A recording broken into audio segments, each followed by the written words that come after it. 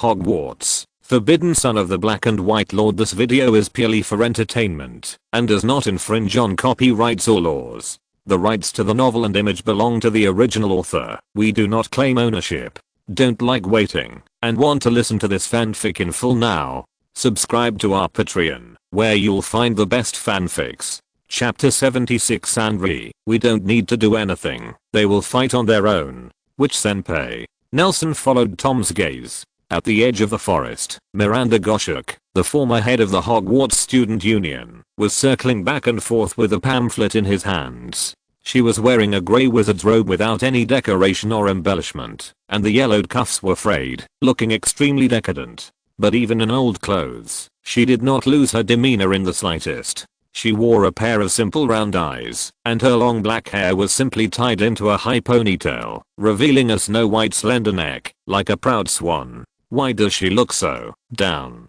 Tom scratched his head, wondering if he should get close. They didn't really know Miranda very well. They only got together for a school year. They haven't seen each other very much, but they want to come to Hogwarts. How could the president of the student union not fall into this field? Is she going to be an aura after graduation? Is she performing some secret mission? Let's go say hello. Nelson put aside the sound of the verdict echoing in the air and stepped towards Miranda. Sister, how are you? Are you here to watch the trial too? Nelson approached Miranda and spoke 3 meters away from her. He secretly glanced at the booklet in Miranda's hand. Court loan instructions. Oh, yes, hello. Miranda turned around, her eyes wandering, and hurriedly hid the booklet in her pocket, then raised her head to look at the 2 familiar faces in front of her. She remembered to stand the blonde boy in the front, an impressive freshman. Who are you? Nelson Williams and Tom Riddle. Looking at Miranda, who hardly looked like an outstanding student at Hogwarts, and thinking about the loan booklet she had just held, Nelson knew that she must be in an unspeakable financial crisis. Yes, senpai, it's a good coincidence to meet you here. Tom gave a standard wizard ceremony. Miranda was the best young wizard he had ever seen, and he deserved such a courtesy, but he didn't open the pot. Which pot? Asked cheerfully. Where will you go after graduation? Miranda's eyes began to wander again. I haven't found a job yet. How about you? Did you learn anything new at Hogwarts? Yes, we have a few more classes this year, Tom replied, glaring at Nelson again. As for him, he dropped out. This is not a good choice. Miranda's spirit of wandering has returned. She has sorted out her emotions, and now she looks like Professor Sykes who is searching for Alfred's workbook, and she said righteously, equality, the opportunity to receive an education is invaluable. I understand. Nelson nodded and said yes, I haven't given up studying now, and I'm still learning the content of the course by myself. When I go out, although no one will teach me to take some teeters, I can still understand a lot of knowledge. You can do it now, but not in the future. Miranda frowned, took out a booklet from her arms, and handed it to Nelson. This is a spell class I wrote. Suddenly, she buttoned the booklet into Nelson's hand, clasped the back of his hand with her fingernails, and reached out to firmly grasp Tom's arm. Nelson was so painful that he was about to shout, and a surge of oppression that blocked his 5 senses. It was a phantom shift shape. When Nelson got out of his suffocation, he found himself standing on the edge of the cliff where he had come out of the fireplace. He supported Tom, who was retching from his stomach, and patted his back. He saw a glowing silver white eagle standing on the branch beside them, and looking at himself, he found Nelson calmed down. The eagle nodded, opened his sharp beak, and Miranda's voice sounded, you find a safe place to hide, preferably from the flu. The net just left. Nelson couldn't figure it out. When he was confused, he heard a boom like a thunder explosion. He turned his head to look at the Colosseum-like building, and found that the forest to the east of the building had already ignited. It seems that the explosion just happened, but Miranda ran in time, and they didn't have time to find out the abnormality, and the explosion was only coming now. I'm going to rescue the wounded. If you have anything, you can write to me. The silver white eagle took a deep look at Nelson and continued the words he had just interrupted. This is a spell book I wrote myself. If you believe me, practice on your own. Be careful not to copy or transcribe this book. After speaking, it burst open with a bang, and a crystal silver white glow enveloped the entire tree. What happened? Is this apparition? Tom stood up, clutching his stomach. Seriously, I really feel sick this time.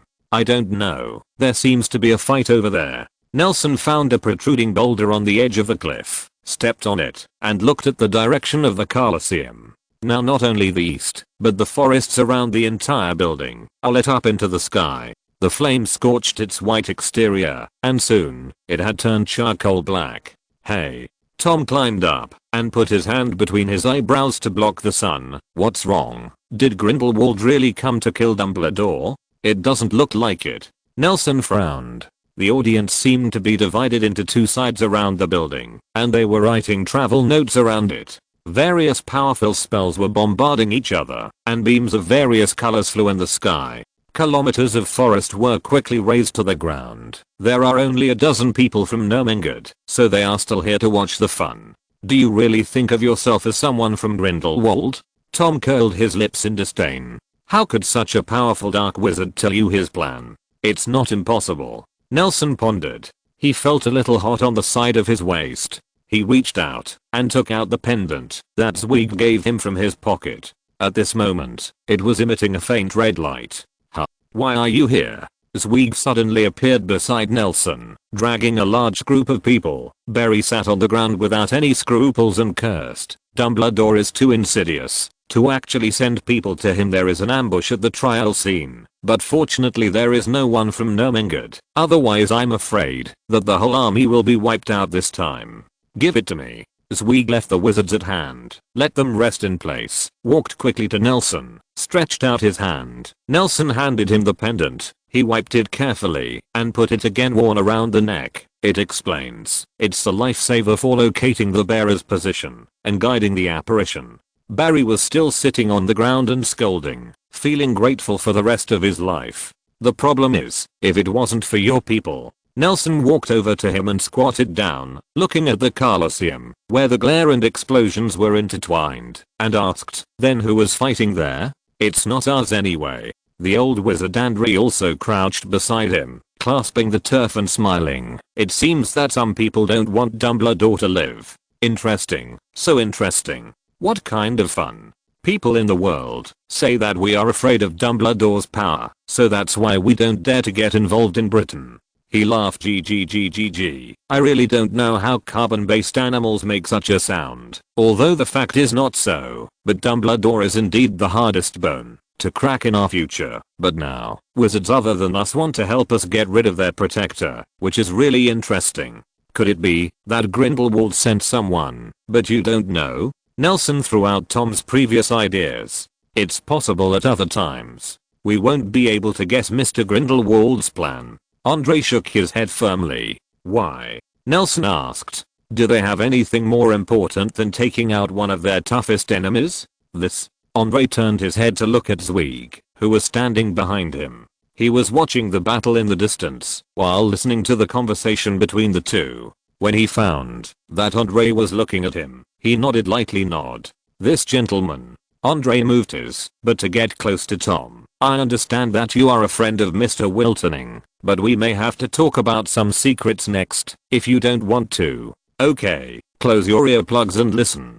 Before he could finish speaking, Tom picked up his wand and pointed it at his feet, then hugged his legs and continued to observe the battle. Good spell. Andre clapped his hands in praise, afraid that Tom couldn't hear it, and shook his thumb in front of him, then turned to Nelson and said, I thought you found it long ago. Find what? Found out that you were going to assassinate Dumbledore on September. It's us, Andre corrected with a smile. If you don't know, you can still use that kind of transformation. Then you are even more powerful. What transfiguration? Nelson tilted his head to stare at Andre's scarred face, and suddenly remembered. Is it the fog on the cruise? You said it was transfiguration. Do you know what it is? That's the lost fog, Mr. Wiltoning. What an enviable talent. Andre sighed. Grindelwald is actually a prison maintained by the spirit of wizards in the city. It blocks the fog of lost from escaping from the edge of the blurred vision. This is why Grindelwald works only 7 hours a day. The wizards here need more time to rest, and, at each new moon, use the magic remains blocked. Nelson suddenly understood. No wonder he felt much better after he came out. Nermingard never got up in those days, and he even thought that Grindelwald had poisoned him for a while. Prison? What is it? Nelson continued to ask. What is the Lost Mist? What is the Mirage? Do you really know nothing? Seeing that Nelson's confusion did not seem to be a fake, the envy on Andre's face was even worse. He lowered his head and showed a terrifying expression in a wicked way. I don't know you. Have you ever heard of the most evil dark wizard ever? Despicable Hayerbo. Chapter 77 Despicable Hayerbo. Despicable Hayerbo? Nelson's tone became solemn. I have seen his name in the history books. It is said to be a dark wizard in ancient Greece, but the books do not mention much about his deeds. I just know that he invented a lot of dangerous and evil black magic. Isn't this kind of wizard dead? For the dark wizards for thousands of years, the despicable Hayerbo is a character comparable to Merlin. Andre looked around and waved his hand. He leaned closer to his ear with interest, and Andre glanced at Tom, who was dozing while sitting in the earplugs, and whispered, "Don't be afraid of what I'm going to say next. I'm a wizard too, and I won't be afraid." Very good.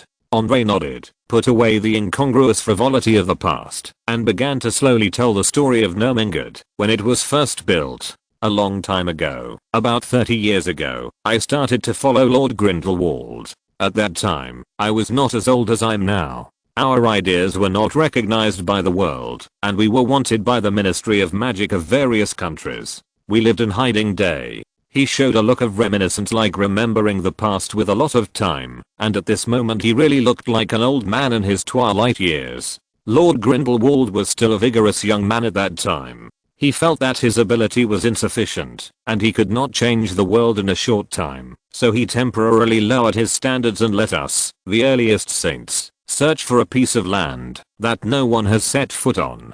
I built a city belonging to the wizards on it. At that time, I was on an adventure in South America. I thought that the virgin forests of Brazil were full of resources and inaccessible. It was a good place to build a paradise. While searching for that piece of pure land in my heart, a trace of panic suddenly appeared in his eyes. Until 20 years ago, Lord Grindelwald suddenly called for him. Under his summons, I came to Austria. At the southern foot of the Alps, I saw the corpses of my companions all over the mountains and plains. This accident hit us hard. Over the past few decades, the sum of all the comrades who have died in the siege from the Ministry of Magic is not comparable to this one. I was terrified at the time, thinking that our organization still it will fall apart before it can achieve the ideal.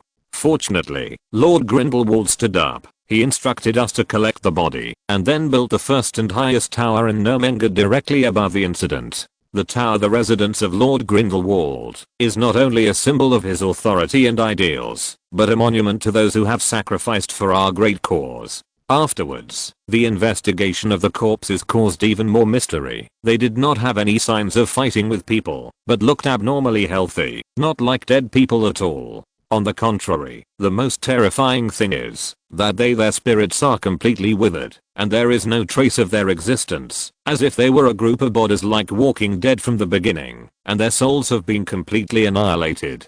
Did someone attack their spirits? Who is capable of attacking so many people at the same time, and is the most difficult part of magic to master? Nelson asked. He had already vaguely guessed, but the idea was too unbelievable. Is that what you said, Despicable Hayerbo? Yes, at the foot of the southern foothills of the Alps, the most notorious evil devil in history is imprisoned, the Despicable Hayerbo. The deep fear in Andre's eyes was completely uncontrollable. The mind has completely drifted to the first few years of Nermingard's construction. We did a lot of research, but nothing came of it, so we had to be careful again and again. But there were constant incidents with our companions, either losing consciousness like them and dying, or disappearing completely. But Lord Grindelwald, he found his own the backbone, with a reverent expression on his face, said, Lord Grindelwald does not believe in evil at all. In the end, he found the murderer, the Despicable Hayerbo.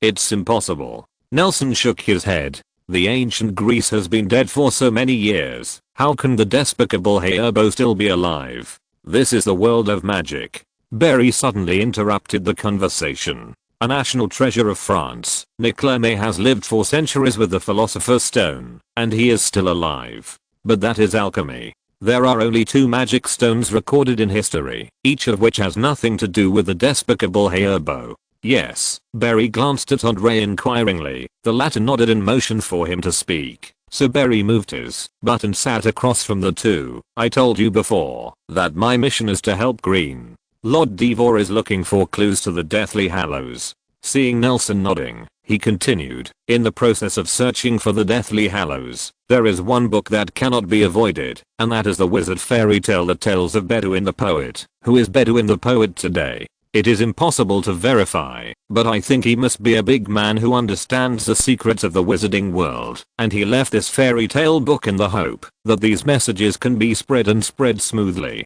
Many people who hold the same point of view also study the story of the poet Bedou, but they are often confused by the story of the 3 brothers, and they can't see the information contained in other stories at all. But I found it. Barry raised his eyebrows proudly. In a story called The Witch's Hairy Heart, there is a way to hide the weakness and become stronger by hiding the heart. Have you read it? I've seen it. That would be so convenient. I wouldn't have to read fairy tales to little Nelson. Barry continued, hiding the heart. The early wizards thought it was a charisma to make themselves into corpses, but it's a ridiculous idea, and the weakness of the wizard is not the heart. In fact, it's a metaphor for one of the most evil and mysterious black magic, Horcrux. Horkery? Nelson lowered his head and repeated the word with an unpredictable expression on his face.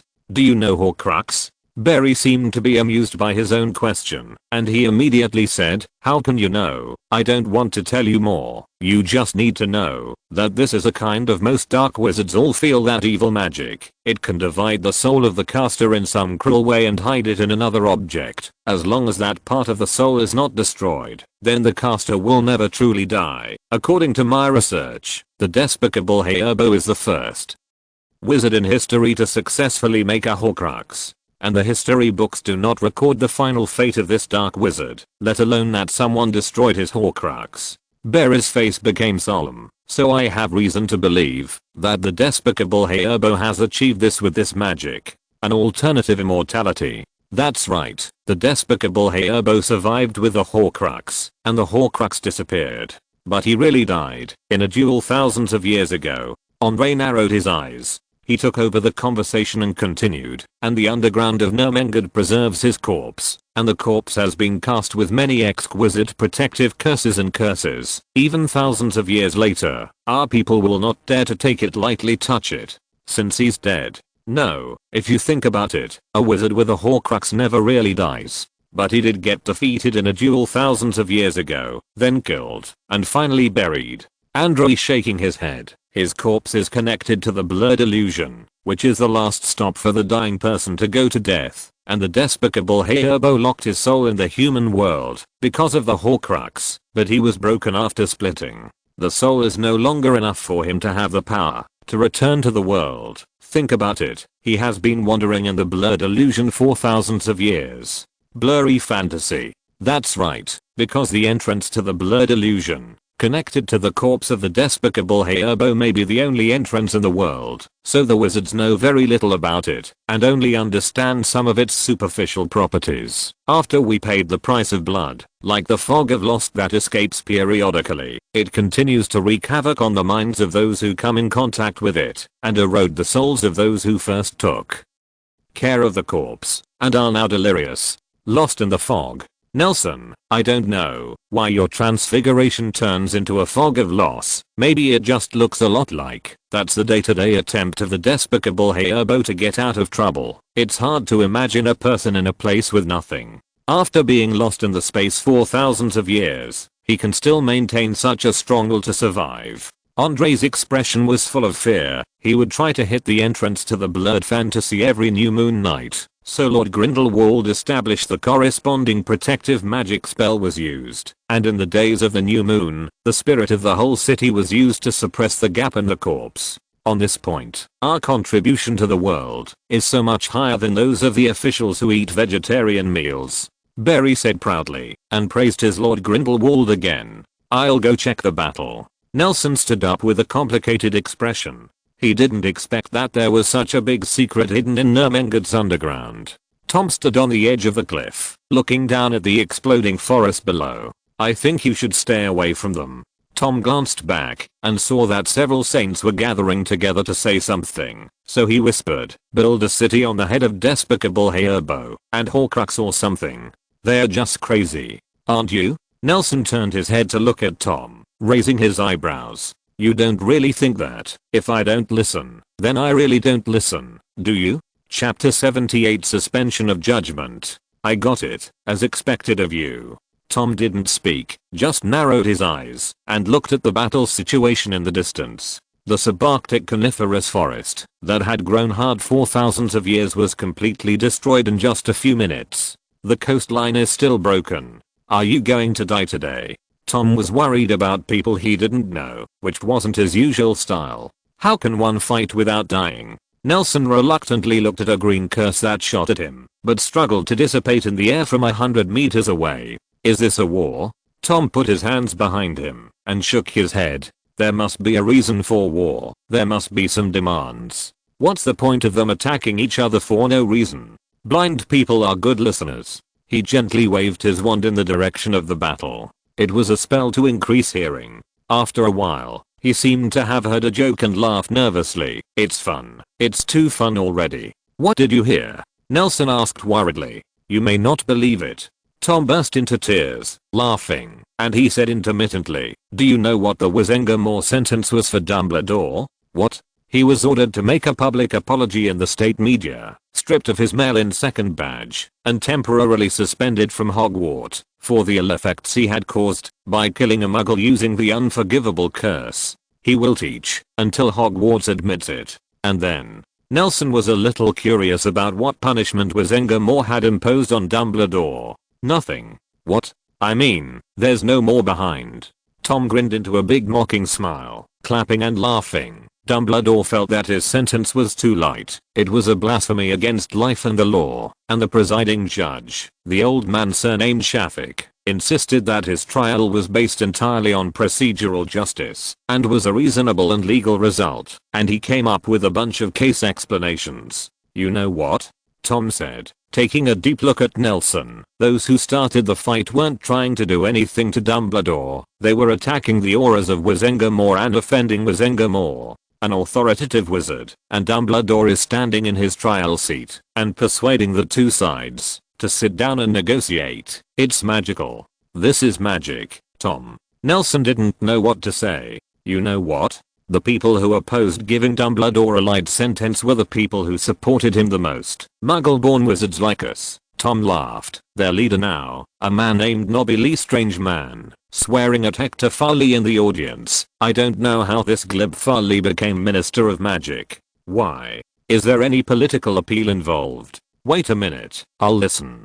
Tom listened intently. Nobby Ritchie is a Muggle-born wizard who graduated from Hufflepuff 3 years ago and is now an assistant secretary in the Department of Legal Enforcement at the Ministry of Magic. Last month, they cooperated with Wizengamore in a homicide trial. A Muggle-born witch used a bad curse to kill him when he was domestically abused by a pure-blood husband. Oh, the bad curse can kill people, yes, despite all the witnesses saying she suffered from chronic domestic violence. The Wizengamore judges didn't seem to care about this thread. They characterized it as a premeditated and vicious murder and sent the witch yesterday in the hands of the Dementors of Azkaban.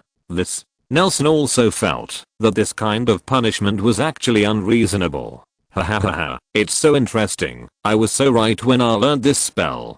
Tom's laughter grew louder and louder, and he said to Nelson with great joy, a poor witch resists with a little curse accidentally killed her pure-blood husband, and then paid the price with her life, and the famous Albus Dumbledore killed a Muggle with the unforgivable curse, and the final sentence was only to confiscate a badge. Although I also think that Muggle should be damned, but is the difference that big? I suddenly feel that Chamberlain's political level is really high, and these fools can't even do superficial work. Wizards are almost born with discrimination against Muggles. Nelson said pessimistically, even a Muggle-born wizard will have a sense of superiority to Muggles after coming into contact with the wizarding world, and its profoundness has long surpassed Muggle racism, because wizards and muggles can no longer be seen as a racial difference, even a species difference. Then I think I should give you lesson first. Although the school has not yet started, as your teacher, I should make you understand that no matter what, you should not be indifferent to life. Tom vividly imitated Dumbledore's visit to the orphanage last year, looking for his teachings from time to time. It seems that he was very impressed by this sentence. He showed a Dumbledore-style kind smile yin and yang, and said in a tone of appreciation, "This is not to be indifferent to life?" Question mark? Ancient Greece had to pay a fine for killing a slave. That's it. That's it. The sentencing has been suspended. Wizengamore couldn't stand the pressure and announced the adjournment. Now there is a war outside the venue and a quarrel in the venue. Tom continued to explain, Dumbledore has now become the target of public criticism, but he still said don't say anything. This verdict is indeed unreasonable. Nelson frowned. I think the Ministry of Magic and Wizengamore. Boom. A huge explosion suddenly sounded centered on the Colosseum, and a violent earth-shaking tremor affected the entire forest and coastline, and the smoke and dust rose into the sky, violently clashing with the stormy waves that were counter-attacking by the ocean. Stop the spell. Tom covered his ears, waving his wand loudly. Nelson helped him crouch down against the big rock on the edge of the cliff and asked nervously, "What's the matter with you?" "The building has collapsed." Tom gasped, covering his ears, shouting to Nelson, "You, no, do, and, me, speak, talk, I, listen, no, see." His yelling attracted several people who were chatting in the distance to look over. Seeing Tom squatting on the ground with a painful face, Zweig waved his wand from a distance, and Tom's expression softened a lot. "Put down your hands covering your ears and shake your head. Are you okay?" Nelson rubbed the back of his head. "It's alright." Tom shook his head. "Just a little tinnitus." "Actually, Dumbledore can't be blamed for this conflict," Tom said in a rare and fair comment about Dumbledore. "The last thing I heard just now was that someone told Dumbledore to go away, and he said, if it's his choose, I would like to be buried here." The smoke cleared, and Nelson saw the Colosseum with its columns collapsed in half. The seats on the stands were scattered all over the place. Without the shelter of the buildings, the wizards on both sides faced each other nervously. The battle was after a big explosion. It stopped eerily. In the gap between the collapsed columns, Nelson saw that Dumbledore was still standing on the trial seat in the center of the venue. Looking at the empty seat of the presiding judge, he quietly waited for the final judgment without losing his demeanor. "I don't think the judges at the Ministry of Magic and Wizengamore can judge fairly and justly, because they themselves are part of the two groups off the field." Nelson made a statement interrupted by the explosion.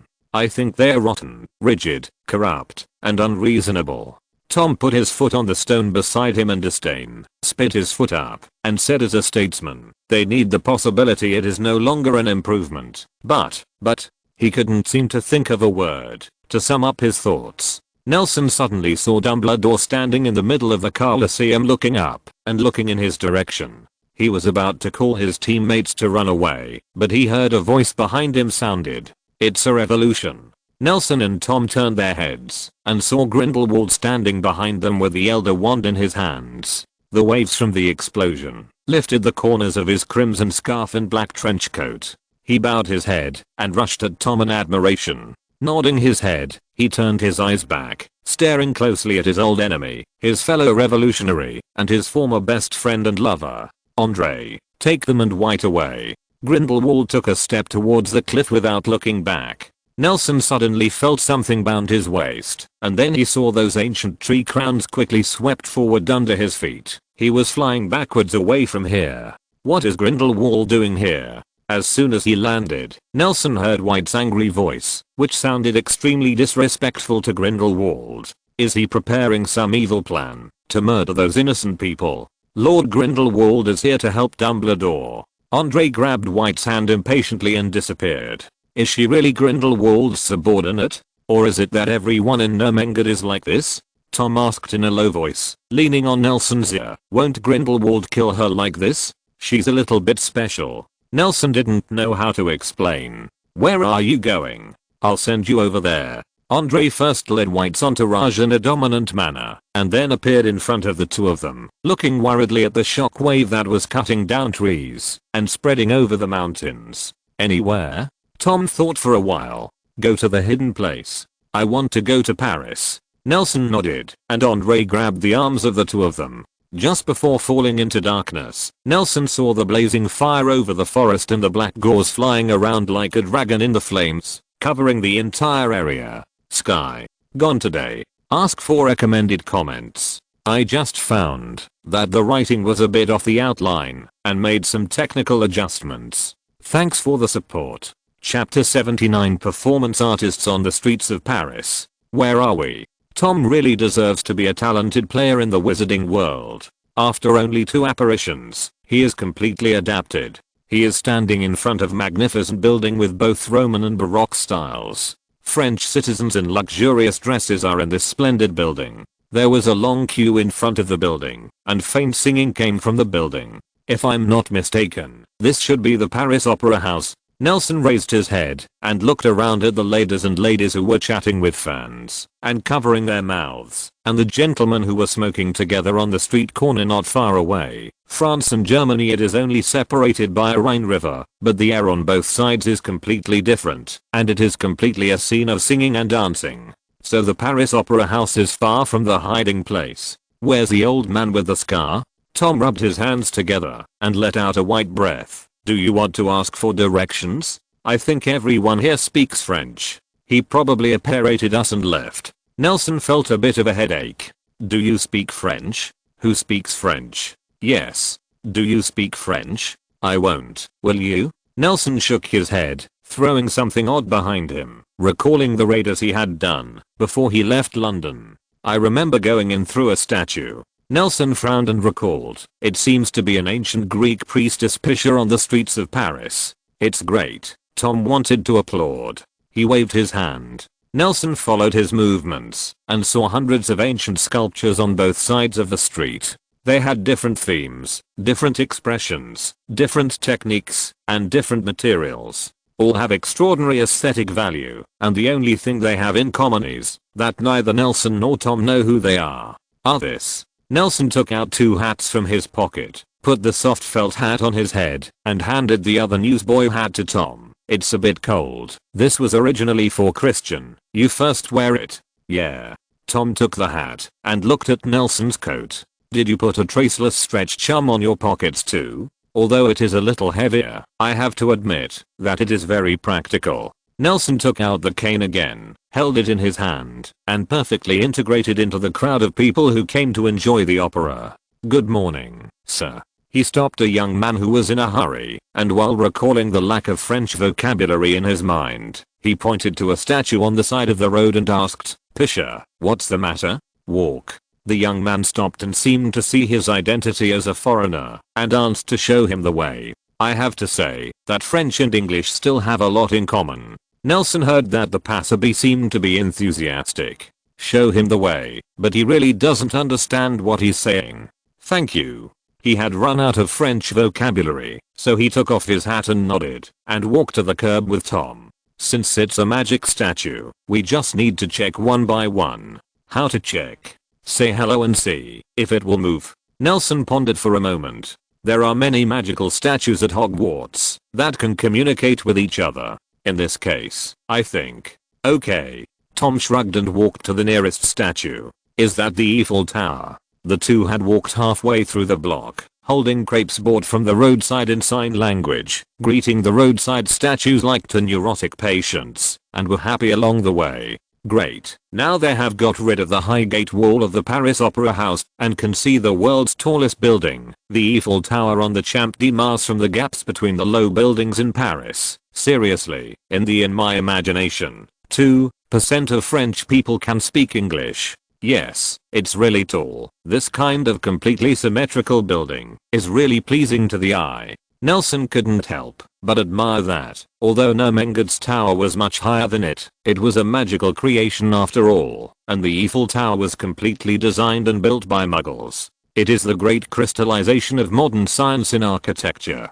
He looked at the gleaming steel minaret under the twilight with enjoyment and said, "But the actual situation is often different from ours. Imagine the opposite." "That's right," Tom asked as he walked to the next statue, where he couldn't tell who it was, and tapped the little man's leg in silk stockings. "Hello, are you Pythia, the ancient Greek priest? Paris may be the most artistic city in the world. For hundreds of thousands of years, countless artists have emerged here. These artists are not only painters, sculptors, singers, playwrights, writers, poets and other more traditional categories. In addition to this, there are also some emerging performance artists. These incomprehensible avant-garde art have greatly expanded the Parisians' cognition of art and increased their tolerance for things related to art. The understanding of the bottom line of art is simply incredible, such as now, several gentlemen in formal attire and carrying a civilized stick in their hands were standing beside Tom and watching him admiringly, and one was clapping with his stick, explaining something to his companions next to him, and seemed to have turned his attention to the roadside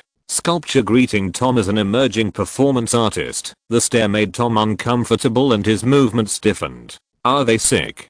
Tom whispered to Nelson. "Is there a judicial interpretation of this situation in the secrecy laws? If they make me feel bad, can I use my wand in self-defense?" "I don't think so, Tom." Nelson suppressed a smile, shook his head, and suddenly heard a shout in English behind him. "Look here, gentlemen." Someone seemed to be taking pictures. The two turned their heads in surprise, as if they had met old friends in a foreign land, but they were blinded by the spotlight for a moment, and the camera turned out to be aimed at them. "Great. Great." The man with the camera around his neck trotted closer to them. "You really are British." "What?" Nelson rubbed his eyes, feeling that the city was a little crazy. "Are you this gentleman's agent?" "I'm a reporter for the art section of the Paris Daily News." He shook Nelson's arm excitedly. "You look so young. I've followed you all the way. This modern and the fusion of history, the interaction of life and statues is the greatest artwork I have seen this year." Nelson's whole face wrinkled. "What are you talking about? What name do you want to name your work?" The reporter took out a small notebook from the pocket of his vest, picked up the pen tucked behind his ear, and began to write straight. "Do you know where the statue of Priestess Pythia is?" Although they didn't seem to communicate on a channel, Nelson took the chance when they finally met someone who spoke English. "It's the street behind the Paris Opera House, at the crossroads." The reporter quickly recorded in a small notebook, looking up and asking, "How about looking for Pythia? The ancient Greek priestess Pythia. I remember she was the priest who conveyed the oracle of Apollo. So what do you want to express is a desire for the sun? What does the sun represent in your work?" Nelson wanted to leave this crazy place of right and wrong quickly, so he took Tom and walked quickly to the back door of the Paris Opera House, and the reporter followed him all the way to ask questions. "Do you think the current society is in darkness? I observed that you just visited almost all the sculptures of politicians, but left disappointed. Does this represent your view of the rigid society created by their political ideas? Are you dissatisfied? You also passed by the statue of Apollo himself but ignored him, but in the end you are looking for his priestess. Does this express your thinking about rebelling against the authority of the gods, or?" He patted his head and said excitedly, "I understand. Your works actually have a call for equal rights between men and women. A male god is not necessarily better than his priestess. This is really a great work. We are very grateful for your guidance, but could you please stop following us?" Nelson stopped and looked at the reporter who was chasing after the alley next to the theater. I understand.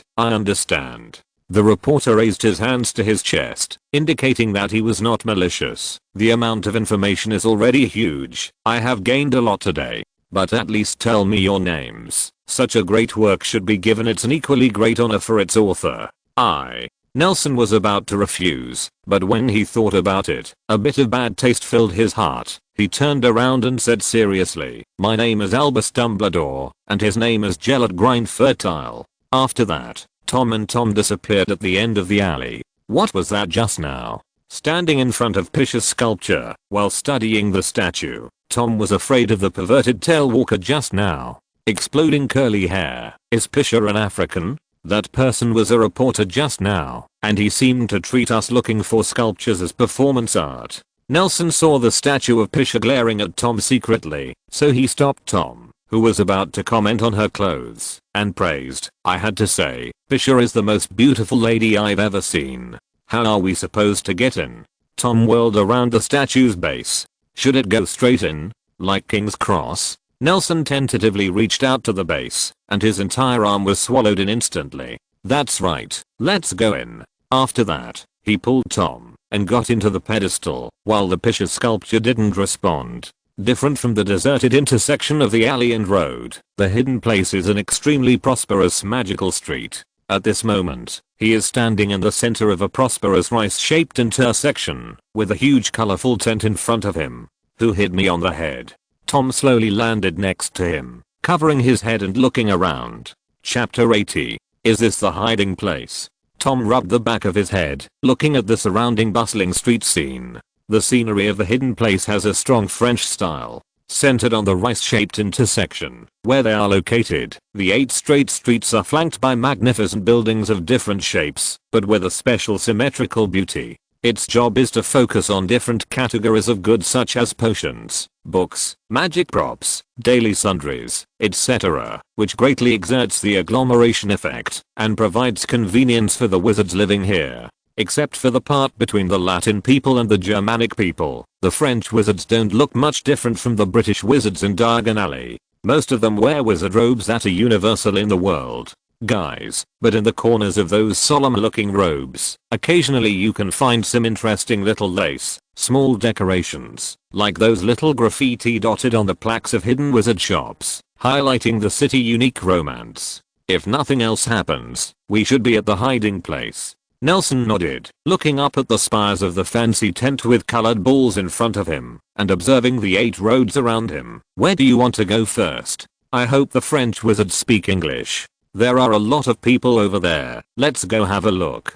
Tom glanced at the poster at the entrance of the tent in front of him. "This is a circus? How can there be a wizard watching a circus? There's still half an hour left. We just finished shopping to catch up." "Okay." The two walked to the most prosperous street in the hidden place. The whole street was full of smoke, and it seemed to be a street dedicated to potions. "What are they doing here with a big fireplace?"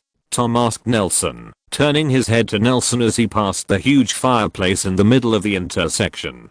"Be careful." Nelson suddenly reached out and grabbed Tom, quickly pulled out his wand, and shouted, "Armor! It's Grindelwald." I saw smoke billowing out of the fireplace, a group of disgraced wizards shoving out of it, and Nelson's spell was too timely, or Tom would have been lying on the ground by now, the first one in pain. Running out, the fat wizard who was squatting on the ground with his bloody nose groaning. Nelson pulled Tom and sneaked out of the crowd. Grindelwald attacked the trial. He wanted to kill Dumbledore. Aura, where is the aura? The panicked crowd was immersed in panic like a flock that had lost its leader. Grindelwald brought so much unforgettable pain to France that it seemed that the wizards of the whole France they are all suffering from Grindelwald's phobia, and their legs start to soften when they hear his name. "What's going on?" Seeing Nelson and Tom running out of the crowd, a wizard in the uniform of the French Ministry of Magic grabbed him and asked anxiously, "I heard Grindelwald appeared?" "Sorry, I don't speak French." So the officer repeated the question in English. "Grindelwald appeared at the trial venue in Wisengamore. Congratulations. The internationalization of the French magic circle seems to be much higher than that of Muggles," Nelson explained. "I don't know about the rest. I went through the Flu network when he appeared. By the way, sir, we went the wrong way in the panic. How should we go from here to the UK?" "What?" The wizard's face was instantly covered with obvious sadness. He didn't answer the following questions, just left the two of them, and hurriedly ran towards the crowd, waving his wand to maintain order. "Don't you mean the French are hospitable?" Tom and Nelson returned to the predetermined path, and he was spreading his hands, scolding the attitude of the man just now with a look of disdain. "I understand. After all, you can see that his face turned green when he heard Grindelwald's name." Nelson curled his lips and explained, "It is said that Grindelwald came back in Paris more than 10 years ago. The city was razed to the ground. Is that so?" Tom walked towards the first store on the west side of the street with a playful smile. "It's incredible how one person can bring such a huge amount of fear." "Thank you." Nelson stepped over the curtain that Tom helped him lift, walked into the empty shop, and picked up a small top placed on the table. After all, he was beaten, and the psychological shadow was more serious. It's normal, and Grindelwald's danger of incitement and attack is higher than his magical talents, so one has to be careful. Hey, anyone? Tom shouted at the curtain behind the shop, turning his head and whispering, what kind of man is he, after you've been in Nomenga all these days? Seriously, when I met him today, I felt he was indeed a lot better than the mediocre ones, but I'll help you, and when I practice for another 2 years, we'll kill him together. He changed into a resentful tone, while planning to avenge his good friend, while thinking about defeating the Demon King and becoming famous in the world. Let's talk about this later. Nelson put down the small top and picked up another one. We are still too weak. After all, it is not our time. It's almost time. A familiar, thick voice suddenly appeared behind the two of them. Nelson turned his head and saw a delicate-looking bald man standing behind him. He was still wearing the crisp clothes he was wearing when he first saw him. White shirt and brown black plaid vest, just changed to a pair of brighter shoes. At this moment he is greeting politely, your era is coming soon.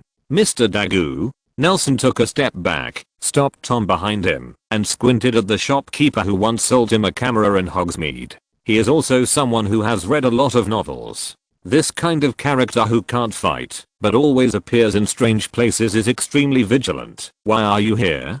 Don't you open a shop in Hogsmeade? I've been here all the time. I'm French. He chuckled. I was going to open a branch in England, but British wizards don't seem to like our products very much. Seriously, we the Dagu family has always paid attention to product quality and user experience, and every product is genuine at a reasonable price, and with guaranteed quality and quantity. He suddenly realized that such chattering might scare off 2 potential guests, so he stopped talking, smiled apologetically, and said, Mr. Wiltoning, is that camera easy to use? Not bad. Nelson was a lot confused about the camera. It's just that its price. What's the matter? Dagu raised his eyebrows. Our prices have always been innocent, but if you feel that you are at a disadvantage, you can still coordinate. No. Nelson shook his head, recalling the incredible functions of the camera, and replied, I mean, the functions of this camera seem to be far more valuable than those 2 galleons.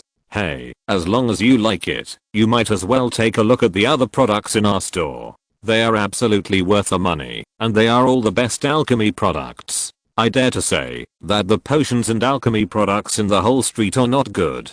It will be better than us, and we are cheaper. Dagu smiled reassuringly. The store I opened in Hogsmeade mainly sells some second-hand goods, and those things are all collected by me, so in fact I don't know what special functions they have, but it's impossible to make money by opening a store. If you think so, it's easy to be deceived when consuming. Is that so? Nelson had never seen such a business. Yes, so I suggest that you buy the products you need at my house. Dagu strikes while the iron is hot. Although I make money by opening a store, in fact, it is a win-win for my customers. I earn and my customers earn. Then who's to blame? Tom keenly found the problem and pointed it out in time. Sir, you just don't understand business. There are not only zero-sum games in the world, we should pursue win-win cooperation. Dagu stunned Tom at once, although he didn't know what the boss was talking about, but he felt very powerful. When he recovered, he was standing outside the door with a bag, and said goodbye to the enthusiastic Dagu. Is this magic? When he regained his judgment, he couldn't help but be afraid, and looked at Nelson, who looked up at the sky. What are you thinking? I was thinking, Nelson said quietly, pondering. How does he know that I'm Mr. Wiltoning? Did you tell him when you bought the camera in Hogsmeade? Tom raised an eyebrow. It's possible, but my name was Nelson Williams back then. Nelson shook his head and put the question behind him. By the way, are you going back today or tomorrow?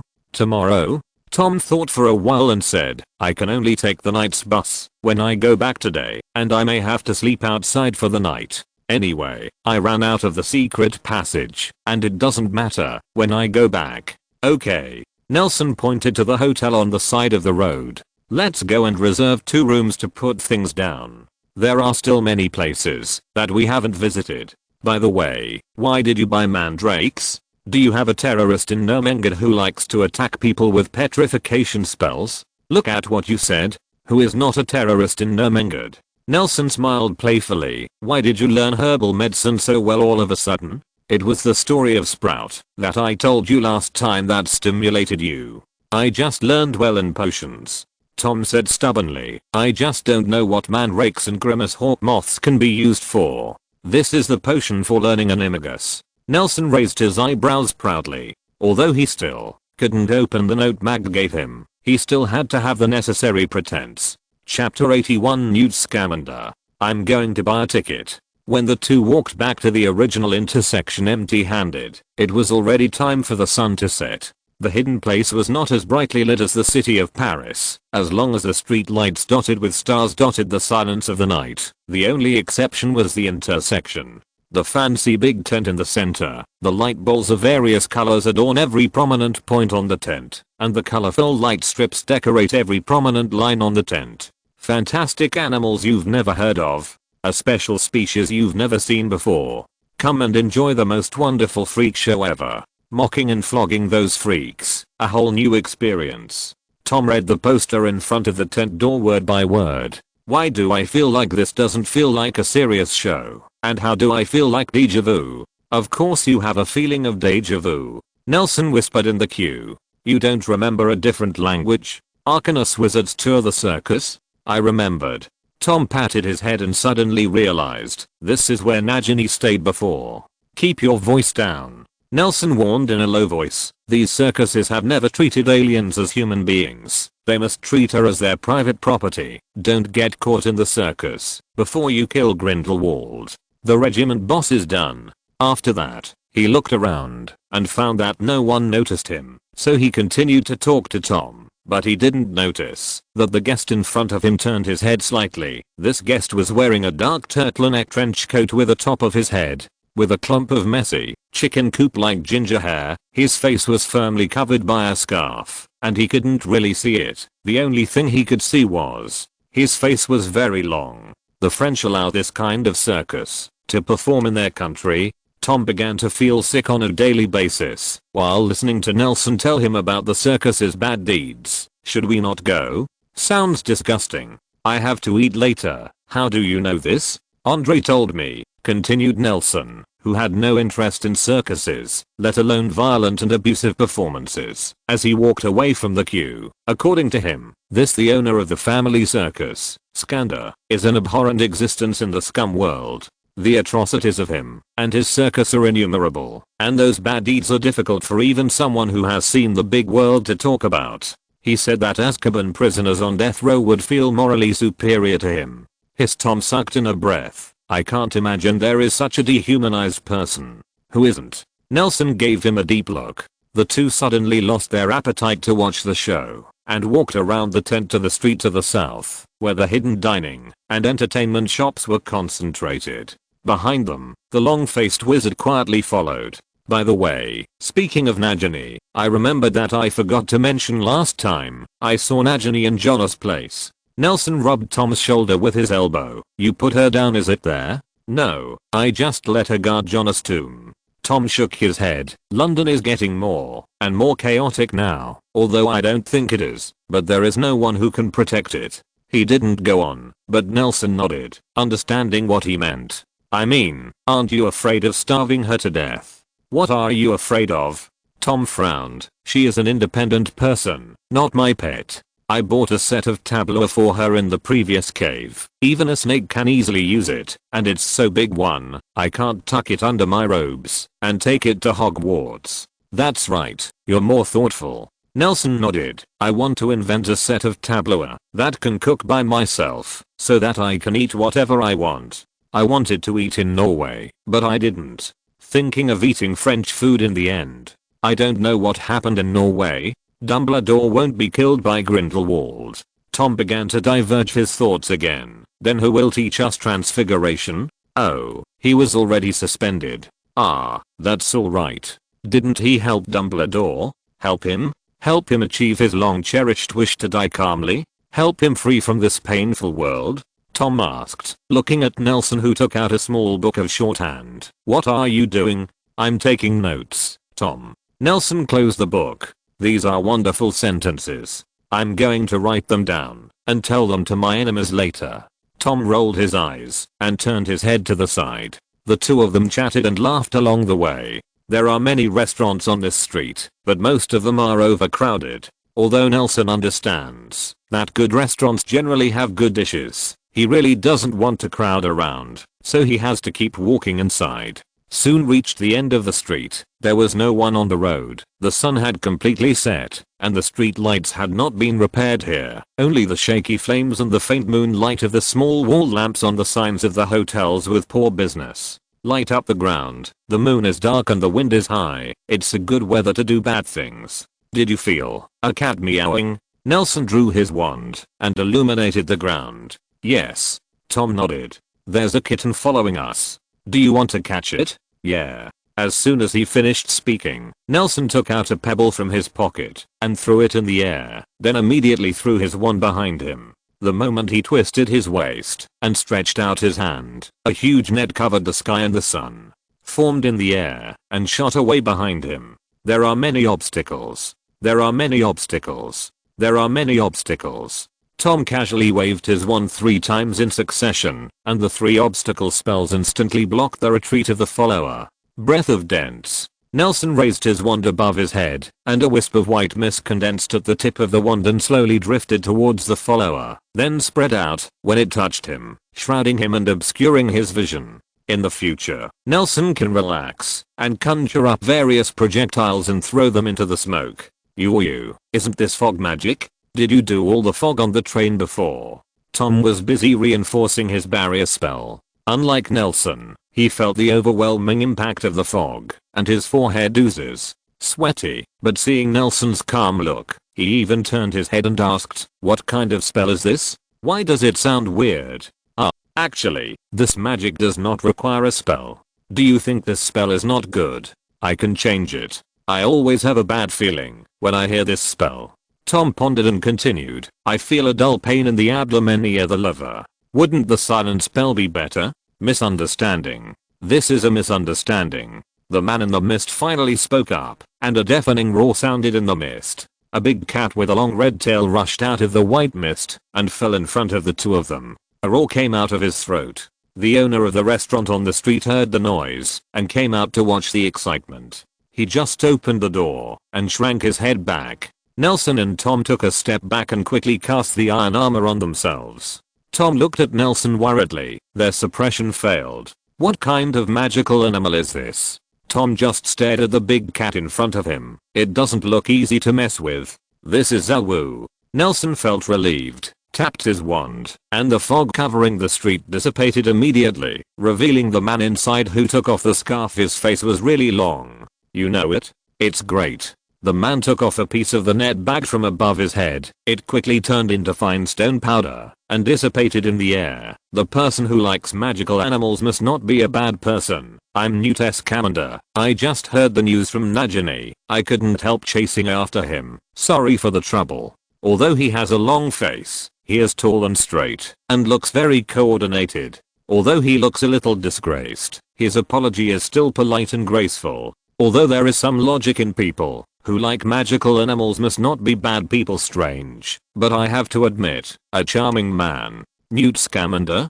Tom seemed suddenly raising his head. You are the Newt Scamander from Hufflepuff? The wizard who caught Grindelwald? I don't know if I can still be called a Hufflepuff, Newt said humbly, shaking his head awkwardly, but I did read in Hufflepuff before grabbing Grindelwald. It wasn't my fault alone, and he ran away in the end. Sorry, attacked the senior. Nelson stepped forward and helped Newt pat the dust on his body.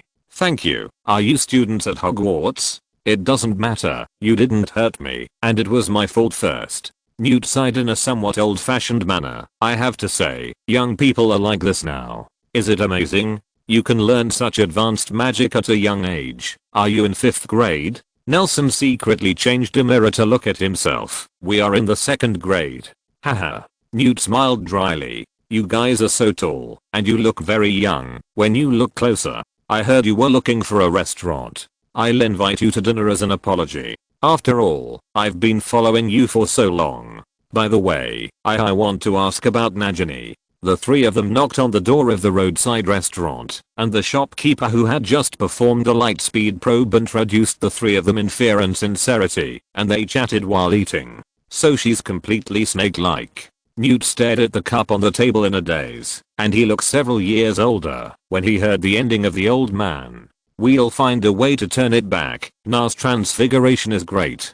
Good boy." Newt patted Tom's shoulder hard. "Two more today. There is a Hogwarts in front of the title of the book, and if it is true, there is no excuse. New Year's Day on the shelves. Thank you for your support. Please recommend, comment and collect. If you're listening to this novel on a channel other than Fanfic World, it means they downloaded and uploaded it without effort. We cordially invite you to visit our channel, Mundo Fanfic Novelos. There you'll find the original version of this story and you can explore many other novels of various genres. We're waiting for you to immerse yourself in a world of incredible novels. Chapter 80 to the man who made the front pages of both Wizarding and Muggle newspapers. Outside the number. Outside the number. Early in the morning, Nelson was sitting at an open-air table in a small restaurant on the street in Paris, adding sugar to milk tea in one hand, and pounding the croissant on the table with a fork in one hand. It was riddled with holes. The morning here is much more comfortable than London. Although the haze in the air is still irritating the mucous membranes of people's respiratory tracts, there is no fog after all. At least it looks like the sky is clear and clear.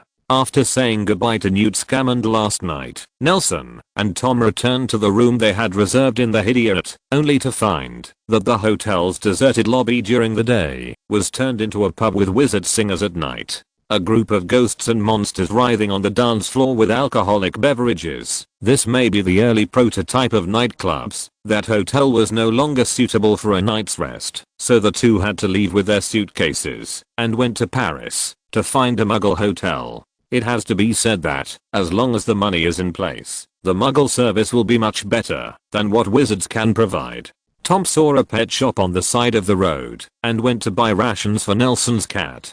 The guy at Hogwarts was like a school bully who wanted to eat cards. Even the cat food had to be changed every day, so he let Tom go shopping and order food at the restaurant first. "Sir, do you want a newspaper?" The newsboy was pushing the newspaper against the hustle and bustle of people. When he saw Nelson sitting on the side of the road, he squeezed up, waving the newspaper in his hand, trying to sell it hard. The Paris Daily News. "The greatest artist of the century is at the door of the Paris Opera House. Get me a copy, thank you." Nelson paid, spread the newspaper on the table, held up the cup, and sprayed a sip of milk tea on it.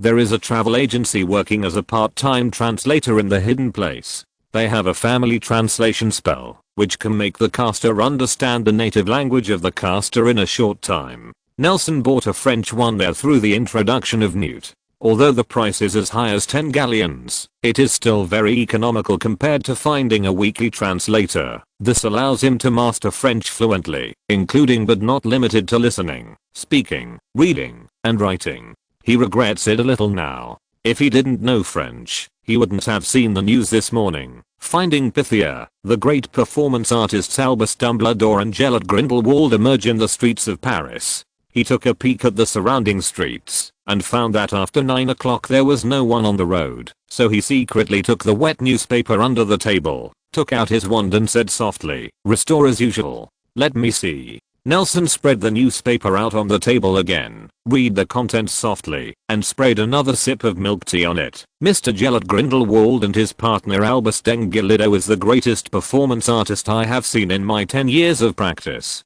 They rescued performance art from incomprehensible madness and used simple and thought-provoking methods to show us a new kind of performance on the streets of Paris. The form of artistic expression, combining performance art with political appeal for the first time. It's back to normal." He hid the wet newspaper under the table again, thought about it, and added, "Waterproof and moisture-proof." "Nah, what are you looking at?"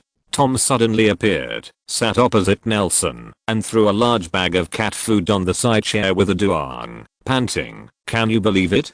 The Daily Prophet's owl pretended to be a pet bird and hid in that pet shop in order to deliver me a letter in front of Muggles. After that, he dropped a newspaper, picked up his cup of milk tea with just the right temperature and sweetness on the table and drank it. Nah. He raised his head and said vaguely with milk tea in his mouth, "Why don't you speak?" I'm reading your news." Nelson put the Paris Daily up right in front of Tom with trembling hands. Tom lowered his head and saw the huge photo on the front page of the newspaper. A young man wearing the same plaid coat is standing at the entrance of a demali and looking at the camera. Nelson in the front is wearing a soft felt hat and is talking to the camera with his hands outstretched. Tom in the back is sideways, his face turned away from the bustling lights on the street outside. His expression was deeply hidden under the brim of the newsboy hat, and he cast a heavy look of concern for the country and the people towards the statue of the priestess who was lying in the distance point. He poked his head toward the newspaper, his voice soon as melancholy as the eyes in the photo. "What is this? Artist gel at Grindelwald? This is you, Tom. What about you? Are you Albus Dumbledore?" Tom's tone was rarely trembling. He had never seen such a battle before. Grindelwald will kill the muggles in this newspaper. He might even kill everyone in Paris who has read this paper. He will kill us for sure. What is this? Deconstruction of traditional theocracy and patriarchy, yearning for a better future and calls for equality? How dare you make such a mess? It's probably a reference to our search for the Pythian sculpture. I know. But Tom's expression was unpredictable, as if he didn't know what to show in this situation.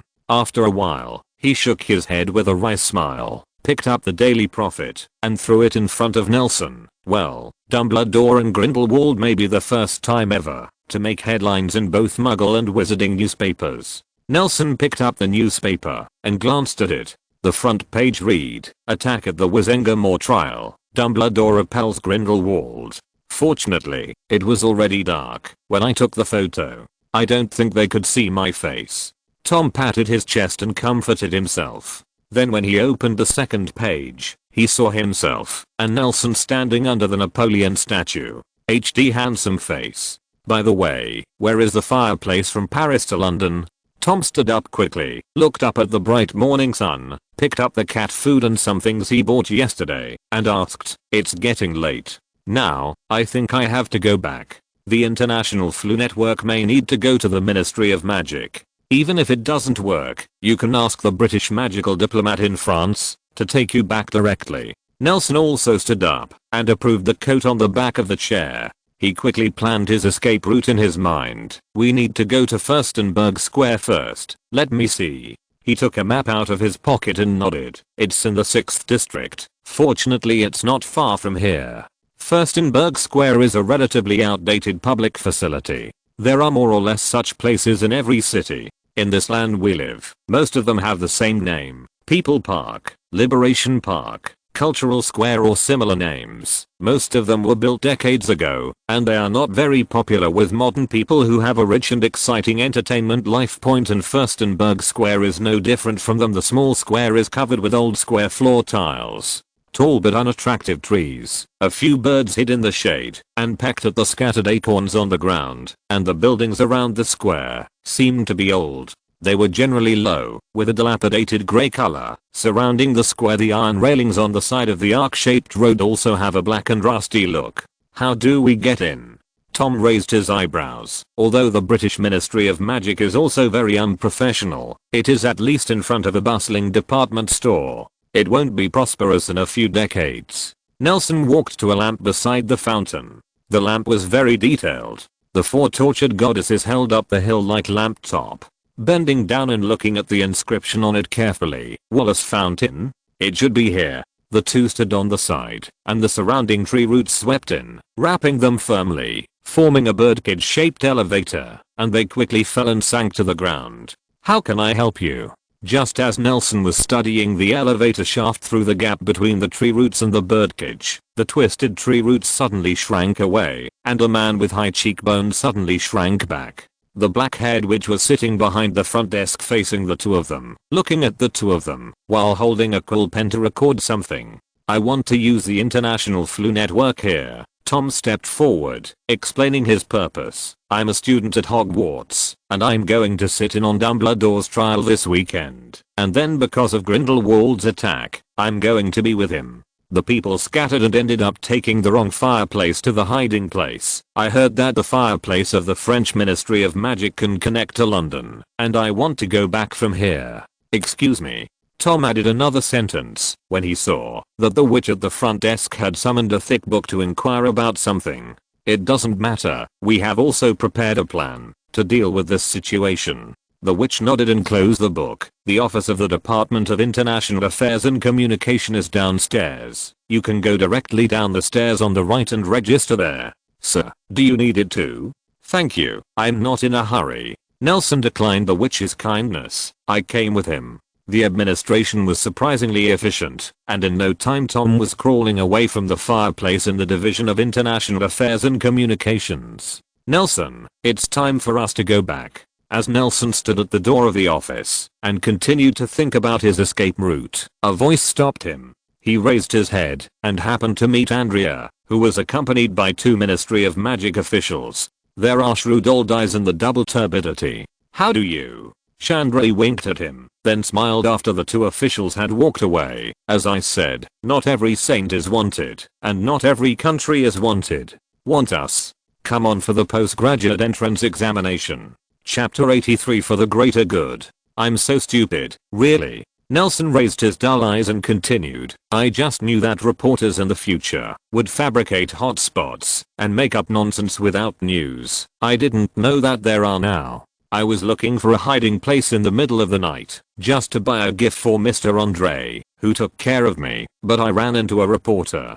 He was very obedient, and I let him go, and he left immediately. I was eating, drinking and having fun in the hiding place. I want to go back to Nuremberg, eat croissants and listen to songs on the streets of Paris, and suddenly I was sold by the newsboy. I saw it, and I was afraid that I was hit by an unscrupulous reporter. He continued to sob, unable to utter a sentence. Alright, you're famous. On the streets of Nuremberg, Andre patted Nelson narrowly on the back. At noon, the 2 finally reached the tower, where Nelson was temporarily staying. The atmosphere finally made Nelson calm down. He raised his head and saw the extra thing at the door of the Black Tower, and he lost his mind for a moment. A beautiful tall black-haired woman is dressed in a red veil that can wrap her body.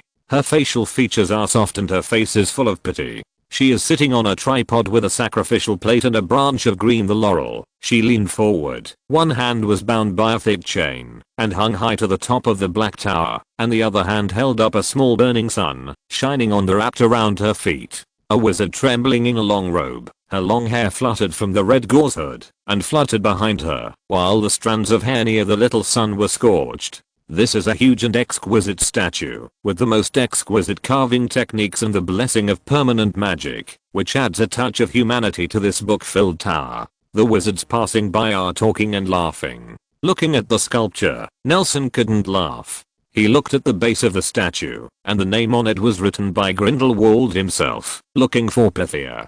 To be honest, I really appreciate your art. Andre stood in front of the Pythia sculpture with a smile. It is said that Pythia was a witch with the gift of prophecy in ancient Greece, and it is the oldest known one of the prophets, and her deeds coincide with your demands, deconstructing theocracy and patriarchy, advocating human rights and equal rights. Coincidentally, I heard that she and the despicable Hayerbo are contemporary wizards, just so it is also an enemy who will be entangled for life. That's not art. Nelson argued feebly.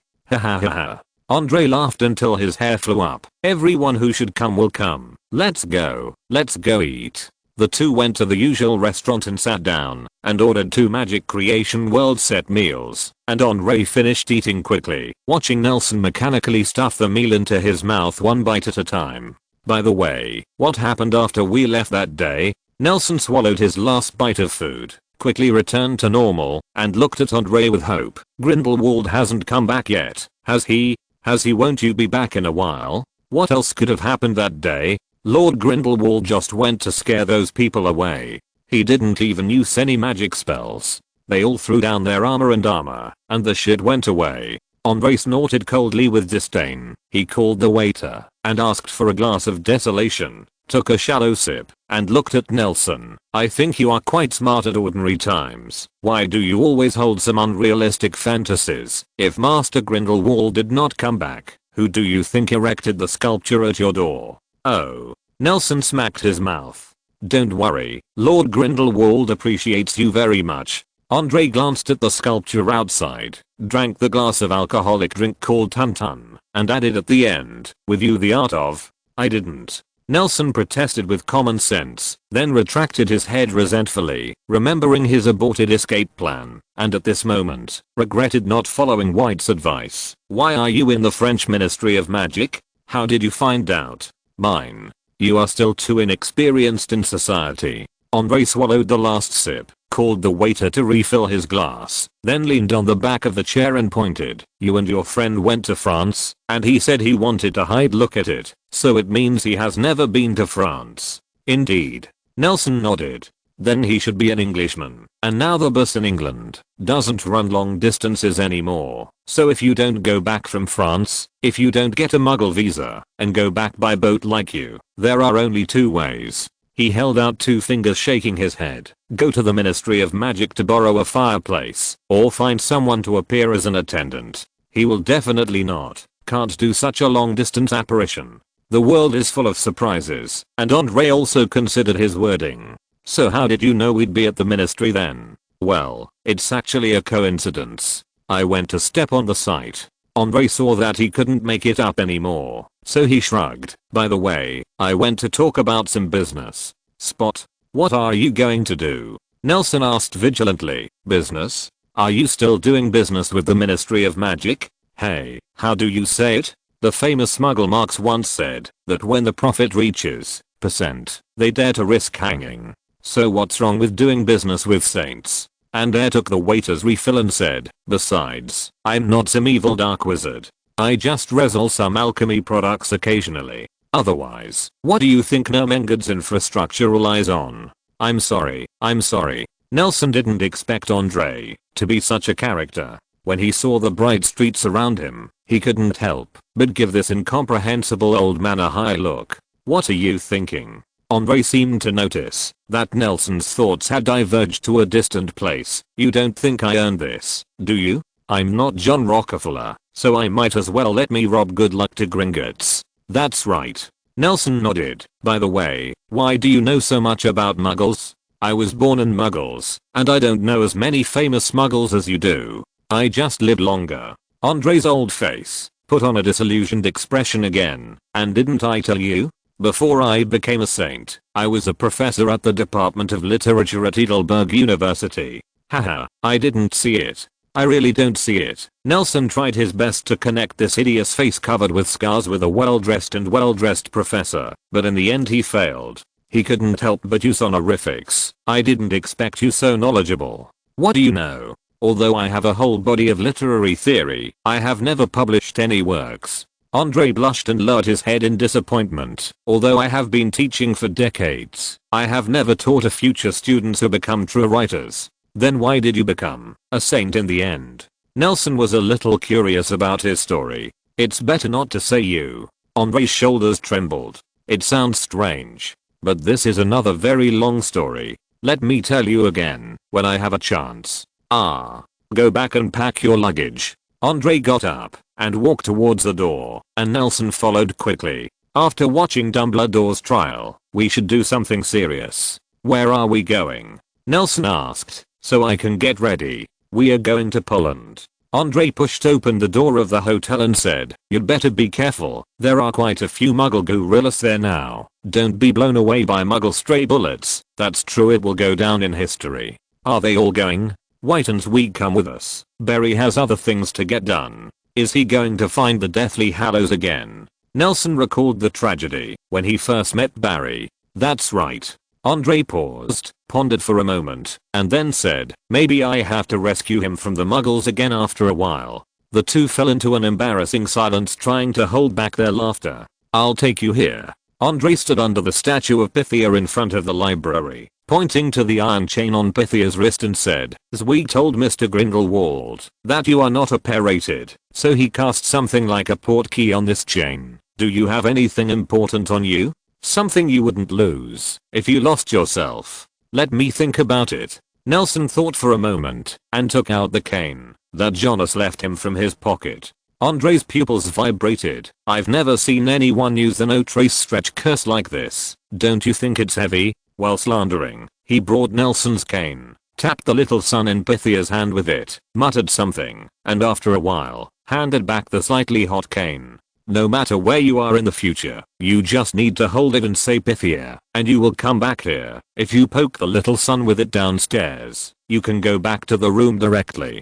Thank you. Nelson took the cane, and was about to poke the little son. Wait. Seeing him turn around, Andre squeezed out a ferocious smile. Don't you want to know what sentence the Wizengamot gave Dumbledore? What did the Wizengamot end up with Dumbledore? The original sentence is upheld. Andre smiled even brighter, but in view of his record of repelling Lord Grindelwald and protecting the safety of the members of the Wizengamot and wizards from all over the world, he has made atonement. Listen says he's going to be reinstated next week with the Order of Merlin, 2nd class. Nelson stabbed the little son in Pythia's hand with the amber on the top of the cane and muttered, "It's so boring. This is it." Seeing Nelson's disappearing figure, Andre grinned loudly. This is for the greater good.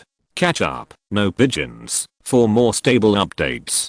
Please recommend and comment launched on New Year's Day. I don't know if I can still earn coins by investing now. Chapter 84. After Nelson washed up, he was ready to lie down on the bed and sleep. Every time he came to Ermengarde, he would always feel exhausted. After introduction by Andre, he realized that it was a way of using the spirit of the residents to imprison Herbo of magic. He had just closed his eyes, and before he could pull the quilt back, a tide of sleepiness swept over him. Falling asleep this time is very different from the past. Some things will not have an impact on reality when you don't understand them, but when you understand, although the development of things is no different from the inherent path, everything becomes inexorable the same. White smoke escaped from the gaunt family ring that Nelson kept close to his body, or it was tethered into a rope, and formed into a large net that wrapped him around him like a cocoon. You came? I'm coming. Nelson raised his head. He was shrouded in white mist, standing naked on a white flat ground that could not see the edge. In fact, he did not know whether he was down to earth. In this pure white space, the direction the concepts of boundaries and time became blurred. Looking at Grindelwald who had his back turned to him, Nelson felt a little ashamed, and when his mind moved, a comfortable and fit pure white wizard robe appeared on him. Do you like white? Grindelwald turned around, looked at Nelson with his hands behind him, and said admiringly, I guessed right, you really came. Where is this? Nelson asked incredulously. This is a blurred illusion, where all wandering souls go to the transit station before their final destination. Grindelwald turned around, waved his sleeves, and separated the thick fog like a wall in front of him. White, they swelled out of it in large chunks, but they couldn't break free from the shackles, maintaining the most basic wall shape. It was so tall that it couldn't see the head up and down, so that the crack looked like as spectacular and conspicuous as the scar that splits the world. Grindelwald didn't care too much about his deeds like Moses dividing the sea. He stepped towards the crack, urging, follow me, I'm lost here. Cannot find you. Did you keep the despicable Herbo here? Nelson chased after him, and glanced curiously at the wall of fog that was stirring up and turning over. He felt dizzy just at a glance. From a close distance, these fogs looked like cancerous tissues in the human body. It proliferates all the time, and the strands floating on the wall are all in the shape of painful human beings. They are struggling to escape this indescribable community, but they are firmly tied by another compatriot before breaking free. Squeezed and smashed apart, they were broken into pieces and swallowed by the mouthful of layers of fangs formed by the fog wall. Such a scene happened in any corner of this place. Gret Nelson's spirit was shocked, and he couldn't help covering his mouth and retching. Don't look closely, those things are incomprehensible to living people. Grindelwald stopped and patted Nelson's back, while responding, no, we have no motive to imprison the despicable Herbo, let alone imprison him. Ability. He's just stuck here, and what I'm doing is just continuing his tragedy, Grindelwald said meaningfully. They were almost at the end of the crack. Nelson noticed that there was a bright light coming through the crack ahead, and this in an eternal space. There should not be such light with both brightness and direction. Is it because of the Horcrux? Nelson asked softly, rubbing his lips with the back of his hand. Feeling better? Yes, it is reasonable to say that no one will stay in this place. These lost fogs will erode the souls that stay here all the time, and then let them go forward in a daze. The figures you just saw are all in the lost memories of the souls who stopped here. They are going to the next stop soon, and only a few will choose to return to the earth. Those ghosts you see, I remember a lot of Hogwarts. Yes, Professor Binns, who teaches us the history of magic, is a ghost. Nelson nodded. I remember him.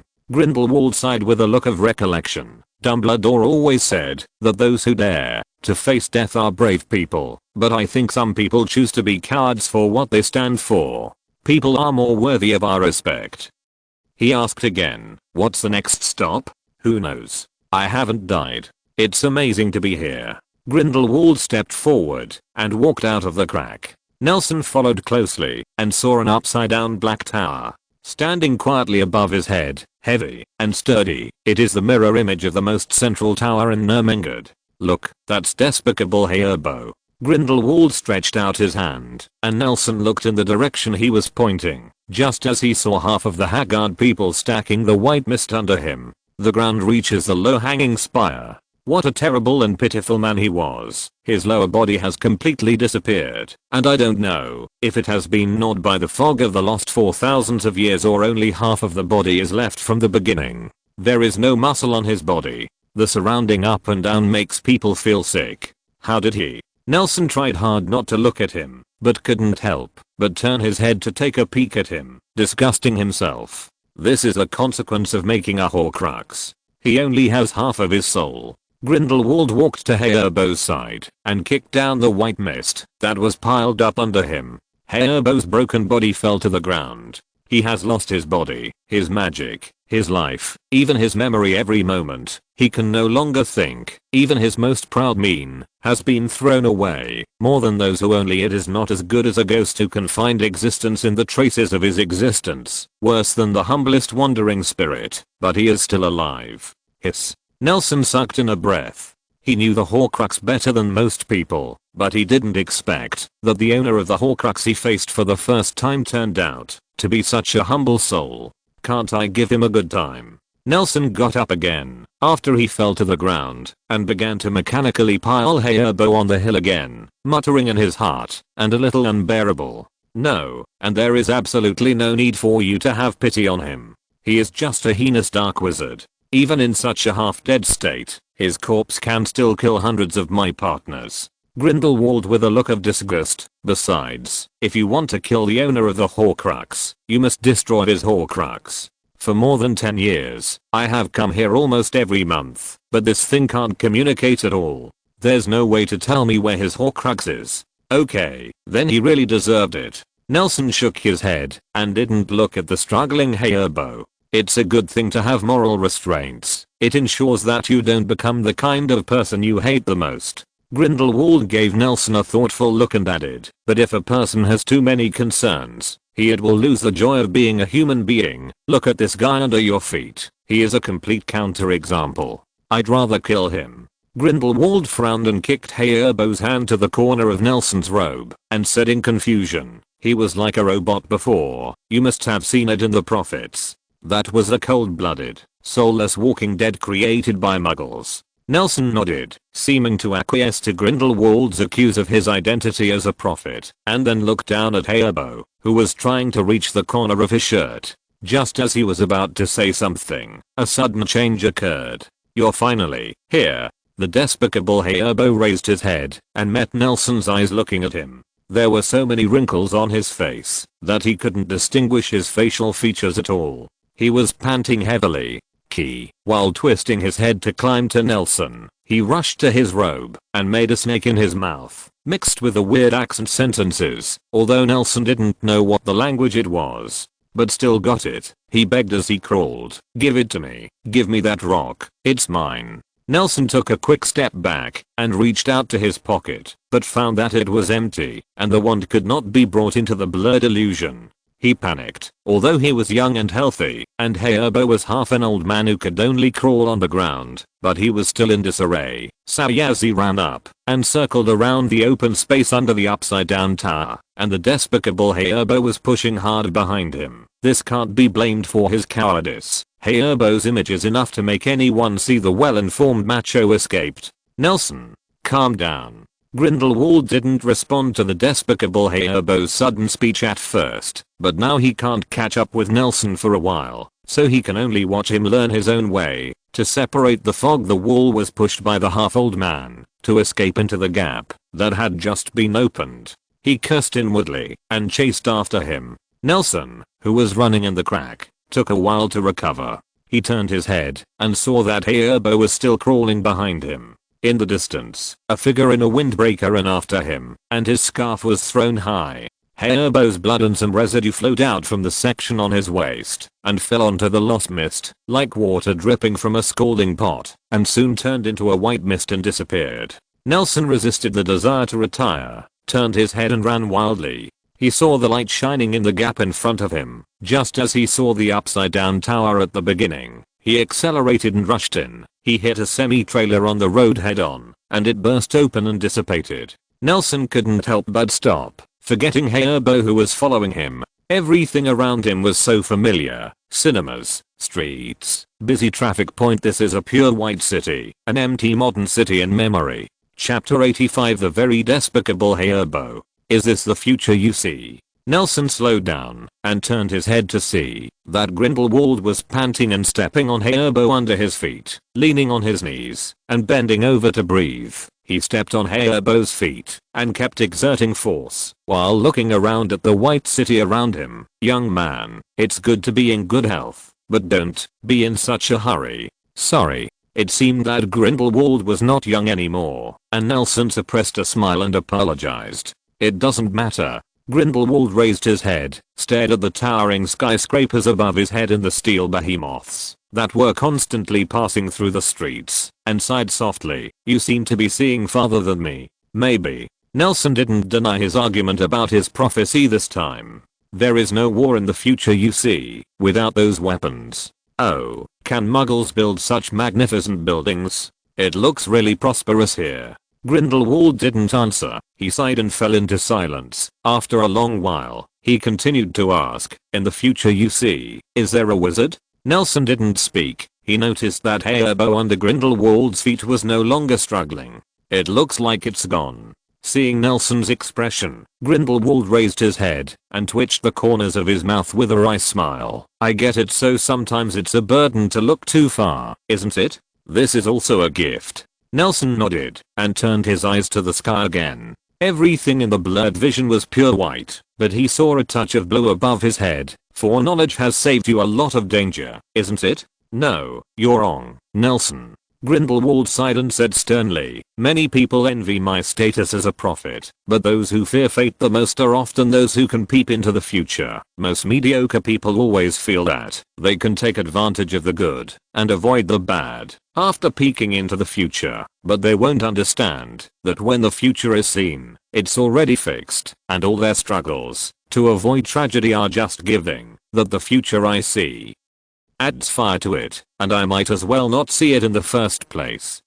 You can't be sure if what you see includes your own future, and maybe even things like prophets are already doomed. Nelson figured out the joints. He raised his right hand and touched his forehead, trying to immerse himself in fatalism. In that huge sense of powerlessness, I suddenly discovered a problem. Self does not exist in the future. Nelson stopped touching his forehead and waved his arms like a passionate leader. Seeing this scene, Grindelwald's eyes flashed with imperceptible joy. I smell the same smell on you. The despicable Hayabu suddenly spoke at the feet of Grindelwald. His voice was like an old bellows, and like an old engine that lacked maintenance. His strange pronunciation was mixed with hissing snake language, crunching constantly. That's the smell of black magic and conspiracy. We are the same people. Climb away. Grindelwald twisted his ankle in disgust and stepped on Hayabu with one foot, leaving no gap between his chest and the ground. I'm different from you. I'm a wizard, and you're just a maggot. Are you prophets? It's strange that there are two prophets in one era. Hayabu didn't care about his humiliation, but it was also true that his lingering corpse had no dignity at all. For him struggling like this for thousands of years for someone who is still full of the desire to survive, nothing is more important to seize this fleeting opportunity. He raised his head and continued to pull out a voice from his broken throat. Yes, I'm a maggot. I'm just you. The humble worm underfoot. I know who you are. Don't disgust me with such words. I was in a good mood today. Grindelwald increased his strength, and Hayabu, who had just raised his body, fell heavily on the ground again. This is not a hypocritical compliment. Hayabu squeezed out his voice with difficulty. Even when I was a wizard, I couldn't defeat the mighty you. It's good that you know, so don't think about it. Grindelwald snorted coldly. What's your purpose? You have been pretending to be a zombie for so many years, and now you have suddenly recovered? No, I'm just recovering. I warn you. Grindelwald raised the foot that stepped on Hayabu's back, stomped hard on his head, bent down and said coldly, don't think that a young man has come today, and you can bewitch it. If you dare. Why are you chasing me? Nelson asked. What stone? What stone? Hayabu raised his head and glanced at Nelson from head to toe, making him feel uncomfortable, and then said dejectedly, I saw it wrong. Nothing can be brought in the blurred illusion. Sorry, it's me in a hurry. Nelson felt a little strange. He couldn't say what was wrong. He just felt that something was wrong. For example, why did a man who could endure torture for thousands of years in order to survive would fail at the first sight of him? Such a person should obviously lose his senses. Why is he still able to communicate normally now? Why didn't he come here on the first day he arrived in Nurmengard, and this time he came back into a blurred illusion? He even felt that Hayabu was winking at him, but because he had too many faces Kesey himself didn't see it. He was thinking when he was suddenly attracted by the conversation between Grindelwald and Hayabu. What on earth are you trying to do? Grindelwald moved his feet away, frowning. I want to help you, and I'm willing to give my everything for you. Hayabu crawled flatly and turned to Grindelwald. Nelson, come behind me. Grindelwald shouted to Nelson, and then looked down at Hayabu's raised old face. Speak human words. What do you want? I just want a relief. Hayabu begged weakly. It's simple. You tell me where your Horcrux is, and I'll destroy it. Grindelwald said coldly, just tell me where it is, and I'll let you free completely. You know, that's not what I'm referring to. Hayabu stretched out his trembling hand to Grindelwald's boots, and was stopped by his eyes. Besides, you know, if someone else grasps the Horcrux, that fate will also be handed over to others. Is your fate not in my hands now? Yes, a great person, like you must not mind giving it a little freedom, when he controls the fate of the ant. Why do you think you are qualified to go out? You are just an immortal madman split by soul magic. Grindelwald sneered. An old antique who was killed thousands of years ago. Do you think you are going out now? Can you still make a fortune? I just want to find a place for the rest of my life. Hayabu raised his head, trembling all over. But before that, I can still shine for your career. I know you have lofty ambitions, and I'm willing to help you. I have magic, I have ancient spells, and I know many things from the past that others don't. And if you will help me, you will find it the wisest decision. It's not your turn to judge whether I'm wise or not. Yes, I only admire you unilaterally. In the era when I was still alive, there was no such wonderful wizard as you. Do you know who I am? Do you know what I've done? Do you know what I want to do? Grindelwald sneered, bending down. You don't know anything. You're ashamed of yourself for being flattering. The title of the worst dark wizard in history. Do you think you can deceive me like this? Okay. Hayabu was still in the attitude of a dying man. He raised half of his body with his arms and buried his head deeply. You can get everything you want from me, as long as I have. What do you have? Grindelwald asked in a low voice, closing in on him. I have magic, the powerful magic in ancient times that you have never heard of. I also have treasures, secret treasures that have been annihilated in the long river of history. I also have secret techniques which can assist you with more powerful potions, alchemy and other skills. Hayabu with a grin. I'm still a pretty powerful wizard, and I can fight for you, and die for you all with the trivial amount of things you do. It sounds nice on the lips, Grindelwald snorted coldly. I will prove my loyalty. No, I'm not worried about your loyalty at all.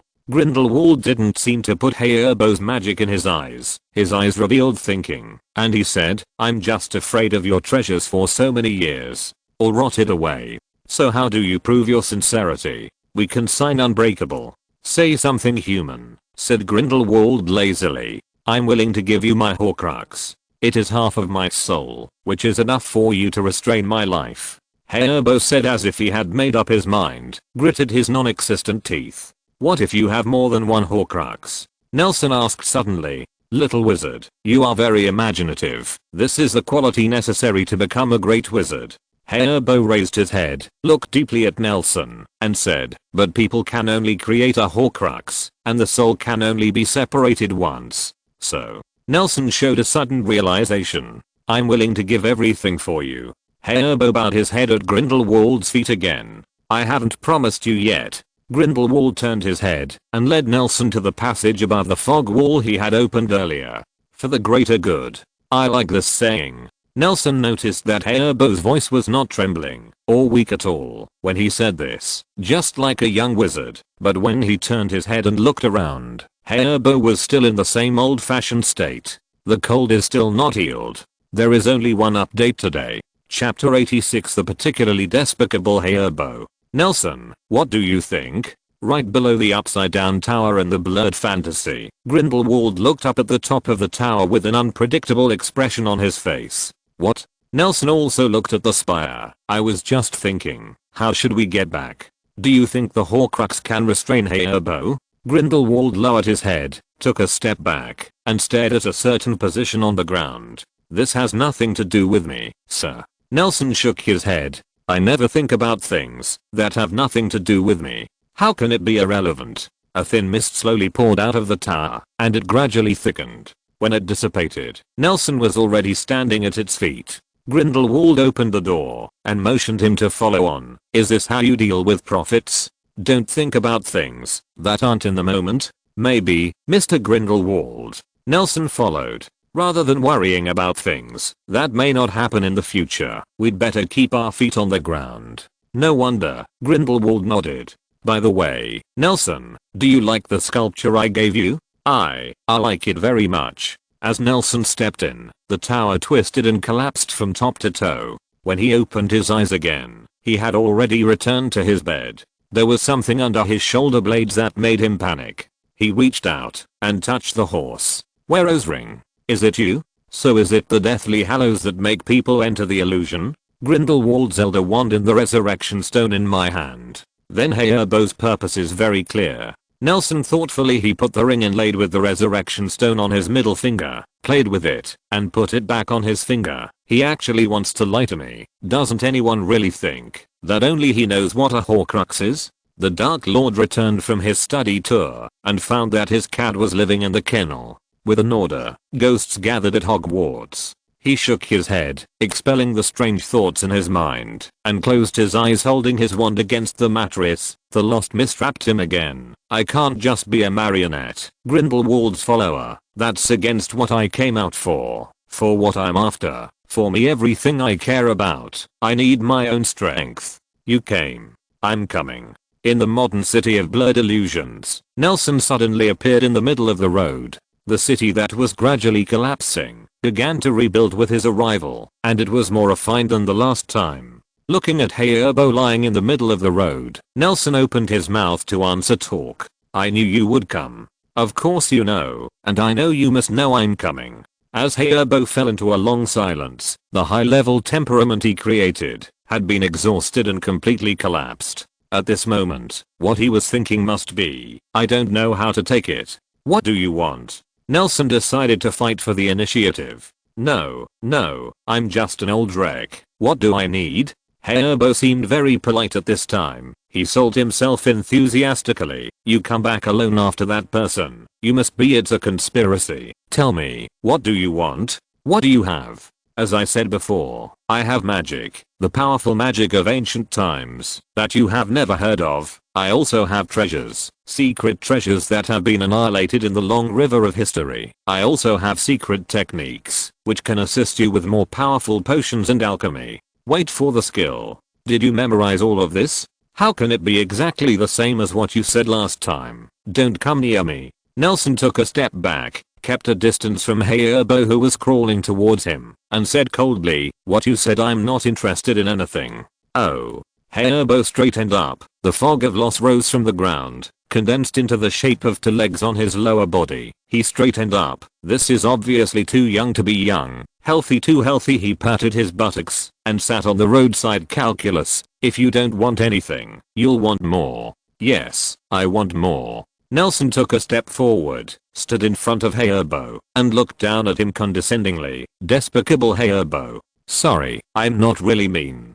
Hayerbo looked up at Nelson with interest in his eyes. Then what do you want? Life, wealth, fame, power. You can get from me what you can imagine everything of. I want another Horcrux of yours. You must be joking. You were there before, and you know that I promised it to another adult. I can't divide it into 2-4. I said. Despicable Hayerbo. Nelson interrupted him impatiently. I want another of your Horcruxes. The other one?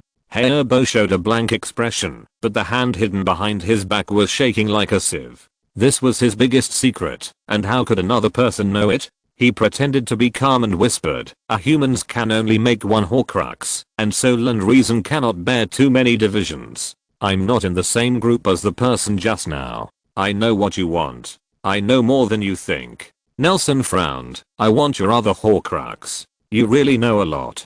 So did you see the despicable Hayerbo in the blurred illusion? In the afternoon, in the dining room under the library, a few people were sitting and eating.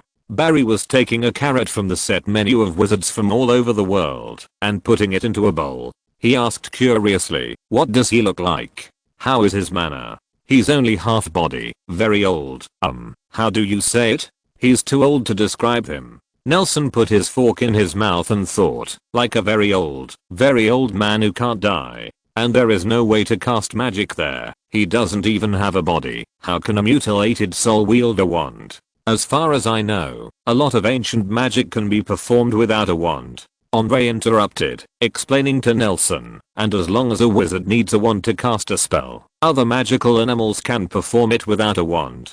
The magic of wizards. I know that the reason for the Goblins' rebellion is the right to use the wand. Most young wizards will release their magic power unconsciously before they have a wand. This is also the basis for judging whether a person is a squib. Nelson nodded and took a sip of apple juice, shook his head again and said, "But if there is such a magic, why is Barry still caught by muggles?" There was an awkward silence at the table, except for Barry mechanically poking at the carrot on the plate with his fork, even though it had been mashed.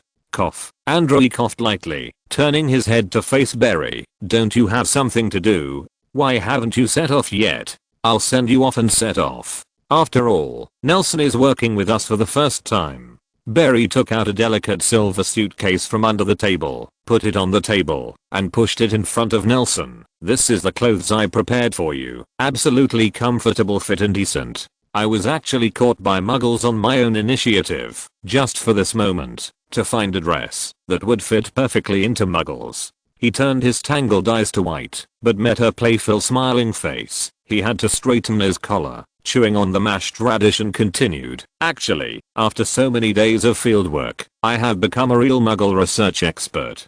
To muggle it's a psychiatric expert. White couldn't help but speak, and Barry was speechless, as if he was choked by the mashed radish in his mouth. After a long while he said weakly, "Nelson, try wearing it." Nelson opened the box, and inside was a folded heavy coat. He took it out from the box and unfolded it. The serious black and the straight lines like a knife gave it a strong sense of chill.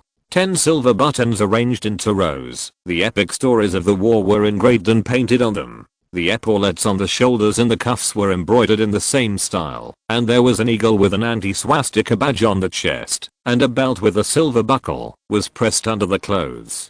This is a SS coat, although it is very gorgeous, even known as a military uniform, that is difficult to surpass for thousands of years, but Nelson had a strong sense of discomfort when he saw it. "Are we going to be spies with Hitler? Why are we wearing this?" Nelson asked with a frown, putting it back in the suitcase. "I don't want to wear warmonger clothes. It's more convenient to wear this." Andre nodded. "Do you know where we are?" Austria. To Poland? Yes, we have to go through Germany, and the official channel will be much more convenient. But the law of secrecy. Hahaha, the secrecy law? Andre and the others looked at each other and laughed. Do you still think we care about the secrecy law?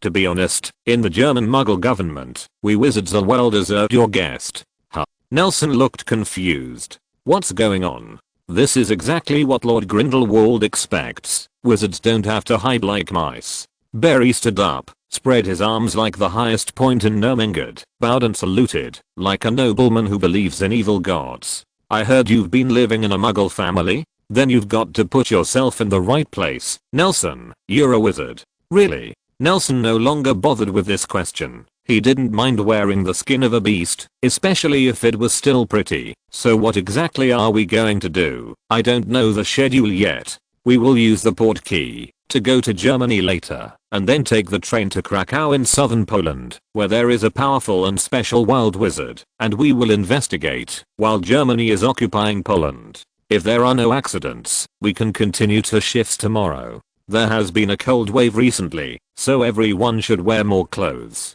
Chapter 87 German jokes. I love fine wine, and I love my girl even more. Only she can make my heart happy. I'm not alone. There's wine in my glass, and my girl is by my side. Thoughts are free. Are we going to go up like this? Nelson stood beside the departing train on the platform of Berlin railway station and asked Andre next to him with the singing from the distant military train echoing in his ears. Of course, Andre walked up the folded stairs beside the carriage and handed a note to the military police officer who was checking beside the carriage. We have gone through the formal procedures, sir. The policeman saw the note and immediately broke free from his lazy attitude. He raised his right foot and slammed it into the left foot. The steel plate boots made a crisp pop sound, and he raised his right foot high, arms, fingers clasped forward, shouting, "Hooray! Okay, long live, long live." Andre squeezed in impatiently beside him and ordered, "Find us an empty carriage." "Okay, my lord." The military policeman started, looked at the people behind Andre, and then turned to Nelson in a straight uniform, leaning forward. "Sir, let me help you with your luggage." "Oh. Nelson was taken aback. After confirming that there was no one around, he realized that he was talking about himself. He shook his shoulders in flattery and handed him a suitcase full of changing clothes. "Thank you." The military police led the way with the box in front. Nelson followed Andre and asked in a low voice, "What is your piece of paper? Did you use the confusion charm?" "That's a certificate issued by the top officials of the Communist Party. It's genuine." Andre threw the certificate into Nelson's hands. He picked it up and read it. "Senior Advisor of the Special Operations Forces, Major General Andre." Nelson carefully stuffed the documents into Andre's pocket. This position has reached the peak of Tom's imagination during the orphanage. In his vision, he could defect to the German government with his supernatural abilities, and then serve in the army. After suffering in the system, he finally reached the rank of Major General, and reached the pinnacle of his life. Nelson looked at his little friend's childhood dream and suddenly felt a little disillusioned. "Did you cast a confusion curse on the top? Why do you always think I used a confusion charm on whom?" Andre was amused. He explained, "It seems that you haven't figured out the situation. The Muggles in Germany are influenced by us, and these documents are ours. Identity within the system. To use the power of magic to achieve the purpose of ruling the world. At least that mustache thinks so. But I think he's talking nonsense." White followed up and joined the conversation between the two. She sneered, "I feel that he is a little confused about the situation. How can less than 8,000 million people conquer the world? You can't blame him. After all, magic gave him too much self-confidence." Andre shrugged. "You have to understand that Muggle imaginations are always lacking. But Germany is not the only wizard in the world. Oh, I can tell you why."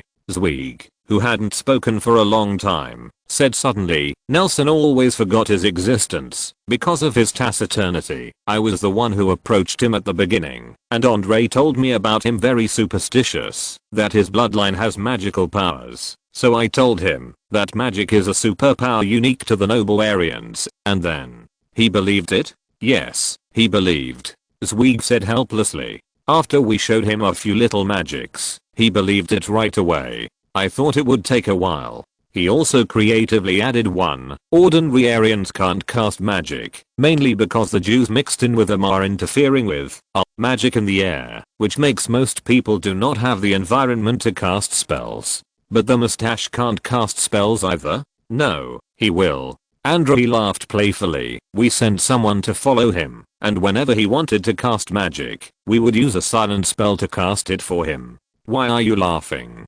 Sorry, I just thought it sounded like a Soviet joke. Sir, we're here.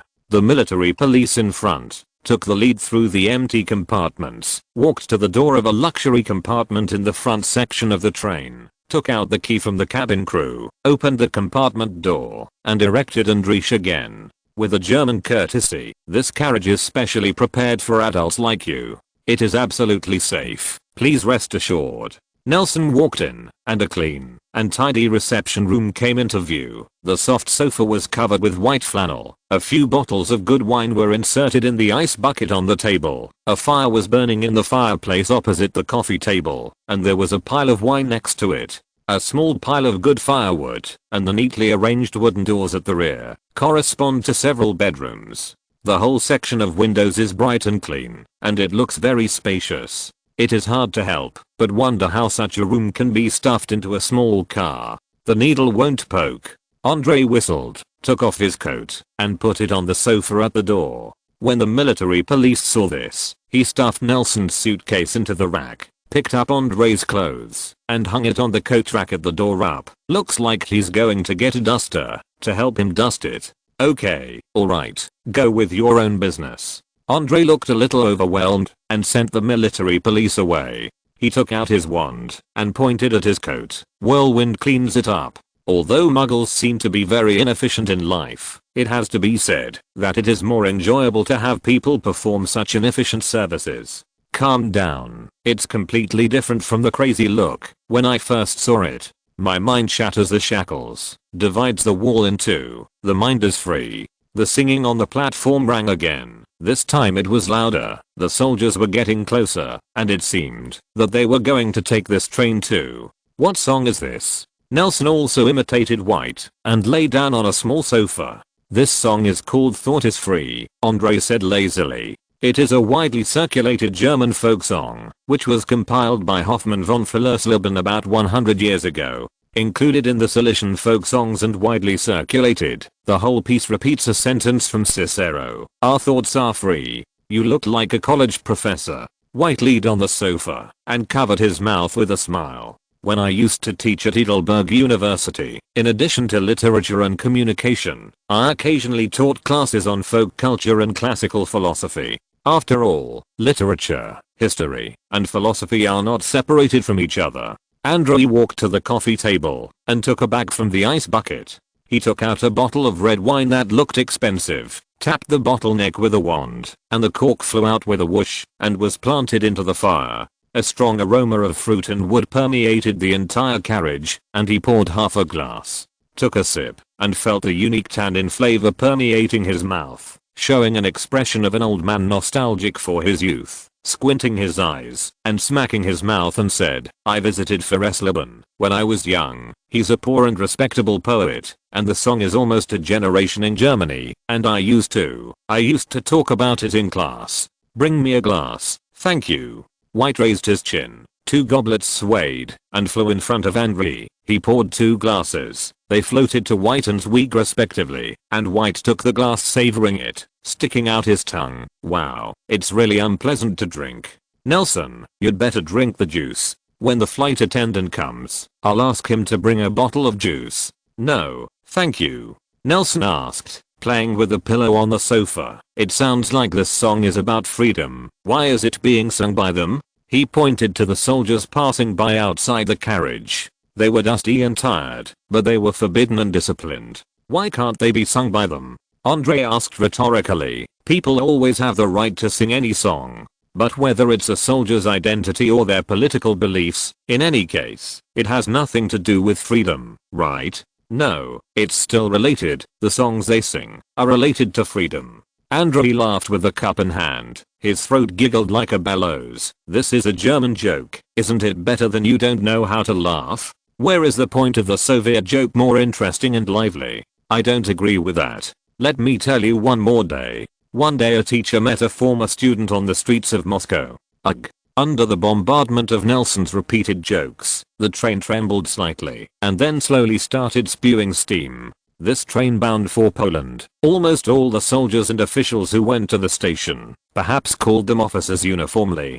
More appropriately, the platform was filled with their family members who came to see them off. Most of them were solemn and enthusiastic, and they were deeply proud of their sons or husbands being able to participate in the glorious cause of occupying neighboring countries. Nelson got up and walked to the window to observe the crowd. He saw a single old woman standing on the platform. She should have come to see her son off. Although the old clothes she was wearing had been starched and washed white, she was holding hands. A flower basket full of petals is constantly tossing petals on the roof of the car. Flowers don't come cheap this season. Aren't they crazy? Andre jokingly moved behind him.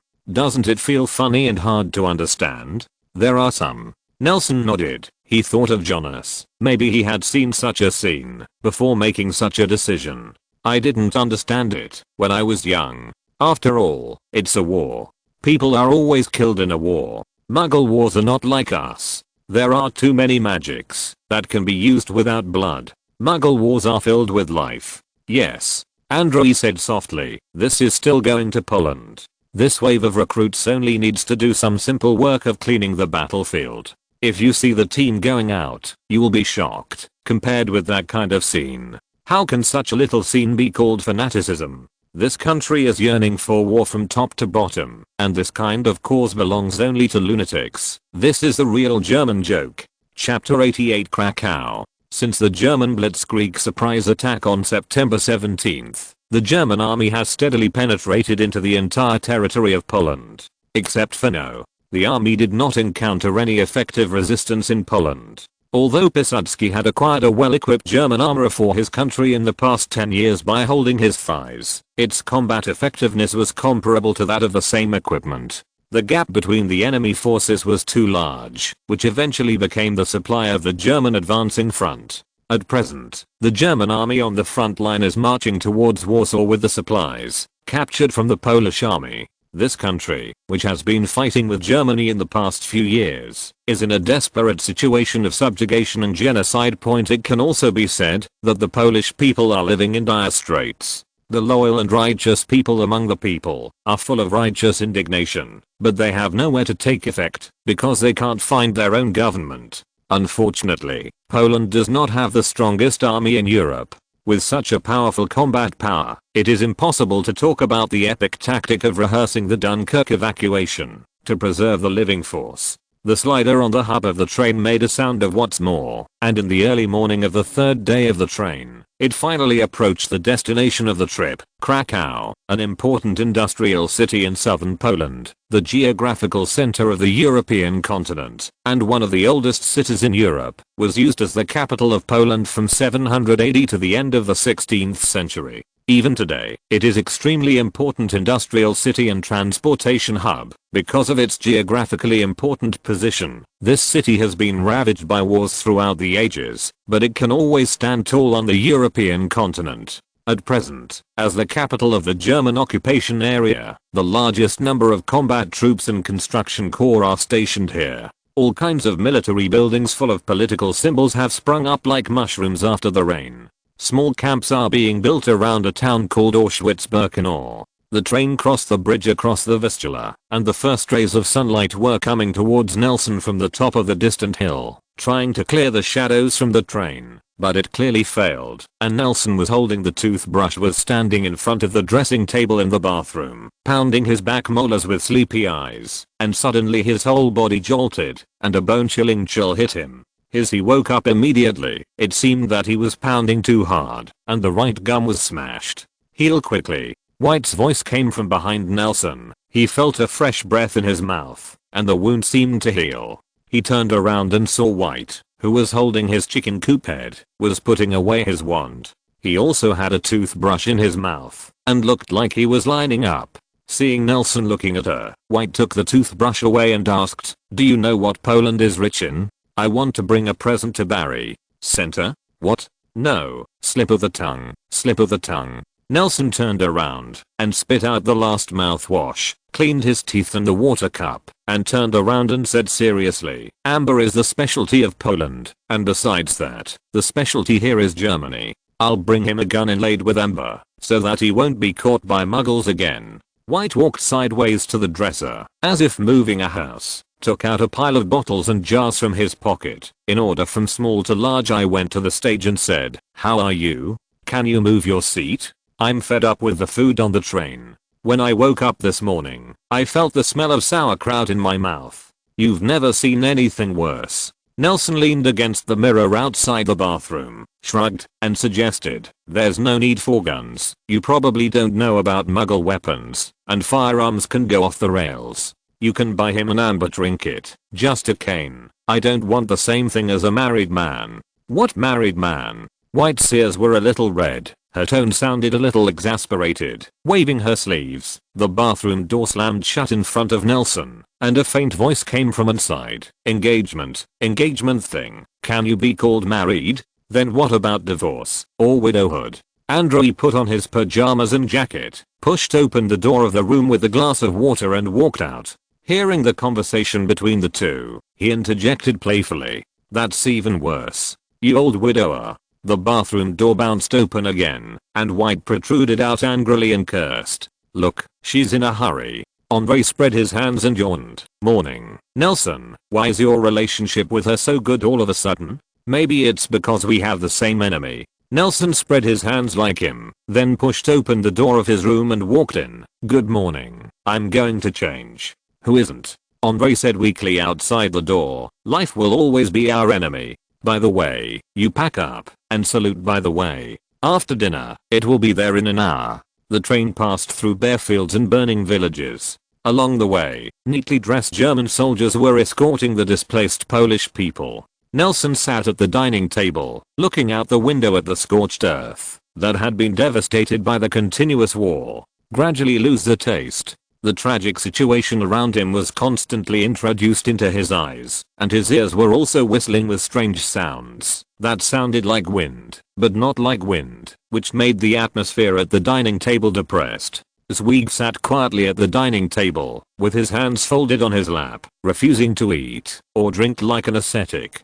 Ahem. He cleared his throat when he found the atmosphere around him a little dull. Why don't you talk? Since we are on the train, I'll tell you a joke about the train. There's a train bound for Siberia. A tuft of hair on top of Nelson's head gradually curved into a question mark. His eyes widened. How could you? I always will, Zweig said slowly in his characteristic low voice, ignoring the astonished glances Andre and White gave him. And I love your jokes. I think they are better than I've ever heard. A lot of jokes are much better.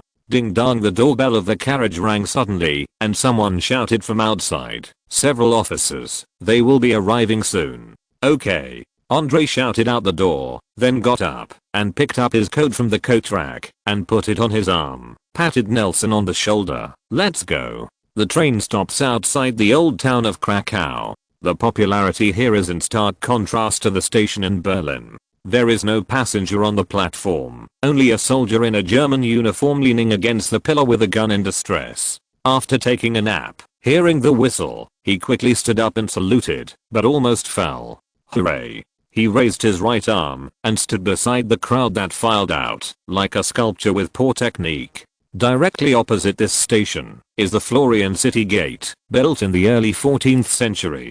On both sides of the dark and tall city wall are two small city towers with golden statues. The city walls are painted with colorful pictures, layer upon layer. This modern child's graffiti may be the brushstroke of a down-to-earth painter 100 years ago. The city walls and gates basically have no defensive function in modern warfare, but more than 700 years ago, the clang of swords and swords may be heard here, and the inspiring speech of a certain leader may be echoed. Ladies and gentlemen, get in the car. The military policeman at the beginning caught up and led the crowd to the two old-fashioned cars that were waiting here early. Nelson has no intention of appreciating the exotic scenery around. This kind of old-fashioned car driving on the old gravel road can only be described in two words: bumpy. Nelson just felt nauseous. He raised his head and felt that there were birds spinning above his head. The car drove slowly, passing through the military restricted areas and heading towards the depths of the hills outside the city. Where are we going?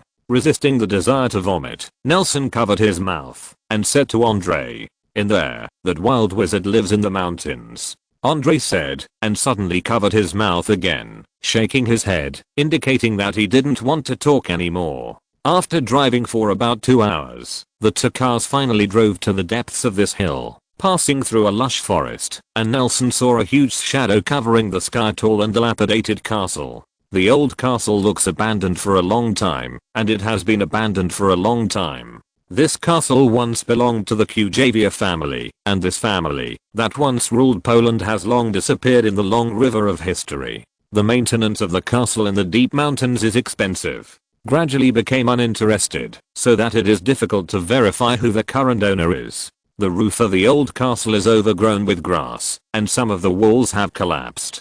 The heavy stone walls are covered with cracks that ivy has dug for hundreds of years. Moss and some vines are clinging there, and the surrounding windows are either broken, or the painting was covered with a thick layer of dust, and the original color could not be seen. Only a high-rise building connected to the castle theme was replaced with a new transparent glass, and the garden downstairs was also cultivated into fertile land, planting flowers and some vegetables. Nelson stepped on the shadows and felt a swish of cold wind blowing from above his head.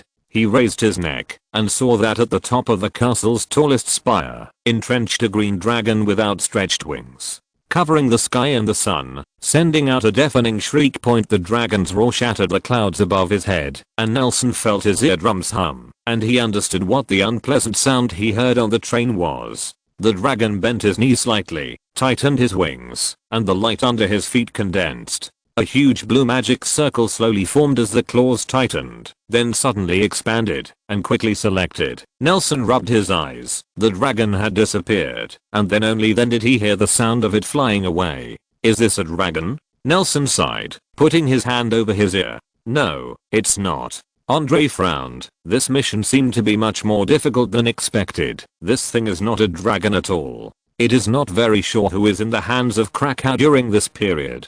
It should be Germany. After all, it is almost October. If there is any error, it will be revised later. But it has all passed through, and the timeline is wrong for a few days. Open a chapter when you have time to update the recipes and jokes. Ask for recommended collections. If you're listening to this novel on a channel other than Fanfic World, it means they downloaded and uploaded it without effort. We cordially invite you to visit our channel, Mundo Fanfic Novelos. There you'll find the original version of this story, and you can explore many other novels of various genres. We're waiting for you to immerse yourself in a world of incredible novels. Chapter 89, Dragon and Thunderbird.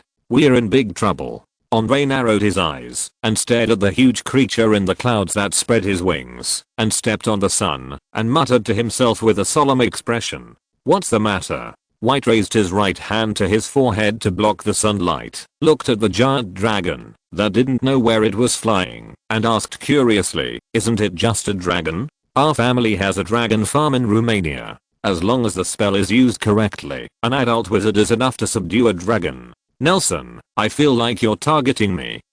No, it's not the same as those dragons that your family regularly bleeds and sells for money. It just looks like a dragon. Andre's tone was still very nervous. He walked to Zweig and whispered a few words to him, whispering quietly. He continued, the giant dragon is just a simple-minded magical creature, but that doesn't mean it can use magic. Did you see the light that flickered under its feet just now? It seems to be an accelerated magic. It does not fly by wings, but by the acceleration of magic. Can you imagine what it would be like for an invulnerable creature to cast magic? Everyone understands that they are deeply worried about the current situation.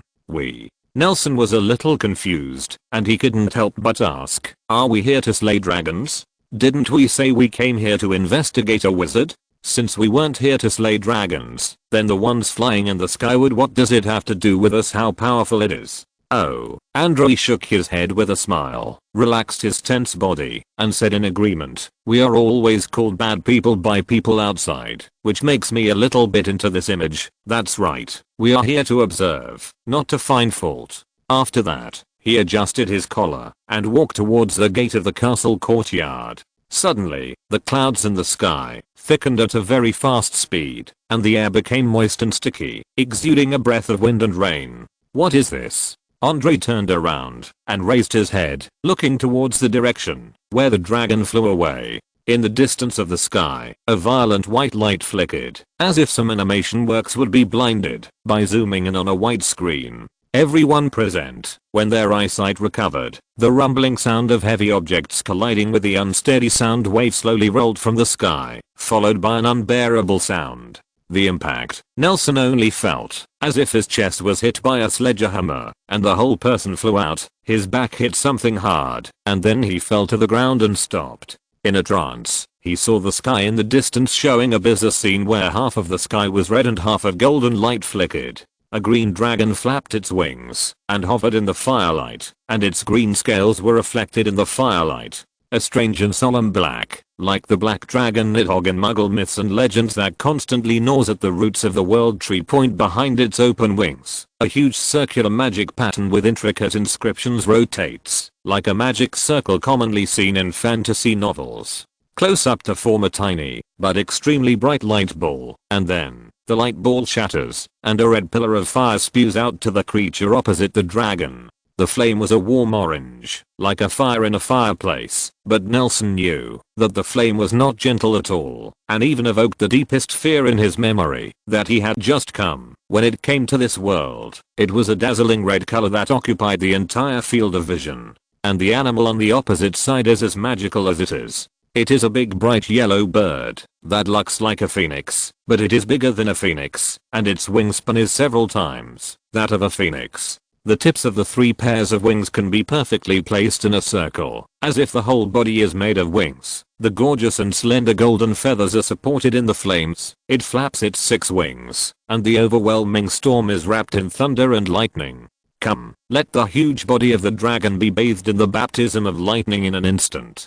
I don't know how long it took before Nelson opened his eyes and stood up with his chest covered. Now he could see 3 double images, and an unbearable roar echoed in his ears.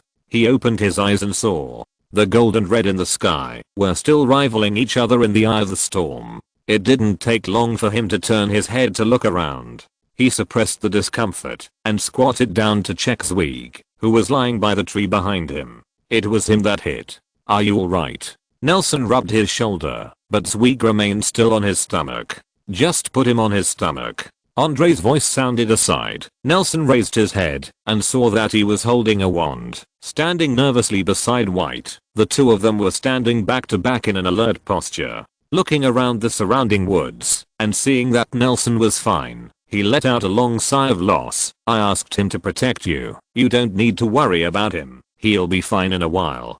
But, did you forget, on the cruise, he received White's obstruction charm with his face. He is different from us. Andre looked nervously at the rustling trees and said to Nelson, take out your S-wand, stand over a little bit. Zweig's matter is also very important. But now, Nelson followed his gaze. A lanky wizard in a long black trench coat was walking down the path they had come from, holding a wand in one hand and a black silver-edged leather in the other. The suitcase. The moment he saw Andre, he raised his wand, pointed it at his face, and said solemnly, Andre, why are you here?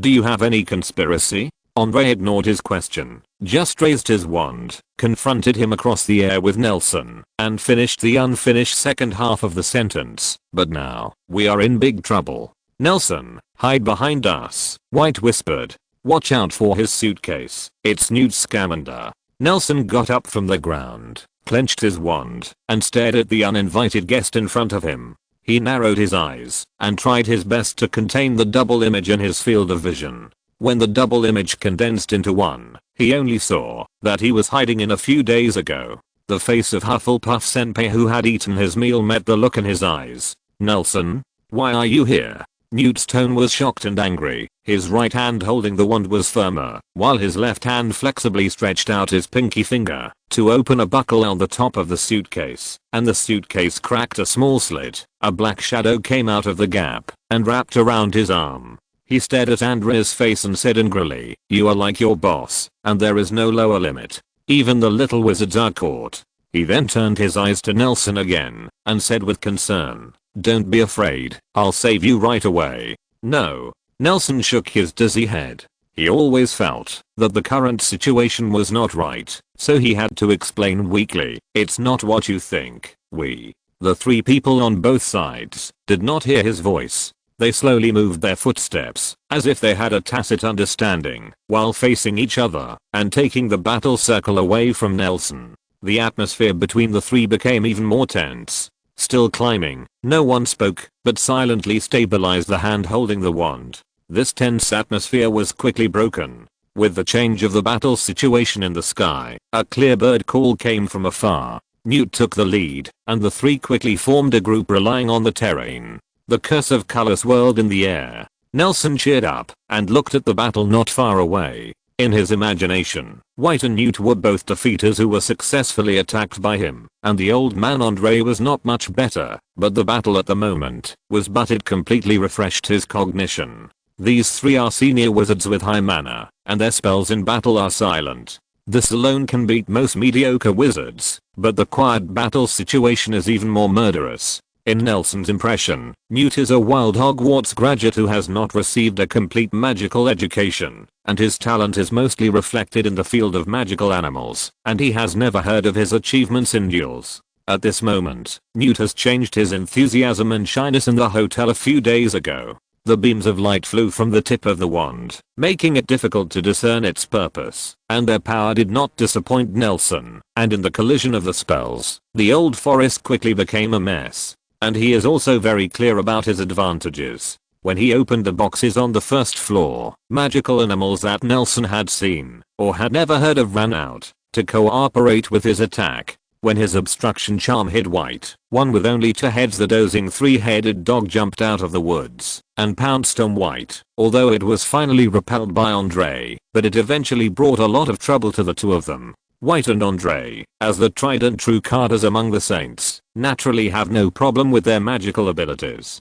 What confuses Nelson is that they don't use black magic much in battle, but some skillful little hexes have also achieved success. After a lot of success, in the end, two fists were no match for four hands. Although Newt had the help of magical animals, he still fell into the disadvantage. The iron armor collided and shot at Nelson at a twisted angle. This scene was very similar to what Dumbledore experienced back then. The three people in the battle noticed the spell. Newt twisted his body and stretched out his wand to Nelson, while Andre was even more anxious than him. But the speed of a person was comparable to the speed of the spell flying. Nelson was thinking a second before the spell feeder. What is this blue spell? Stop for 1 year and resume next year. Happy New Year, everyone, and I hope you all receive the good news that you are most looking forward to. 005 on the shelves. I will go and write a testimonial later, although I feel that I should not need to write a testimonial for a book like me.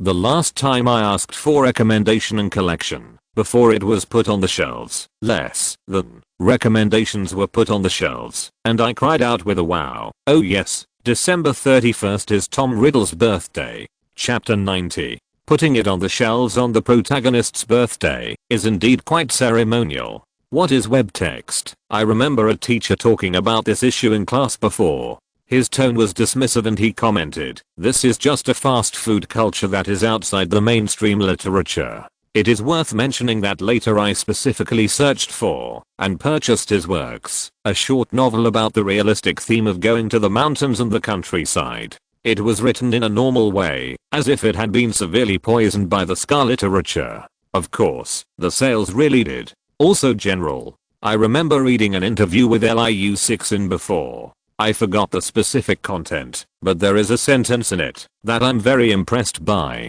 It is probably said that traditional literature is not literature if it is posted on the internet. Can a web writer pick up a pen and not write a book? I deeply believe that this is just a carrier of the times and technology. What is the difference between it and bamboo slip poets, silk poets and zoo and paper poets? You can say that a person is a local writer, a science fiction writer, but it would be a bit funny to say that he is a newspaper writer, an internet writer, and a physical book writer. I still remember that the first online novel I read was Devil's Law, written by Dancing in 08. I read the full set of physical books. After many years, I can still recall Duelli Rollin Rudolph's name, although I have forgotten the general plot. The scene where he dances above the capital Rahu will always appear in my imagination. When I was young, I would be sad for Hanayu's experience, but also for the wonderful battle. The case was appalled. For the first book, I chose to write HP fans, not only because I like HP, but also a speculative and clever choice.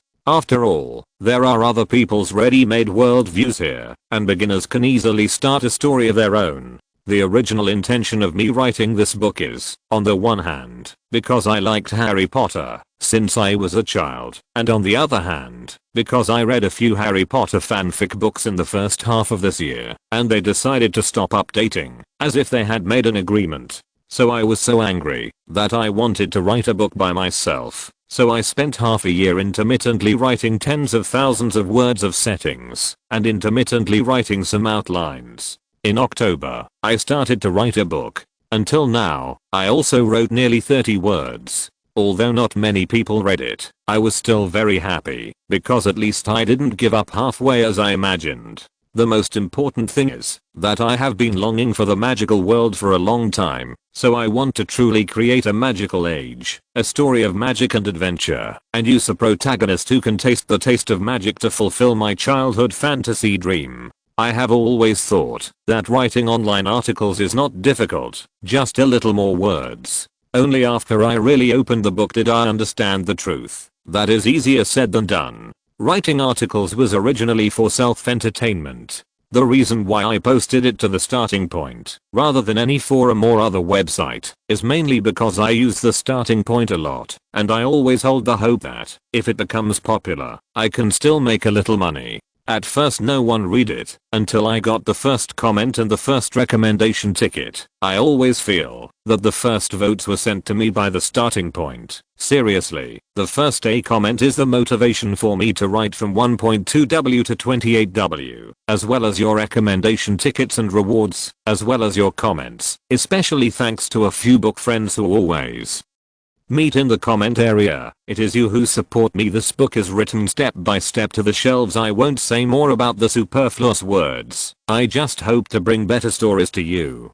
Beautiful things always make us difficult to let go of. I hope you can find your imagination of magic when you were young in this book. I opened a group, although we flutter, but others must have some. 1,035,870,442. I'm the only one at present. Dakama can come to chat and blow water or something, and also give me a chance to steal creativity. Chapter 91. Sit down and have a good talk. Nelson never thought that in the end, it was Zweig, who was so reticent that people always forget his existence, who likes to listen to severe jokes but never laughs, and who has a big bald head, and is always rock solid man. When he saw the blue magic beam, Nelson had already thought about where he wanted to travel in his next life, until he saw a big bald head flying over from the side, and took the magic with his face. He cursed, and then hit the ground with a bang, like dozens of kilograms of scrap iron in a sack. As Zweig fell to the ground, the scene fell into an eerie, tense, and harmonious silence. Newt's movement of turning his head and turning froze, and Andre's old scarred face was written with a huge 4. One word, stunned, and the most dramatic is white. Her wand is still pointed at Newt, but all attention is drawn to Zweig, who is lying in front of Nelson, and casts a normal spell. To make her wand, the green sparks kept poking out, and soon attracted his blonde hair.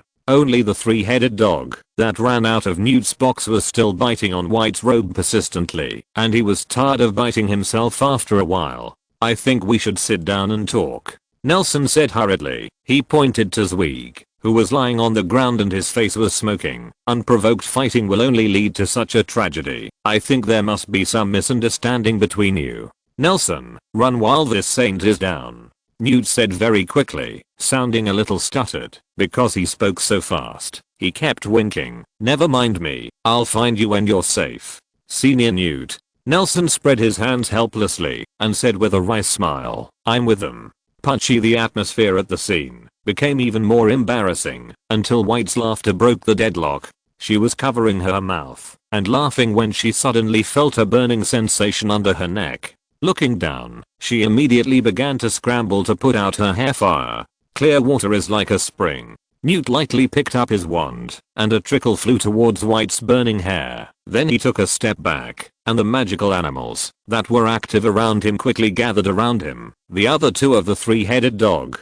All of them woke up, and Zawu stood in front of him one by one. He raised his wand, and retreated to a relatively safe position, perfectly explaining what it means to know the current affairs is a hero. He earnestly said, "Yeah, I think we should sit down and have a good talk. Thank you." White twisted his charred blonde hair depressedly, his other hand still pointing at Newt with his wand. "You guys might as well see how that bald head is doing first," Newt suggested as he stepped back. "Actually, I was aiming at the vital parts of yours. I didn't expect to hit his face." "It doesn't matter." Andrew put away his wand, knelt down beside Zweig to help him turn over, glanced at his smoking face, shrugged and stood up again. "A spell of this magnitude still hurts not him." "It won't hurt him. Is he some kind of fantastic beast?" Newt whispered. "Almost, you can understand that." Andre stood up, put his wand in his pocket, motioned White to lift the spell that had been placed around him, and walked towards Newt.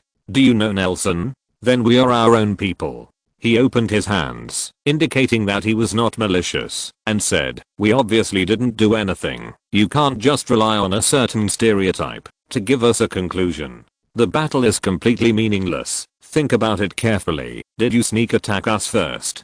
Don't say that you are Grindelwald's henchman." Although Newt sometimes seems a little low-key and reserved, he is always a person with a great sense of justice and truth, and a well-deserved heroic role. The dragon that Thunderbird was fighting, the battle situation over there is gradually becoming anxious. Thunderbird is struggling under the flames of the dragon, like a boat in the wind and rain. I don't understand why the dragon casts magic, but it is conceivable that you must have carried out inhumane magic experiments on it, and you dare to kidnap the students at Hogwarts. I will never spare you. Senior Newt. In fact, Nelson explained bluntly. "You don't have to be afraid, Nelson." Newt's tone softened. He liked the young man who knew Zawu very much. "With me here, they dare not do anything to you.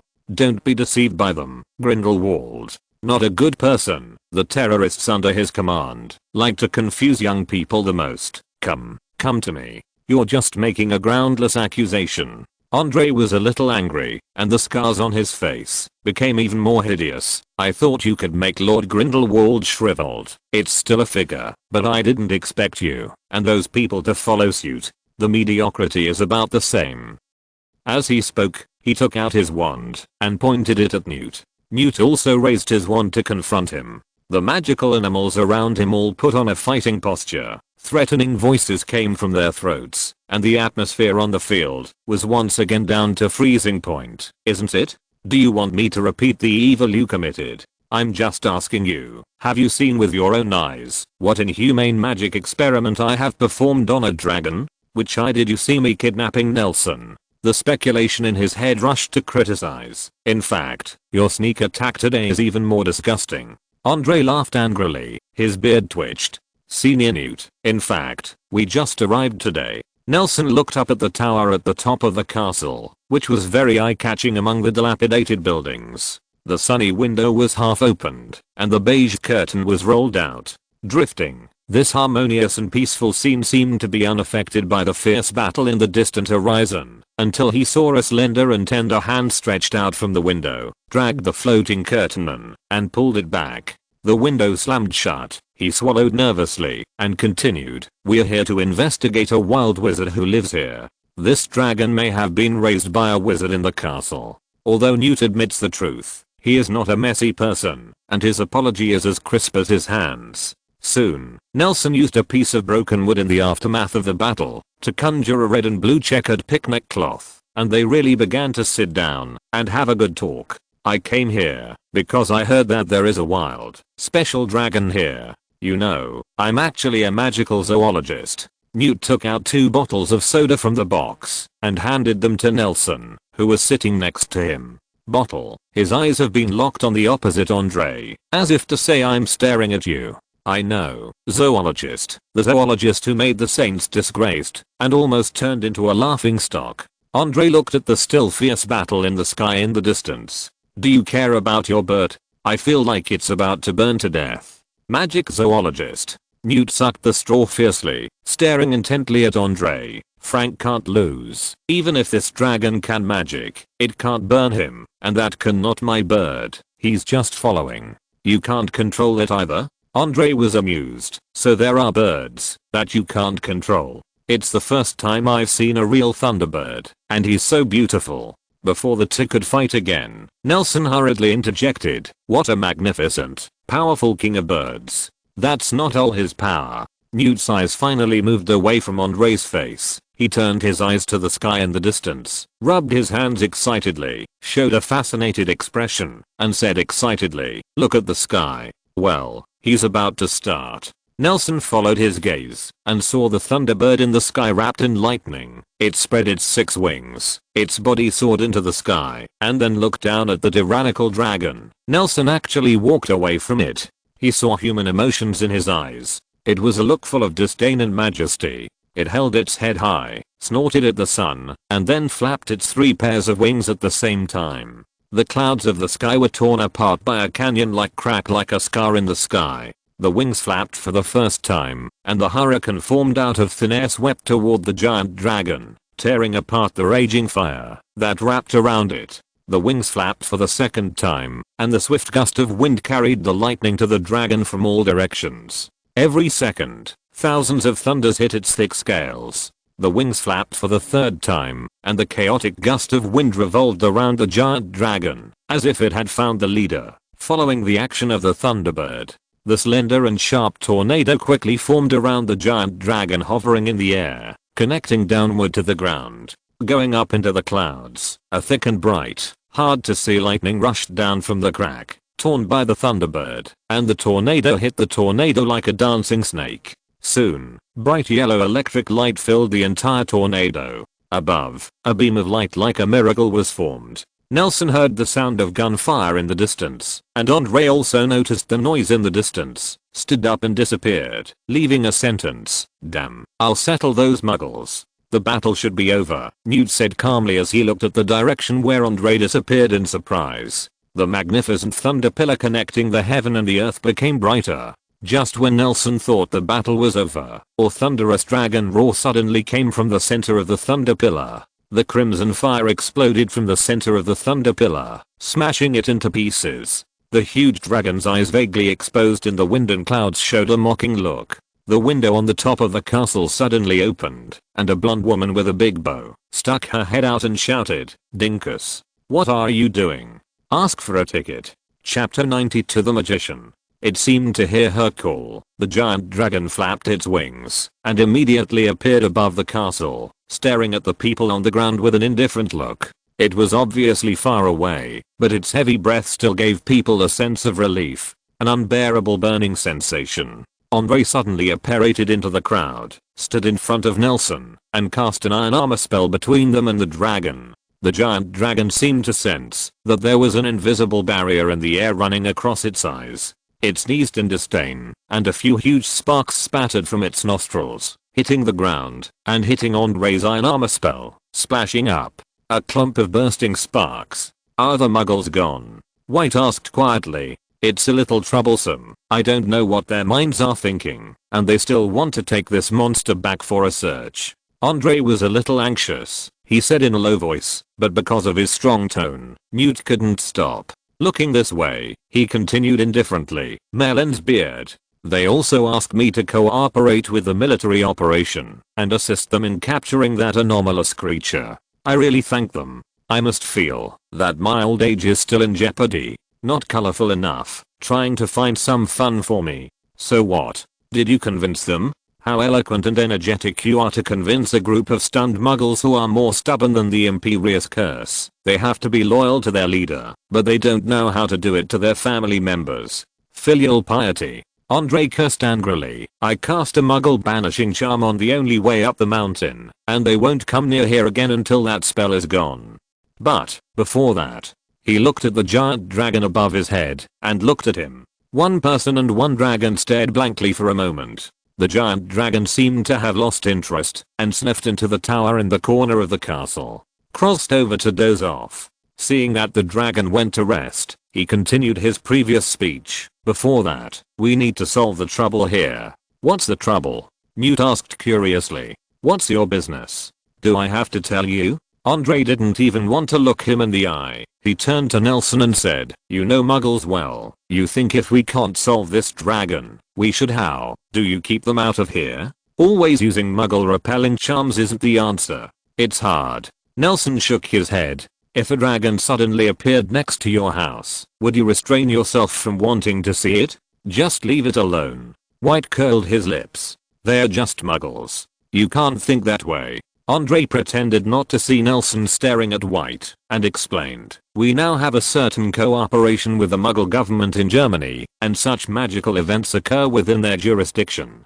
We must take action to solve it. Although these Muggles are nothing, and your idea is wrong. Lord Grindelwald also recognizes the meaning of Muggles as our future subjects. Even if Germany does not occupy this place, we should also help Muggles where we can. Here's a lie. Newt snorted coldly, lowered his head, and said to Nelson, don't listen to their nonsense. The matter here is over. You and me go. Nelson didn't agree with their condescending Muggle tone, but shook his head anyway. He had more important things to do in Europe, and couldn't run around with Newt. Ignoring Andre and Newt's argument, Nelson looked up at the dragon on top of the tower and the hand reaching out from the window to caress the scales on its tail. The argument between the two died down, and they went upstairs together. Look. Hello.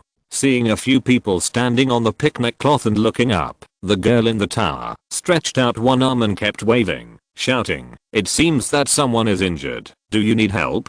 Her blonde hair came out with a movement of the probe, swaying in the breeze, and it contrasted with the ivy clinging to the castle. The huge red bow hairpin trembled back and forth, looking quite elastic. Luckily, a ray of sunlight shone through the sky torn by the thunderbirds, and shone straight on her window, making her whole person brighter, and a little golden light shone from the gaps between the swaying blonde hair. The weather is exceptionally dazzling. A ruined castle in the middle of the war, a smiling girl, a giant dragon flying in the sky, fragmented lightning. These irrelevant scenes combine to form an abnormality harmonious beauty. Nelson was stunned. He felt that this girl should not belong here. She saw that the few people on the ground did not respond, thinking that her voice was too low, so she stuck out her tongue and turned around. A white light lit up, and a 1 meter square array appeared on the ground in front of several people. The girl turned around and suddenly appeared. The skirt of the red dress flung a beautiful arc, as if a black and white photo suddenly appeared. Colorful characters.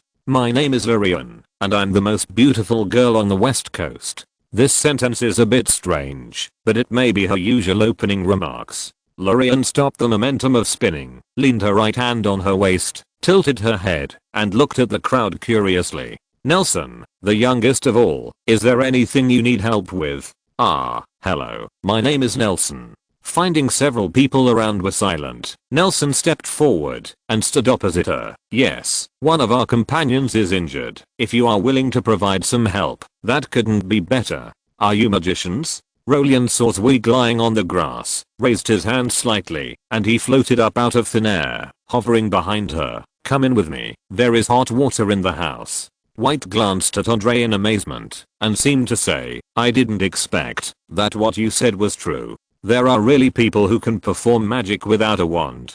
Andre returned an apologetic look. Actually, it's the first time I've seen him. Nelson followed first, and the remaining three followed silently. After they walked through the long corridor in the castle for a long time, Newt finally couldn't help it, and was the first to speak. Miss, did you raise the dragon outside? It's called Dinkus. Do you like it? Lorien said with a smile. It's not a dragon. Then what is it? Newt was already fascinated by the powerful and mysterious magical animal outside, and he asked urgently, why does it use magic? It's a puppy I raised since I was a child, and a magician's pet should have a little magic. Lorien said to everyone behind him. Here, it's here. Nelson followed her eyes and looked behind her. The little fat dog with short legs that had always been brown was running towards her along the long red carpet with its tail wagging and humming, its tongue drooping and looking very unnerved. It looked like, because the legs were too short, it tripped over its own belly while running, and rolled forward.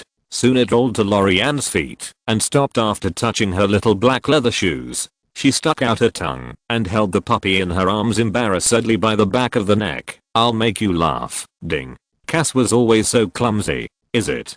Dinkus? The giant dragon that just fought the Thunderbird outside?" Newt's eyebrows raised a distorted arc, enough to see the disbelief in his heart. In fact, the few people present accepted Lorien. No one can connect this short-legged chubby dog with that mighty and tyrannical dragon. "Is it called the Thunderbird?" Lorien picked up the puppy and continued to walk forward with its wig floating in the air while admiring. "It's really mighty and powerful. It's the most beautiful bird I've ever seen." Hearing this, the puppy in her arms turned its head hard and gave Newt a stern look back. "He is indeed beautiful." Newt nodded in agreement, and soon, he went up a few stairs along the stairwell at the end of the corridor, and several people came to the lobby on the highest floor of the tower. "Wait here, I'll go get some medicine." Ralian put Zweig on the carpet in the hall, pointed to the two rows of sofas near the fireplace, and clapped her hands again. A round head looked naive. The little white puppet jumped over, put out 4 cups, pushed the door open, and walked into the room beside him.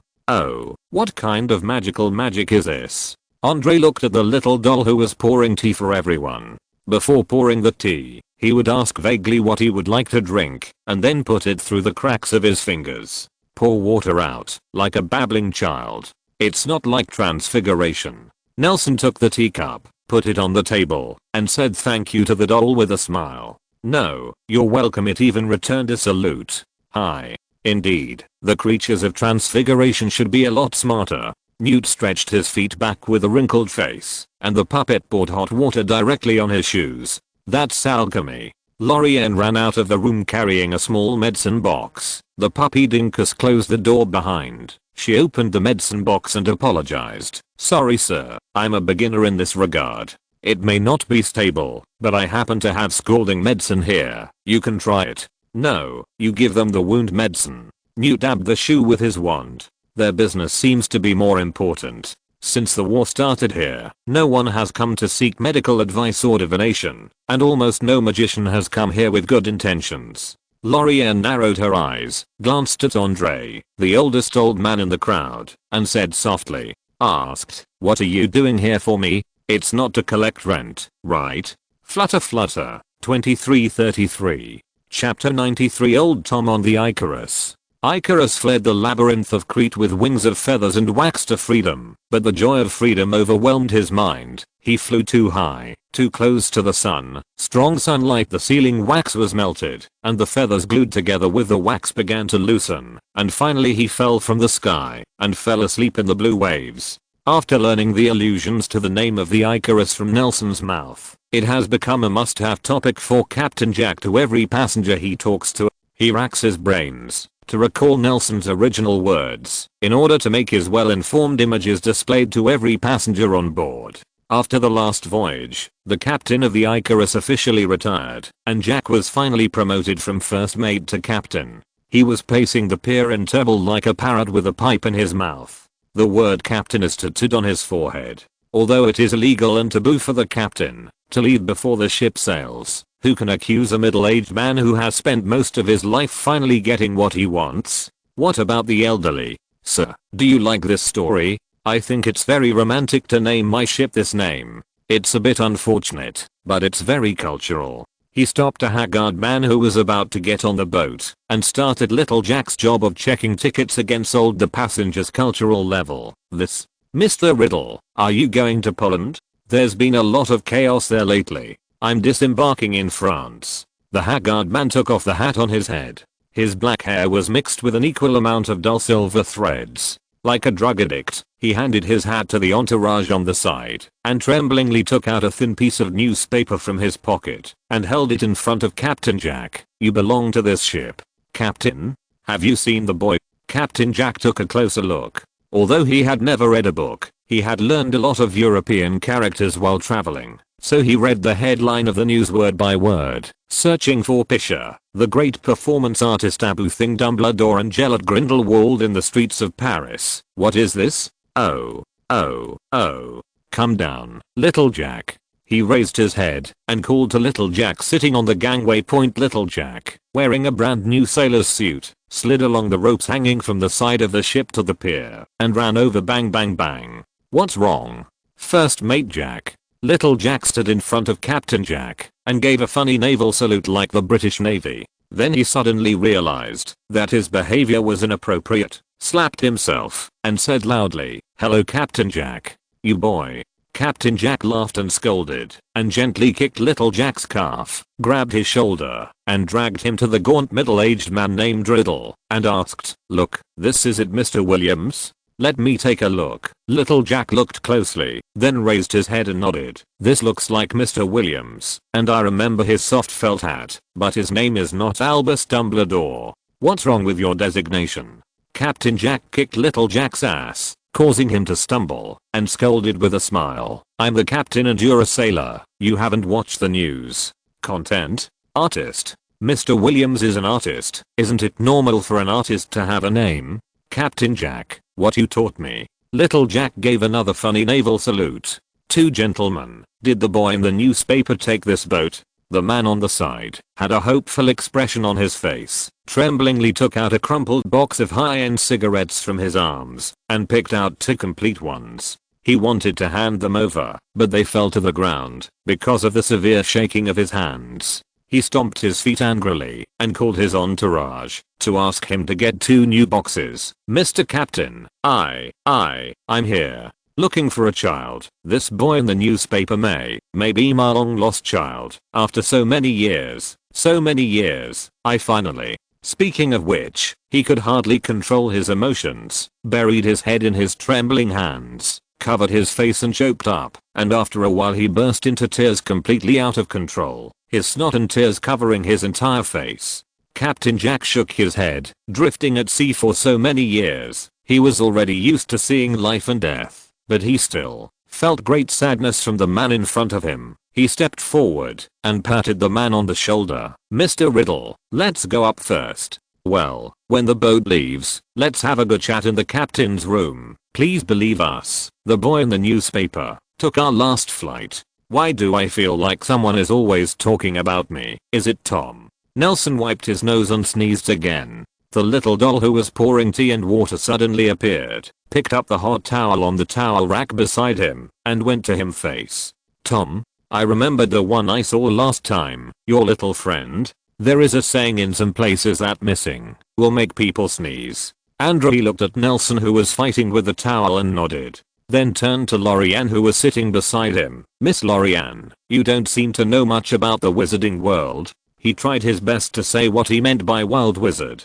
"Yes, I came here only a few years ago." Lorianne nodded. "So, are you here to teach me the rules? It seems that the place where you stayed before did not join the International Federation of Wizards." Andre thought that Lorianne was a wizard from a small place and complimented, "It's not like you can train a wizard with high magic power like you mundane." "Of course, I'm the head of the Magic Academy." Rolian nodded proudly. "Wizards Academy?" Andre raised his eyebrows in surprise. He thought that Rolian was just a genius wild wizard who was not registered by the world but self-taught. Unexpectedly, he even received magic education. He narrowed his eyes and began to really like the Carters in the ranks of the Saints. Thought about it. Is there really a wizard in the world who has not been in contact with the outside world? Andre and Lorianne were talking about business. Nelson, who was idle, turned sideways and whispered to the gauze wrappings Weeg's head. When he got up, White expressed his confusion. In fact, he always thought that the conversation between Andre and Lorianne sounded strange. Although the two of you could say one sentence to another, he always felt that they were talking on different channels. Are there really isolated wizards groups on the planet? Not necessarily. White brought a new roll of gauze. Some places refuse outsiders to visit. They will use various magic to hide their location, such as banishing spells, map marking prohibition spells, and more advanced things such as the cleavage loyalty mantra, the opening mantra, etc. can all achieve outstanding concealment effects. Don't suffocate him to death. Nelson reminded White, who was wrapping gauze around Zweig's nose, and continued to be confused. But how could there be a wild wizard? Not every kid with magical talent are wizards on the rosters of the various wizarding colleges from birth. That's not necessarily true, Newt Scamander interjected. Do you know how many schools of magic there are in the world? I read in the book that it is 11. Then do you know how many countries there are in the world? Newt Scamander asked. 63. That's right, 63 countries, 5 continents and 3 oceans. How can 11 magic schools fully cover it? What's more, the roster of freshmen in magic schools is also magic. He explained. Since it is magic, there will always be loopholes. Yes. If you think about it, if there is an island in the Pacific Ocean that is not recorded on any map and not included in any school of magic, then it is possible that there is a group of isolated wizards on the island. Wait here, the matter is over. You might as well go with me. I will show you the world. Senior Newt still did not give up his plan to bring Nelson back to the right path. The secrecy law stipulates that we wizards cannot expose our existence to muggles. On the other hand, Andre was giving a lesson to Lorien, who lacked common sense. Muggles are those who do not know magic. Do you still care about secrecy laws? Newt Scamander sneered. I'm afraid there is no wizard in the world who cares less about secrecy laws than you, and the monsters in the mountains may know more about secrecy laws than you. Introduce myself. My name is Andre Schiller, one of the saints who follow Lord Grindelwald. We are committed to creating a place where everyone can perform their duties and shine in their respective positions. The world. Andre ignored Newt and continued. We cooperate with the Muggle government in Germany, and now this is their control area, so we are obliged to help them solve the magical incident in this land. Lorien, miss, we have no malicious intentions. It's just you and your dragon. The shock to the Muggles is too great. There was a big difference between the orders he received and what he said, but Luolan, who had not been deeply involved in the world, nodded seriously when she heard this flawed statement. As a magician, I really shouldn't cause trouble to people who don't know magic. Lorien nodded. So do you have a way to send me back? I've been looking for a way back for so many years. Go back. Andre's eyes turned. A magical force that had never been exposed to the world could cultivate such a powerful wizard. If he could cooperate with them. He coughed twice and asked enthusiastically, where is your hometown? We must find a way for you. Chapter 94, Riddle's Tragedy. Andre and Lorien were chatting hotly, but Nelson stared at Lorien's face and fell into contemplation. The special title of magician. He didn't know anything about the wizarding world. Jonas once brought him back from Poland on the way home. Notebook. These bits and pieces made him have a bold guess in his heart. This witch may be an alien like him. Wait, he interjected while Andre was organizing the language. Miss Lorien, have you ever given someone a note? Let me think about it. Lorien raised her right hand, pinched her chin, and said slowly after a moment of indifference, at this time last year, a little later, a reporter came to visit me here, and he said that his nephew, he's also a wizard. It doesn't sound like a fake. I gave him my notebook from that year. That's the first time I heard that there are other spellcasters here. What's his name? Lorien pinched her chin, thinking hard. His name is, he seems to be called Joe. Jonas Niklaus. Nelson said slowly, the reporter's name is Jonas Niklaus, and I'm his nephew. The three people around couldn't help but look here, surprised by the wonderful fate, and Andre gave Nelson a deep look with a strange look. That's such a coincidence. Lorien also sighed. How is he doing now? I'm still waiting for the interview he wrote about me. He died, Nelson said heavily, like his uncle's old friend, at the beginning of this month. Sorry. Lorien opened the topic. Have you read my notes? Do you want me to teach you? I don't quite understand it. Maybe I can't learn it. Nelson shook his head. The magic I have learned is very different from your notes. Almost completely different. I will go and fetch it later. It's yours after all. No need. I can teach you. Those are very basic content. Lorien shook her head. I'll give it to you. Anyway, it's useless to keep it for yourself. Thank you. Nelson nodded. I can pick it up now. Don't worry, you can stay here for a few more days. I have a lot of empty rooms here, and I haven't met other spellcasters for a long time. Lorien waved, and a group of puppets rushed from the room to all directions of the castle. Nelson asked, by the way, what's your name? My name is Nelson Williams. My name is Tom Riddle. My family lives in Angleton, said old Tom shivering, after drinking a sip of hot tea in the captain's cabin. Although he was wearing nothing that was not expensive, it looked torn on him. Tattered, like a homeless man. Captain Jack looked at him, as if he was not older than him, but he was full of old age, like a dying patient.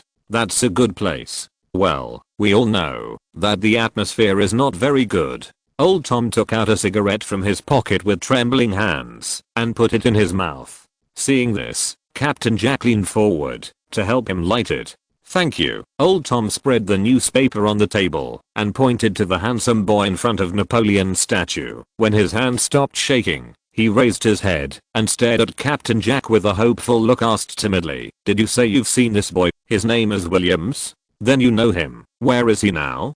Captain Jack looked down his fingers, really couldn't bear to hurt the poor father, but he still murmured, "I'm sorry, I've seen the boy next to him. He's Mr. Williams. As for the one you're talking about, I've never seen it." "You've seen it? That's great. I can finally find my child," said old Tom with a beaming smile. His wrinkled face stretched out to reveal a face that was almost identical to Tom's but much older. He didn't seem to understand Captain Jack's words and said happily to himself, "I'll go find him when I get off the ship." "Sorry, Mr. Riddle." Captain Jack had to interrupt old Tom's joy. He spoke so fast that he didn't give old Tom any chance to interrupt him. "I haven't seen the boy you're referring to. I've only seen the one next to him." Old Tom raised his head, his eyes dimmed instantly, the cigarette butt in his mouth slipped, and soon a hole was burned in his suit jacket, but he still slumped on the bench, as if he didn't feel anything. Captain Jack hurriedly got up and took off the cigarette butt, looked at the old Tom who was hundreds of times more haggard than before, shook his head, sighed, walked to the shelf in the captain's room, took a bottle of whiskey, filled 2 glasses, and brought it to the table, sympathizing with him. "Mr. Riddle, is it convenient to talk about you? Even if I haven't seen him, I can help you inquire about it in the future." "Okay." Old Tom picked up the wine on the table, drank it, and coughed violently. After a while, he wiped his mouth and struggled to speak with a flushed face. "When I was young, the conditions in the family were very good. My father was a famous local squire, and I also relied on my family background and my pretty good looks. Debt." He lit another cigarette, showing a look of reminiscence, coughing and talking. "On the hillside opposite our village, there lived a rundown house, and I somehow got it with their eldest daughter. Together. Is she the boy's mother?" Captain Jack asked curiously as he stroked his back to help him calm down and filled him with wine. "That's right. Now that I think about it, that's right. Their family conditions are very poor, and she doesn't know much about herself. She's just a very ordinary village woman who looks very, and I'm sorry, but I was like crazy at that time. I love her with all my heart, and my family sent someone to look for me, but my mother was so sick." Old Tom swallowed and took another sip until one day, I suddenly sobered up. "Well, you probably don't understand that feeling. It's like coming back to reality from a spooky dream, and then you can't tell the difference between fantasy and reality. That morning, I woke up and walked to the dining room of our small rented apartment. When I saw her face, it was not the face I was obsessed with at all, but the disgust that should be in normal circumstances. I understood. I woke up. Oh. Although Captain Jack didn't understand the feeling he was talking about, it didn't prevent him from hearing that the man in front of him was an out-and-out scumbag.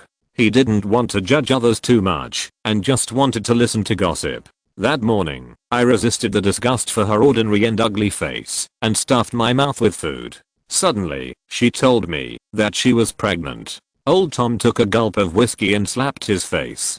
Z was blushing, and he held his head in pain. I ran away. Even now, I hate her. I think she must have used some shameful means to make me infatuated with her, even if it made me fall in love with her. Go pick it now, and I'll run away too. Human feelings. Human feelings. Although Captain Jack despised his behavior of leaving orphans and widows, he still followed his words. Then I came home, and it took me a year to recover from that nightmare. You can't imagine that a relationship can be a nightmare for a person, but for me, it's been in the middle of the night for years. Tortured demon. Old Tom looked extremely distressed. 2 months after returning home, my family arranged a marriage for me and married the niece of the bishop of our parish, my wife, and soon she just got pregnant and gave birth to my baby girl. She's such a lovely elf. There was a happy smile on old Tom's face, but he suddenly interrupted his happiness with a nervous roar. He took out a photo from his chest pocket and put it on the table and prayed to Captain Jack with a tone that was several times more urgent than before.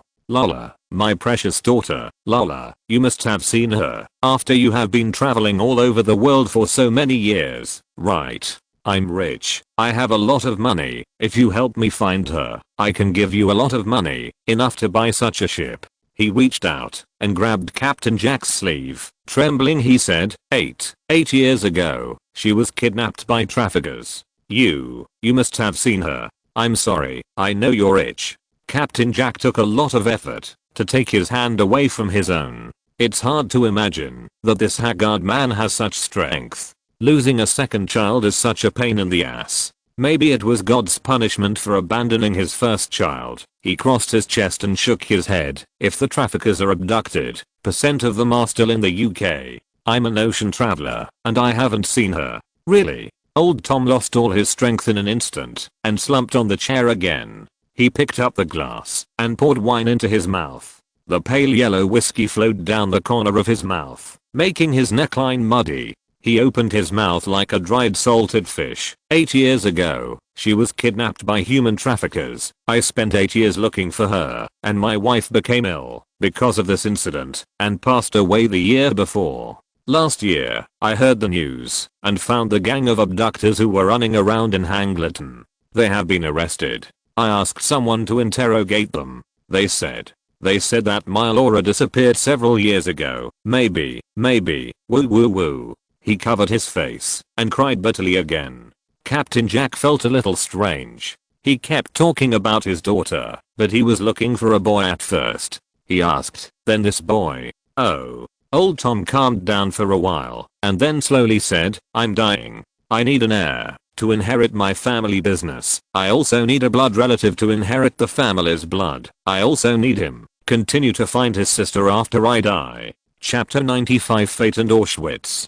Pisher. Nelson took out a 1-meter long walking stick from his jacket pocket under the watchful eyes of the four of them. He held his hands and whispered the name of the priestess statue outside the Black Tower Library, leaving only the cane inlaid with amber suspended in place, slowly rotating. The people here are the pockets, so deep. After a while, Lorianne stared at it and asked. She gestured at the cane and looked down at her pocket, which meant that she was not very learned about transfiguration, or you'll have question marks all over your head. No, it's only his deep. White replied with a strange expression. He casts the traceless stretch charm on his pocket and usually puts everything in it. It's like having a backpack, right? Lorianne suddenly realized and tried to explain with her common sense. The cane that looks so long actually only takes up one space. Yes, that's what you think. Andrew rubbed his hands enthusiastically and continued to inquire, so where is your hometown? My hometown, Ralian said with a look of recollection and whispered. My hometown is in a place called Miss Laureen, said Newt Scamander, who had been silent for a long time. You'd better not reveal too many secrets to someone you just met, especially when he is already notorious. Newt, you. Andre turned his head and glared at Newt and asked, who are you saying is notorious? Do you want me to tell you? Newt put the suitcase on his lap and said with a blank face. After Nelson left, he had no scruples about hurting his apprentice, and he didn't mind talking to these two saints at all. Do it again. Andre also angrily stopped talking, and the scene fell into a stiff silence again, until Rolian saw the little dolls rolling out from the surrounding rooms, and then smiled and smoothed the scene. Several guests. Room, I've cleaned it up for you. Why don't you go to rest first and talk about it after dinner? Pisher. Nermingard. At the foot of the Black Tower Library, Nelson closed his eyes and pressed his hand to the iron chain tied to the left hand of the statue of Pythia, and when he opened his eyes again, he was in his room. He first opened the drawer at the head of the bed and saw that the position of the feather on it had not changed. Then he opened the wardrobe with confidence, took out the suitcase that had not been opened, since he came to Nurmengard, and took out the pen, tucked the notes at the bottom of the box into his pocket, then took out Riddle's ring, put it on his thumb, and lay down on the bed with his clothes on. Soon, a white fog quickly enveloped him. "You came?" Nelson opened his eyes, and under the upside-down tower in the blurred vision, the despicable Hayabu was holding a book and leaning against a sofa made of lost fog to read. When he saw Nelson coming, he just raised his eyelids slightly. He buried his gaze in the tree page again. "Why do you have books to read?" Nelson took a cautious step back. "Why do you put a sculpture of Pisha in your own territory?" Hayabu didn't answer Nelson's question. He closed the book and raised his head to look at Nelson. The face, but a pair of dark green eyes are unusually deep and sparkling. Nelson kept his mouth shut and didn't answer his question. "This is a book extracted from my memory." Seeing this, Hayabu shook his head with a smile and pointed at the book in Nelson's hand. A brand new book appeared in his hands. "Would you like to see it? This is a good thing. There are many magics that you may not have heard of before. After reading him, you can become a great wizard like me back then." "No, thank you." Nelson used his but to know that nothing good would be written in that book. He declined Hayabu's kindness and took a step back. "I have no luck." "Don't be so afraid. We are grasshoppers tied to a rope now." Hayabu smiled helplessly. He sat on the sofa beside him, spread his hands and asked, "Did you go there? Did you find me?" "Horcrux. I haven't gone yet. You're a little too cautious." The expression on Hayabu's face became even more helpless. "From the moment you can guess that there is more than one Horcrux, I know that dealing with you will not be an easy thing. I'm around the place you said right now. There's nothing special there." Nelson shook his head. "I must have points of respect for an evil and powerful dark wizard like you. You misunderstood me. I don't know how you arranged me in your history, but I still have to say that the reason why I'm called Despicable Hayabu is entirely because I once played poker with people. You still lie to children. Making a Horcrux requires splitting a soul, and splitting a soul requires a sin that a complete soul can't bear. You and I both know that you are just a butcher with blood on your hands." Nelson, not listening to his nonsense, he frowned and continued, "I don't believe that a famous dark wizard would put his soul on an ordinary object and throw it into an undefended, ordinary corner. Will you put your soul into a broken boot and throw it into the dry well at the entrance of your village?" "Okay." Hayabu shrugged, showing a strange smile. "Do you really think it's ordinary there? I looked up almost all the history related to it on the way, and the most famous place for a few hundred miles is Krakow." Nelson squinted and looked at Hayabu, but it was just an ordinary Muggle, the old capital of the kingdom hundreds of years ago. The wizards never regarded it as a place of interest. "You made a statue of Pisha." Hayabu suddenly brought up something unrelated. "But do you know who she is?" "She is a priest of the sun god. A witch with the ability to predict." Nelson thought for a moment. "I don't know the rest. There is not much written content of your history at that time. Muggle myths and legends mixed together. That's enough." Hayabu put his hands on his knees, leaned forward, leaned his chin on his hands, and showed a smile like Ikari Gendo. "That place is the ridge color left in Pisha's prophecy. I even forgot the name of the wild land in my time, but I still clearly remember the name of its future in Pythia's prophecy. Is it there? Can I catch up when I go out? Can I get a glimpse of the purgatory created by Muggles in the most primitive way? Come and plunder my wealth, possess my knowledge, learn my magic, steal my fame, and let me out." Hayabu's face showed an excited expression. He waved his arms like a fanatical fan. "I can't wait to go and worship that piece of Muggle created great art that I've been waiting for 1,000 years. It's called Auschwitz." Nelson's face was stern. The corners of his mouth twitched, and there was a trace of cold sweat on his forehead. "That's right, it's there. You're a prophet too. You know what's going to happen there, right? Tell me, hurry." Hayabu bounced off the sofa excitedly, rushing up and seemed to want to holding Nelson's hand. At this moment, he seemed to be more interested in the place than his desire to escape. He fluttered violently and threw himself on the ground in front of Nelson's eyes with a clumsy posture of duck walking. He raised his head and stared straight at Nelson. The dark green eyes were filled with blood-red blood, and he shouted hysterically, "Have they begun? The primitive and tyrannical killing of Muggles? That kind of savage, it won't happen." Nelson interrupted his frantic performance, looking at Hayabo under his feet. His heart was full of fear. This guy is completely a lunatic who has completely destroyed his humanity. Even the most basic communication is difficult. Hayabo let out a strange cry, as if his throat was being strangled. He took 2 steps forward and held Nelson's trousers tightly. Despite the struggling Nelson, he kept stepping on his face, staring at him. With bloodshot eyes dyed scarlet, he said fiercely, "What do you mean?" "I mean, the Auschwitz you imagined won't exist anymore. I went there to resolve this matter." Nelson broke away from Hayabo's hand in disgust, bent down and grabbed a cloud of white mist on the ground. He slapped his trousers, as if he was disgusting with the dirty things stuck there. "How are you going to solve it? Why do you solve it?" Hayabo showed a confused and puzzled expression on his face. He first thought about the possibility of Nelson sitting on this matter, and after a while, he said in despair, "Why bother? It's not an idle thing. How could you, a stinky maggot in a stinky ditch, understand that there are still people of noble character in the world?" Nelson shook his head, looked up at the sky, and ignored Hayabo, who was wriggling on the ground. "Actually, I don't understand either, but I promised others to inherit his legacy, and his ideal is to avoid such a tragedy. What about you?" Hayabo stomped his chest and said, "Are you stupid? How could it be possible to save me, and get my gifts and rewards, and save those muggles' low lives? Is there any comparison between these two things? There's really no comparison." Nelson lowered his head and looked at Hayabo's hopeful eyes. "How can you compare to the cause of saving victims of war?" Hayabo froze. He had never seen such a wizard who was not interested in magic and wealth, but instead thought about muggles all day long. "So, if you want to truly be free, the tragedy of fate must happen again." Nelson pondered Hayabo's previous remarks and nodded thoughtfully. "Am I right?" "Despicable Hayabo." Hayabo choked, looked at the young man in surprise, and was silent for a long time, then suddenly burst out laughing. "Do you think that stopping one Auschwitz can hinder the rebirth of the great Hayabo?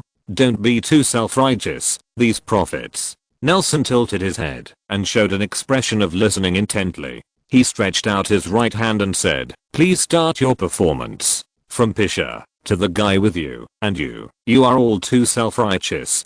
Hayabo no longer pretended to be a mental patient. He gritted his teeth. "Yes, you can indeed see the future. This is a talent that countless people can't even think of. Pythia can even oppose me. That grey-haired guy's manner is not inferior to me, and you can even guess the ritual, that my last Horcrux needs to be slaughtered. It can be done, but so what?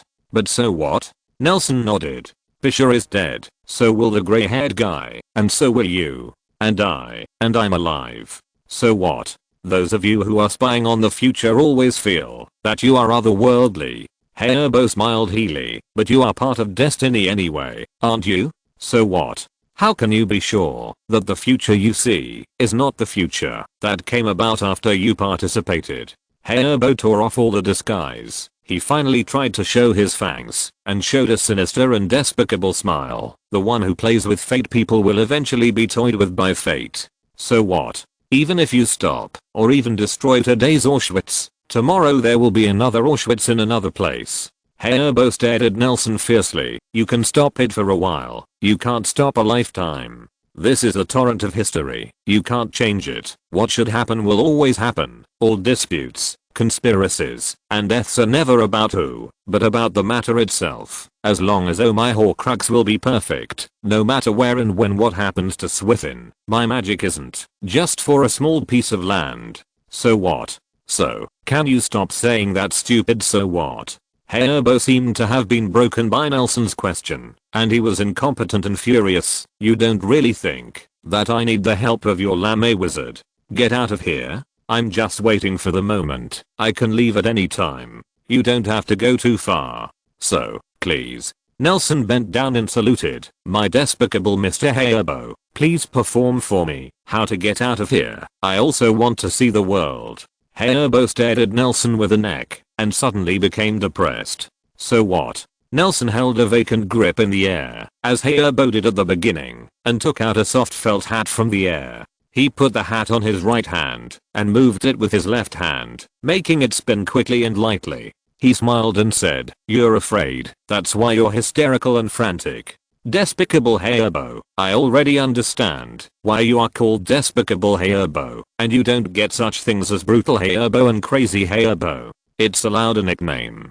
Because you're just mean. You only play tricks on people who are weaker than you and play tricks. So what?"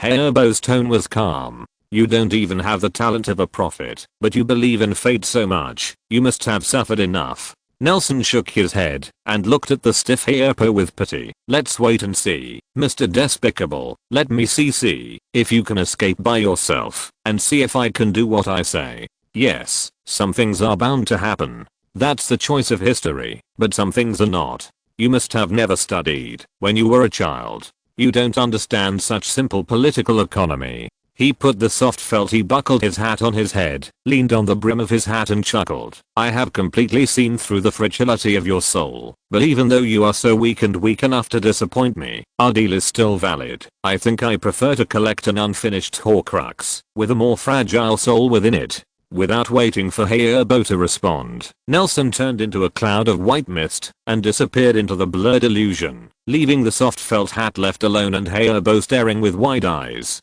Nelson woke up from the bed, and the first thing he did was take off the ring and throw it deep into his pocket, then clenched his wand. His tense body finally relaxed, leaning against the head of the bed and shaking like a sieve. "I have something to do with my trip today. If I come back late, I will not update 2 chapters. I will post a large chapter with many words, and 1 chapter will be 2 chapters. If you're listening to this novel on a channel other than Fanfic World, it means they downloaded and uploaded it without effort. We cordially invite you to visit our channel, Mundo Fanfic Novelos. There you'll find the original version of this story and you can explore many other novels of various genres. We're waiting for you to immerse yourself in a world of incredible novels. Chapter 96. Downstairs in the Black Tower Library, Nelson held the laurel at Pythia's feet. For some reason, he always felt that the statue of the priestess seemed to bow its head and glance at him. Nelson let go of the laurel branch, raised his head, and rubbed his eyes. The statue of the priestess was still holding up the little sun as in the past, and the gentle fire released by the sun was no different from the past. "Looks like you need a good rest." He shook his head, bent down and held the green branches again, calling her name softly. "Pisha." A breeze blew, and Nelson disappeared into the streets of Nurmengard. "Is that Mr. Nelson?" Nelson opened his eyes and found that the previous living room had become empty. Several white dolls were struggling to carry a long table floating out of the storage room. He looked around, and the place where the sound seemed to be from the tower. In the kitchen, reaching out and holding the slightly hot cane suspended in the air, Nelson walked towards the small room full of oil smoke. "Oh, it's been a long time since I've lived alone for so many years." Lorianne acted like a rich girl who couldn't cook, standing in the kitchen with a peculiarly shaped spatula. "I was busy in front of the stove, which made the place smoky. Are you okay? Do you need help? I can cook some food." Nelson was choked by the cooking fumes from the kitchen, resisted the urge to cough, covered his mouth and nose, and drew out his wand, thinking about whether to put out the fire or wait a while. Might be saving people. No. Lorraine put on her hips pretending to be angry, raised the spatula, and pointed at Nelson. "I graduated from etiquette school before I became a magician. I can cook." Okay. Nelson raised his hands to apologize. He originally wanted to chat with Lorianne, but seeing that the environment was not suitable for chatting, he had to say, "Is there anything I can help?" "Well, let me think about it." Lorianne put the spatula to her chin and thought, and Nelson noticed that her spatula was not stained with any oil stains. It seemed that she had been cooking for a long time, but it was a lonely experience. She thought for a moment, then slowly said, "Can you go down and pick some lettuce and pumpkin for me? I changed the garden downstairs into a small vegetable field.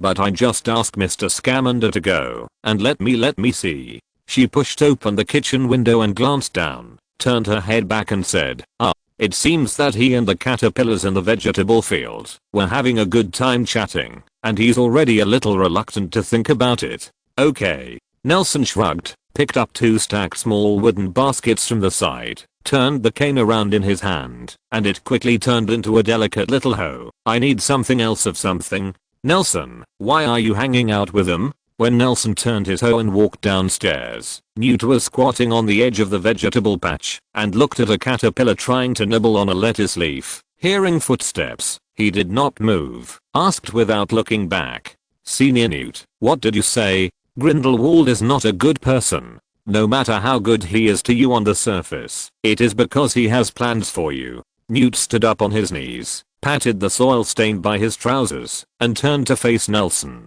I asked my friends at Hogwarts about you the last time I met you. What did they say? My friends are all teachers, so they don't know your campus life very well, and they don't know why you chose to leave Hogwarts. Newt said slowly, my good friend Melissa say, do you know him, Kez? She teaches charms at Hogwarts and is the headmaster of Ravenclaw. She says you have good grades and an excellent student. I deal with Professor Sykes a lot. Nelson nodded. She taught me a lot. Really? Newt looked at Nelson with scrutiny and said word by word, she also told me that you and Albus had a conflict. What's going on? Nelson didn't say anything, bent down and started digging lettuce with a hoe. Senior Newt, you are also someone who left Hogwarts. You should understand that there is always a conflict between the ideas of people and people. I don't want to accuse Professor Dumbledore of anything. On the contrary, I respect him, but two people with different ideas don't have to be together.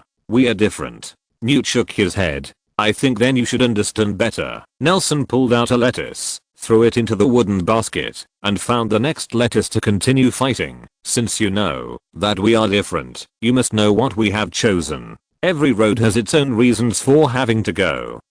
Nelson, Newt was a bit dumb and didn't know what to do, so he could only stare into the young apprentice's eyes with pouting lips. The vegetable garden quickly fell into silence, and only Nelson was left to dig vegetables. Hearing Sasuo's voice, Senior, do you regret leaving Hogwarts? When the wooden basket was full, Nelson brought another one, moved it to the side of the pumpkin patch, and suddenly asked, Newt froze in place, as if he had been casted by an immobilization spell. He buried his head between his legs like an ostrich, and fell into a long silence. I'm sorry, Senior Newt. Nelson put down the cane, that turned into a small sickle, cut off a section of the pumpkin stem, and apologized in a low voice. No, it doesn't matter. Newt raised his head, and said with a blank look, I actually regret it. The time I was studying at Hufflepuff was the most carefree and almost the happiest years of my life. Newt recounted with some stumbling. He hadn't recalled that distant period for a long time.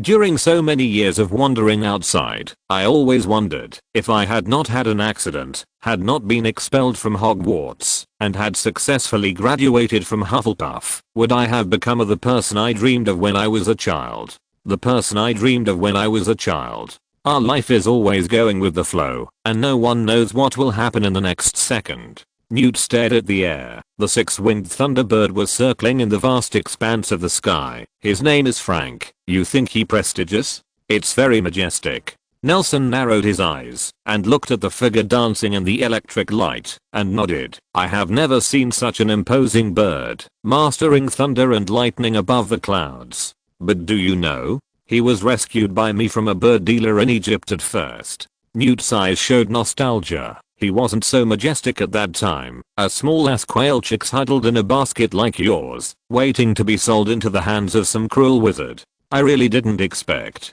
Did you say we look like him? Newt turned his head and stared at Nelson with burning eyes. I'm not going to advise you to go back either. After all, I don't have such a position either. We are all rootless duckweeds, but we, unlike him, we at least have the right to choose. Do we have it? Nelson couldn't help but wonder, isn't he the rootless duckweed who drifts with the crowd? As a wizard, he was dragged into the tragedy of the Muggle war by fate, so that he was powerless to this point, and the wand in his hand was not even as powerful as a pistol. Nelson, Albus told me that you are his favorite and most recognized student since he taught. It has nothing to do with your magical talent, but because he heard a word from you. Newt read word by word.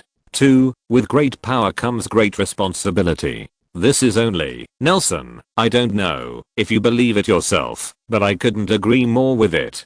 People these days, especially wizards, are always thinking of endless claims. power, wealth, and never want to take the corresponding responsibility. But in fact, everyone has his own responsibility in the world. Even a magical animal living in nature also has a responsibility it must fulfill. Newt said without a word.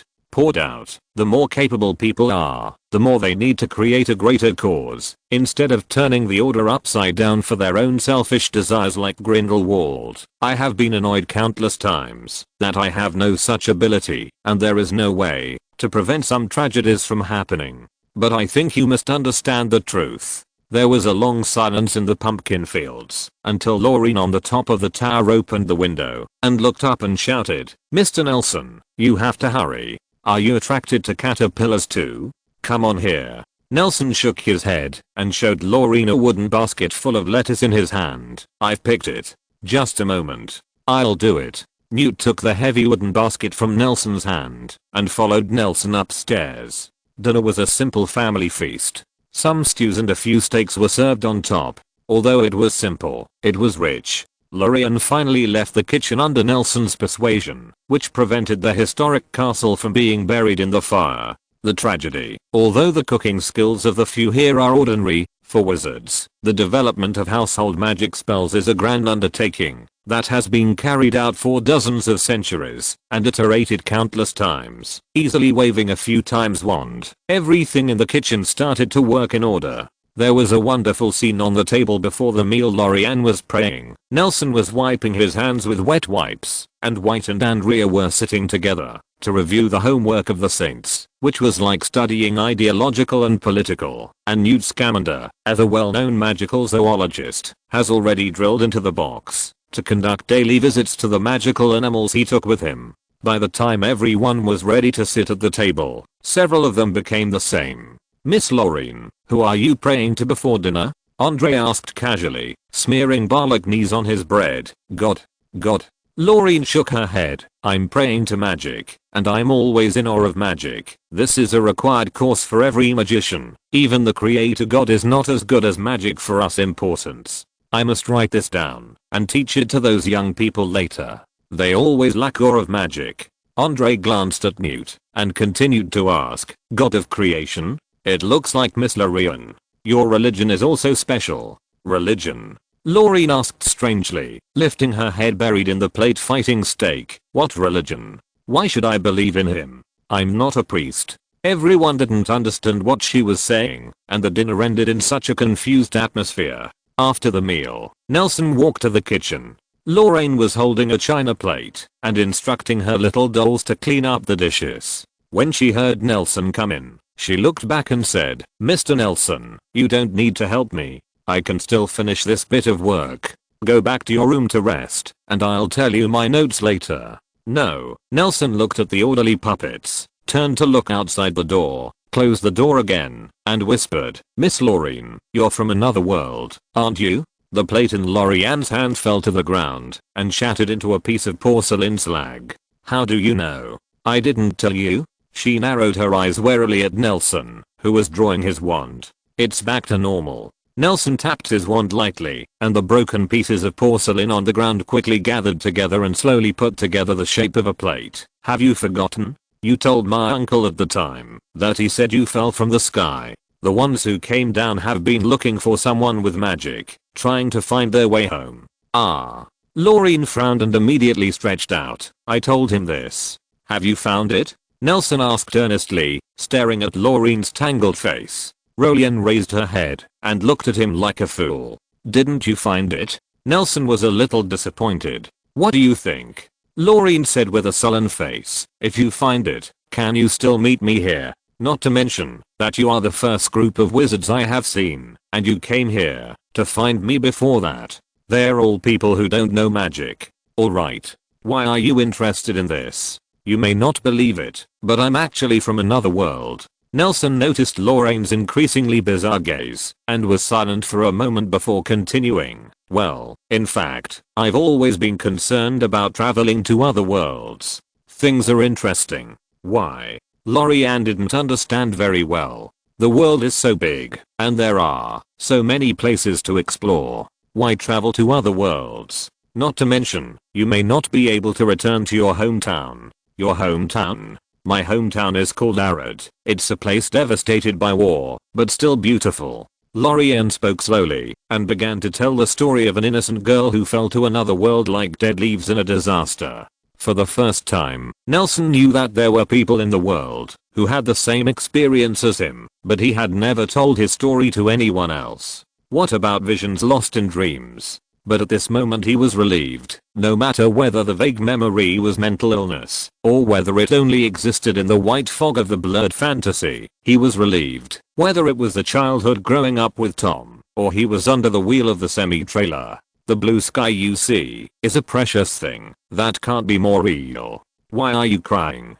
Lorraine hurriedly flipped through her pockets to find her handkerchief and asked in a panic. I'm sorry, I don't know why. It's okay. Nelson raised his head, a big smile on his tear-filled face. Nelson, what's wrong with you? Andre's anxious voice came. The door opened. Boom. The violent noise awakened the dust that had settled thousands of years ago, and the rotten smell and the characteristic withered sweetness of venom gushed out of the dark pit. At Hogwarts, in front of the sink in the girls' bathroom, Tom was looking up at the slowly opening door to the chamber that Salazar Slytherin had left for his heir. Today, the mentality of being engaged by telecommunications is still a big chapter. Chapter 97 Slytherin's Chamber of Secrets. Isn't Slytherin a great wizard? How could his secret treasure be hidden in such a place? Tom raised his head and looked around at the scene, which was the ordinary women's bathroom. He couldn't help frowning and cursed. What are you doing? Why put such an important thing in the women's toilet? Tom took off his school uniform robe cursingly, wrapped it up, and hid it in the cabinet under the sink next to him, then netted his trousers up twice, and moved his limbs in place. Fluorescent flashes. He raised his wand, and looked at the pipe under his feet along the faint light at the tip of the wand. The pipe was very spacious. It could be seen that the purpose of building it was not for drainage. The pungent musty smell reminded Tom of where Nagini used to live. I don't know how she is now. Tom shrugged, took a deep jump, and jumped into the dark hole. I don't know where Na is now. The inside of the pipe was dark and dirty, and it had not been cleaned for a long time. Moss grew on the dead body of the mold, and the mold parasitized the moss, making the whole pipe slippery and the unpleasant smell even more pungent.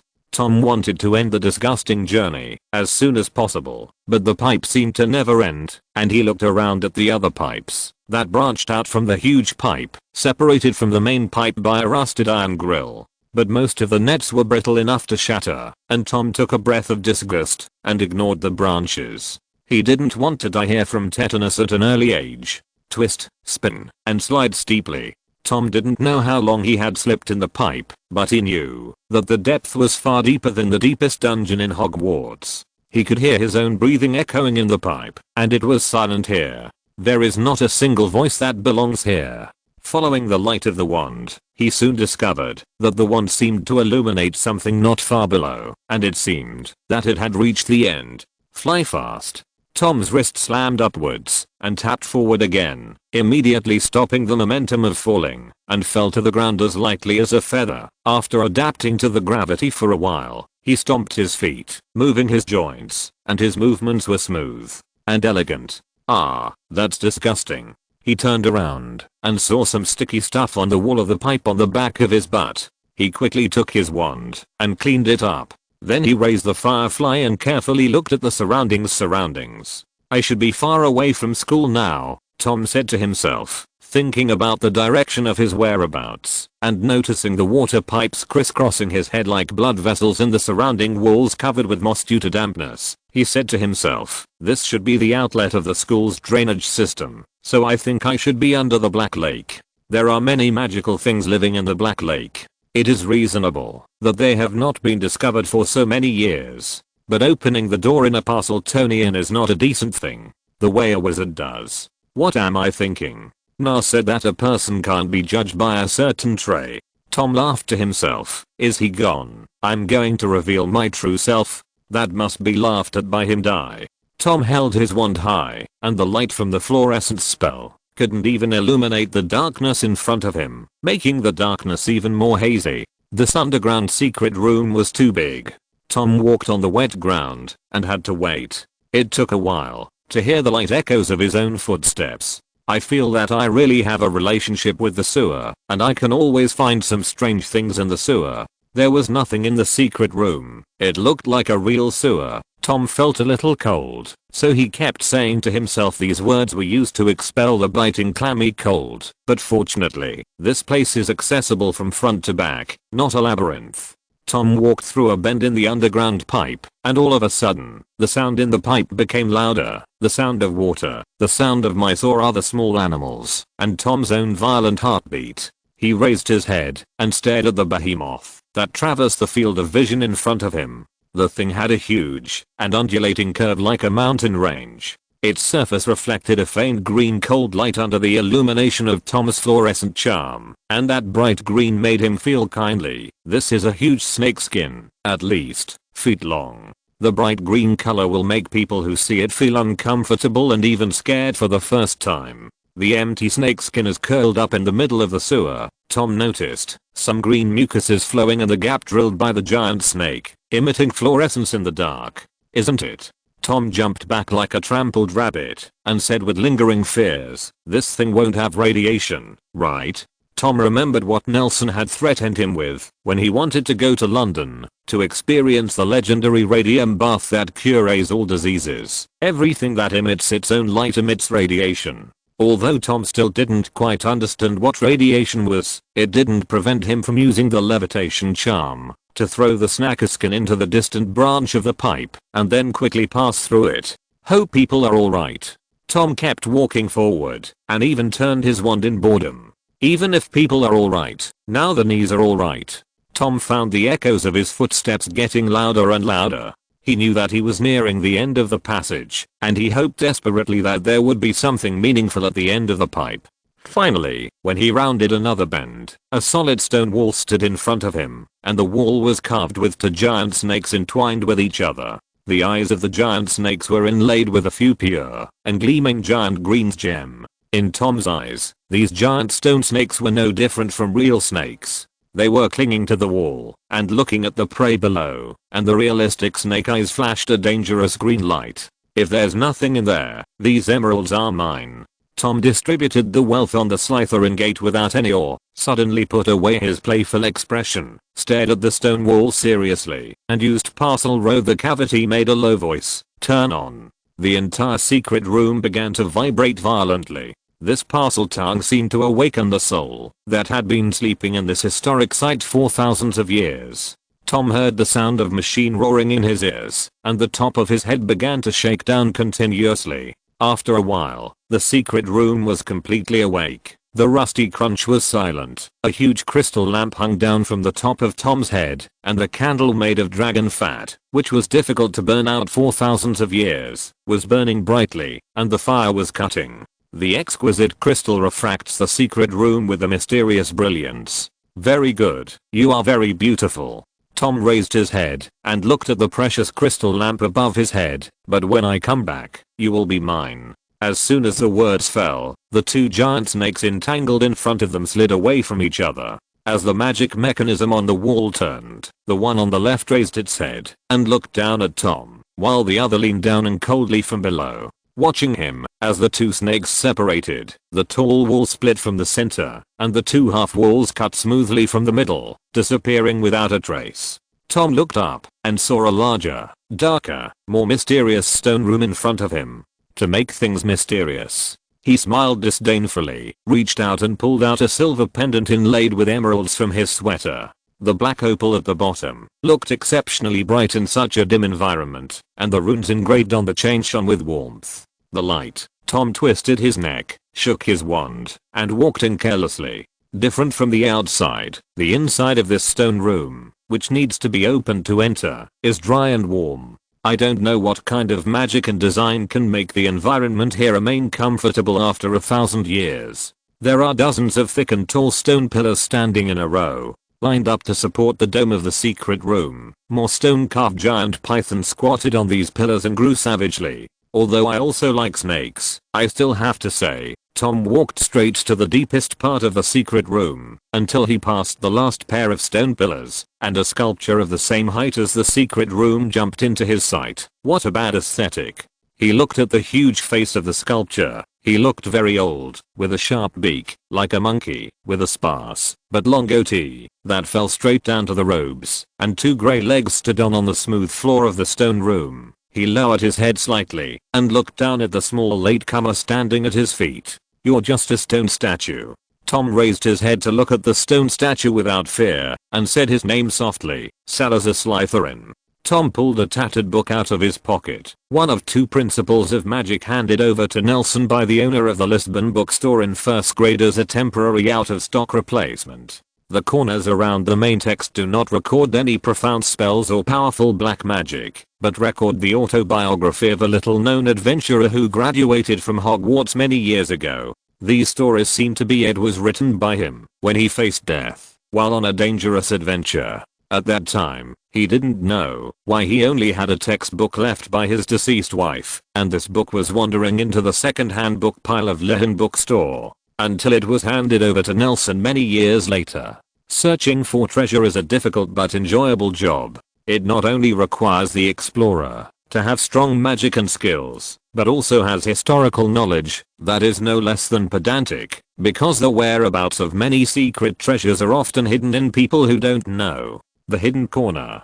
Tom slowly opened the book to the position he marked, and read this long paragraph. "Of course, the most important thing is luck. Salazar Slytherin was one of the founders of Hogwarts, and there are many opinions as to why he left Hogwarts, but his contribution to the school is undeniable. He created the teaching system of defense against the dark arts that is still in use today, and even the castle of Hogwarts belonged to him in the early days, which makes people have to think whether he will be buried in this ancient castle that belongs to him." Some purposeful foreshadowing. When I was a student at Hogwarts, there was a rumor in the school about Slytherin's Chamber of Secrets. It is said that before leaving Hogwarts, he left a room in the castle that only his heirs could open. In the future, he hopes to help his heir to clean up the non-pure blood wizards in the school. This is of course nonsense, although Slytherin is pure blood, but who is the first pure blood wizard in the world?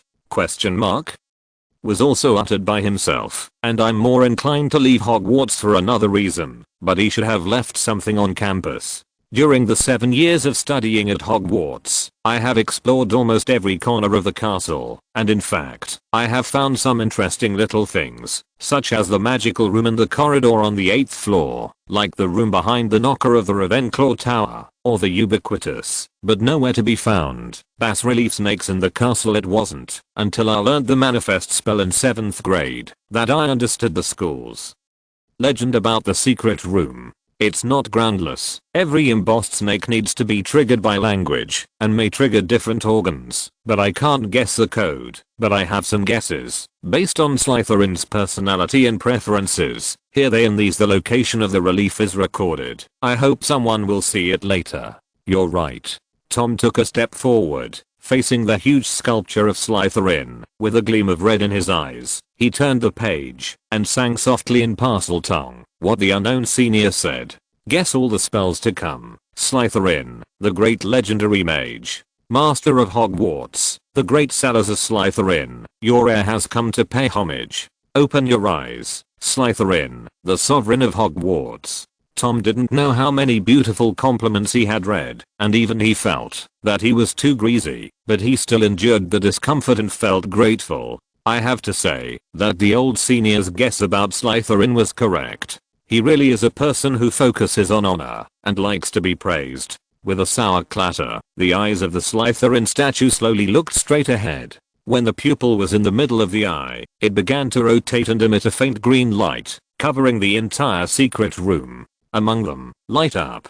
Tom turned around and noticed that the dome, which had been dark and invisible, was also clear. Slytherin's eyes were like the switch of the light source in the entire secret room. Only then did he realize that the structure of the secret room was exactly the same as the auditorium hall of Hogwarts Castle, and the dome above his head also has the same function as the auditorium hall. The huge squid swims among the thick aquatic plants, the bright fish swarms through it, and the stars shine through the black lake with pure water. It turned into a little starlight and fell on the stone pillars in the secret room, and the giant snakes on them also came to life, forming letters. Each pillar represented a word. Tom looked at the stone pillars, his pale face instantly flushed red, and his body trembled violently. He saw that the words on each pillar represented a type of magic, and he only needed to face the little snake at the bottom of the pillar. Say that word in Parseltongue, and Slytherin magic is at your fingertips. Oh my god. Tom glanced at the seductive stone pillars, murmured to the one that was a little further away from him, and hissed softly from his throat, transformation. The starlight scattered by the dome began to turn violently, making people dizzy, and finally, on the blank wall on the side of the secret room, words written in starlight appeared one by one, and the font was cold and smooth, like a snake. How about magic? But it's too cool. Tom raised his head and saw that the stars in the black lake had dimmed. He realized that it was very late and resisted the desire to stay here to study. He turned away without looking back. Just as he stepped out of the secret room, the sculpture of Slytherin lowered his eyes. The door of the secret room slammed shut behind him. Shaking off the dust, Tom turned around and looked at the two giant snakes on the wall that had been restored to its original state. The sparkling green eyes made the stone snake tremble with fright. Not really, Tom whistled excitedly and couldn't wait to go back and write a letter to tell Nelson the good news. In order to speed up, he raised his wand, and the whole person slowly floated into the air, with black smoke stirring from his lower body. Fly quickly in the direction you came from. This magic works really well. Tom got out of the hole and found the school uniform robe he had hidden before and put it on his body, and the sink slowly returned to its original shape behind him. The needle doesn't poke, it can be used to fly in the future. He raised his legs and was about to leave when he heard a cry of boom blah blah from the bathroom next door. Tom couldn't help but glanced sideways, but he was facing red eyes under Myrtle glasses. Myrtle raised her head and glanced timidly at the sign above her head. It was the women's bathroom. Tom's head was half a circle bigger. In line with the principle of preemptive strike, he frowned and said, "Myrtle, why are you here?" Because this chapter is a complete story, it is not easy to divide it into chapters. Actually, there are several good places for breaking chapters, but because they are posted together, they are broken, and they are not broken. I simply have another chapter. Chapter 98 Crying Myrtle. Myrtle, why are you here? Myrtle stopped sobbing, smiling brightly at Tom, but looking ridiculous with the unstoppable tears running down her cheeks. I have to say that Tom's preemptive strike is still very effective. Myrtle has ignored why he came out of the women's bathroom, but began to explain eloquently. I'm fine. I like it when I'm fine. Come here alone for a while. Is that so? Tom squinted at Myrtle's spectacles with mist rising and let go of his worries. Even when he was facing his classmates of the same grade, he scolded with an arrogant attitude. It's so late, and you're walking outside alone at night, which is against school rules, and it's not safe. Myrtle hesitated for a long time and suddenly burst into tears, startling Tom. I'm sorry, I shouldn't be in front of you. I thought I was the only one in the bathroom, but I didn't expect you to be there. Inside. I'm sorry. Woo woo woo. What's the matter with you? Why are you crying here alone in the middle of the night? Tom couldn't bear this kind of crying and crying in front of him, and he broke down in an instant. Myrtle's appearance reminded him of a girl in the orphanage before. He still remembered that her name was Martha. Because she was thin and small, she was always bullied by other big children, and Tom almost became one of those big boys. One of the children. He frowned and asked gently, "Did someone bully you?" "No." Myrtle turned her back, squatted on the ground and sobbed silently. "You, go back, don't worry about me." "Looks like it does." "Shh, this kind of cribby is really tricky." Tom made a judgment in his heart. He didn't dare to go round and look at the crying face of the little girl. After thinking about it, he took out a new handkerchief he just bought and put it on Myrtle's shoulder, trying to soften his voice. "You are the first Hogwarts classmate Na has met, and we can be considered friends like this. It doesn't matter if you don't want to say it, but if there is anything that can't be solved, you must come to me.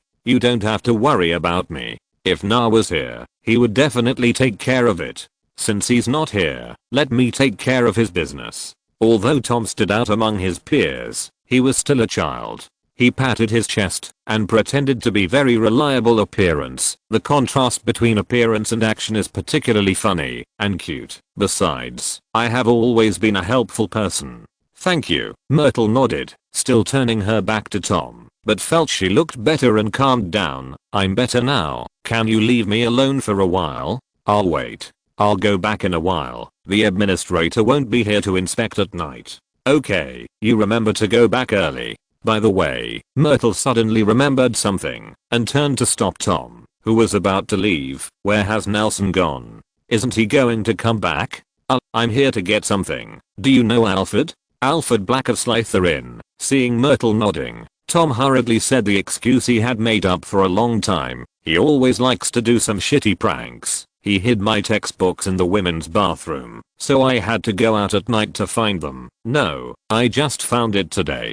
He took out the Principles of Magic and showed it to Myrtle. As soon as he held it up, he suddenly realized that this was not the question Myrtle had just asked him. Tom was so embarrassed that his toes were curled up. The carp opened his mouth like a carp and seemed to want to vomit 2 bubbles to cheer him up.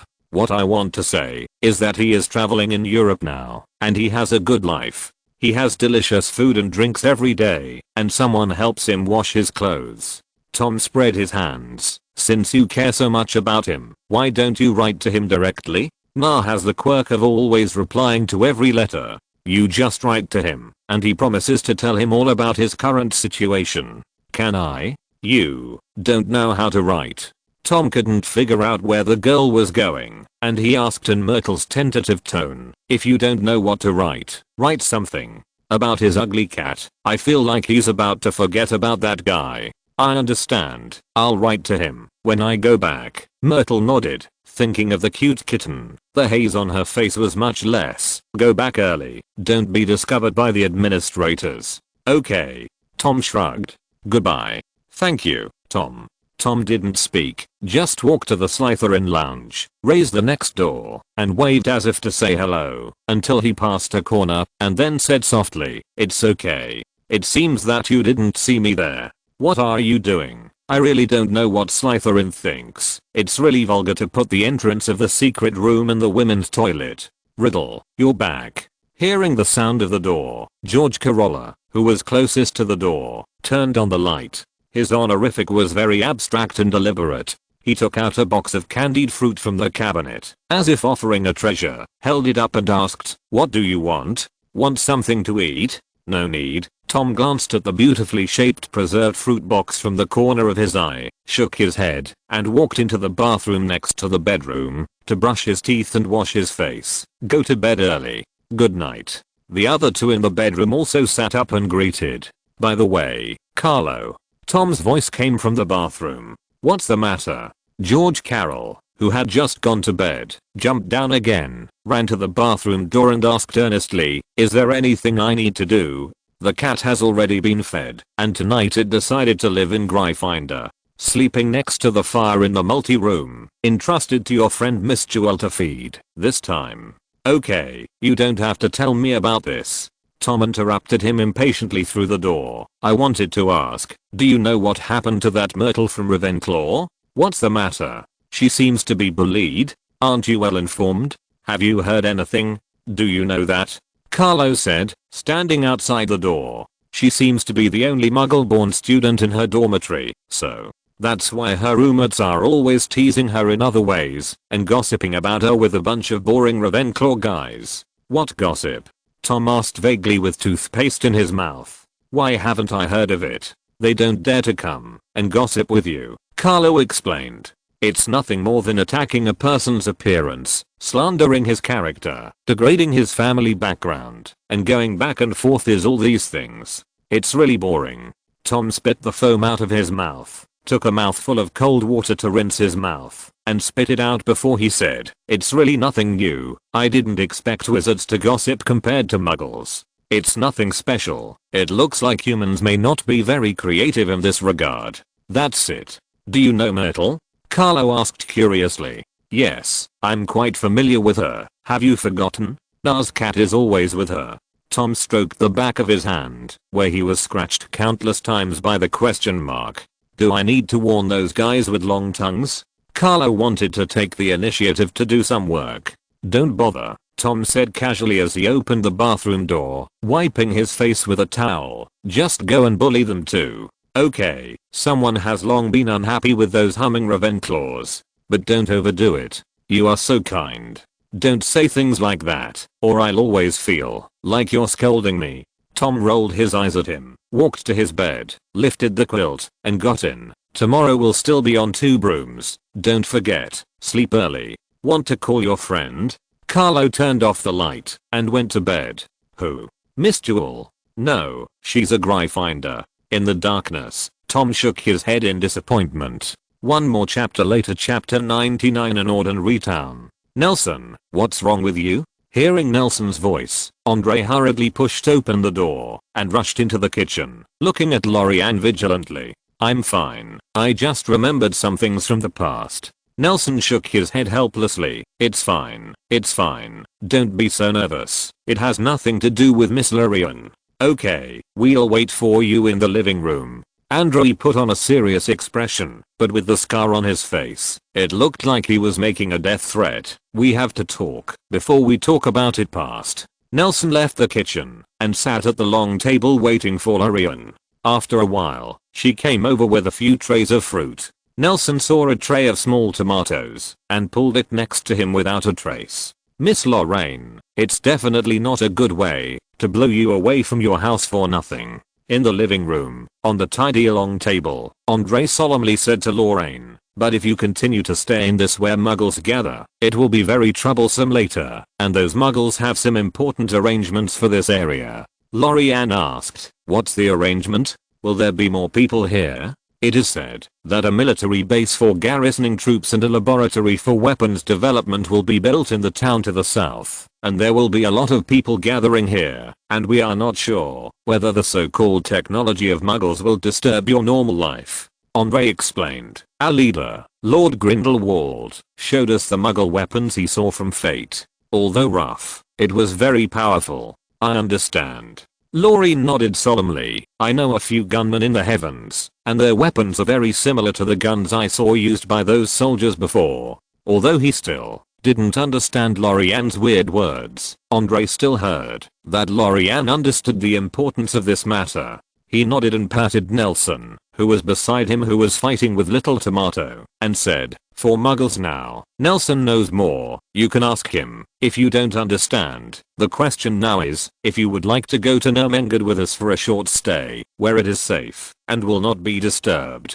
"Don't go." Newt would always come out to disrupt the situation at this juncture. "There are no good people there. He must have taken a fancy to your magic. You might as well seek help from the local Ministry of Magic." "I'm sorry, the Ministry of Magic in Poland is all ours. And why are you still here?" Andre frowned and stared at him. "Don't you think you're in a bad mood? You didn't see that we were there. Are you talking about business? You think you are the only one who grows a mouth all day and night. Alright, stop arguing." Lori-Ann pinched a fork and pointed at Nelson between the two. "Mr. Nelson lives there too." "New Nermengard?" "Yes. Does he also live in Nermengard?" Lori-Ann asked, smiling and saying, "The two of you have a really good relationship, and I also have a good friend who often bickers with each other. I'll live, stay there." Nelson was almost choked by the Little Tomato. He felt that Lorraine's ability to read the atmosphere should be infinitely close to zero, and Nelson's face gradually changed from white to liver.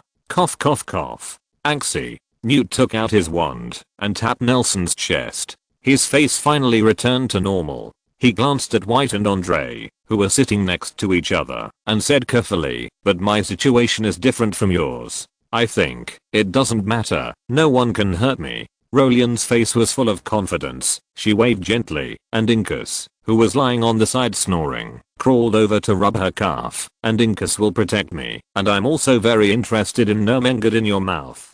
"Okay, then we'll set off in a few days." Andre patted the table happily. As long as he deceived people first, he would not worry that the advanced ideas of the saints could not influence her. Isn't Nelson by his side a living example? At least it looks like we still have things to do around here. Can you wait a few days? This is my house, and I won't get tired of staying for a long time. Lorien smiled. May I ask you what else you have to do here? Of course, I'm going to teach magic to the officers in the surrounding garrison these days. Have you mastered the way to teach magic to muggles? Newt shook his heart and couldn't help but ask, if this is true, then the threat from Nermengard is even greater. Of course, no. Andre narrowed his eyes and revealed a meaningful smile. Besides, do you think that, even if we found this way, we would teach magic to muggles? Knight. Nelson approved the coat of the senior SS officer, tiptoed downstairs, and stood in front of the castle in the middle of the clearing created by the previous day's battle, breathing the cool air.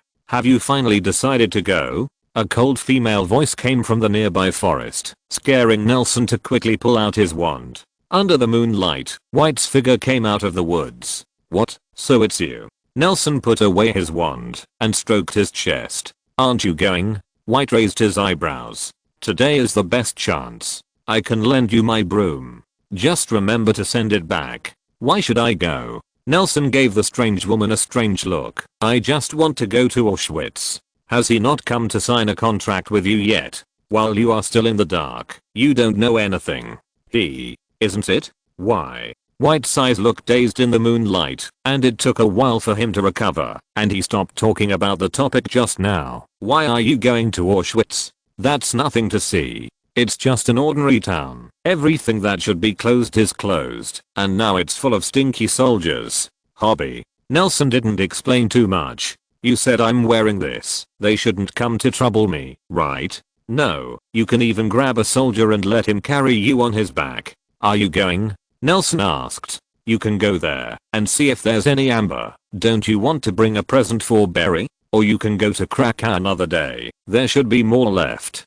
No, I'm going to bring him a center back. White shook his head solemnly. Huh. Nelson waved his hand hurriedly. He looked at the serious White and quickly explained. I was joking. Me too. White nodded solemnly. Nelson rolled his eyes speechlessly. Ha ha ha ha. I still have a good sense of humor, don't I? It's very similar to the time you met on the boat now. Nelson felt that he had never been so speechless in his life. I'm leaving. Good night. I'll take you there. White smiled and took out a broomstick from his bag, straddled it, and moved forward to make room. I'm afraid you'll go to next month if you walk there. This is too much trouble for you. Let's go. Don't be long-winded. White raised the head of his broom and stopped in front of Nelson with a flick of his tail. Come on. I'm a night owl. Nelson straddled, and the broom shook, as if it had been hit hard. How much stuff do you put in your pocket? White turned his head and looked at Nelson's uniform in shock.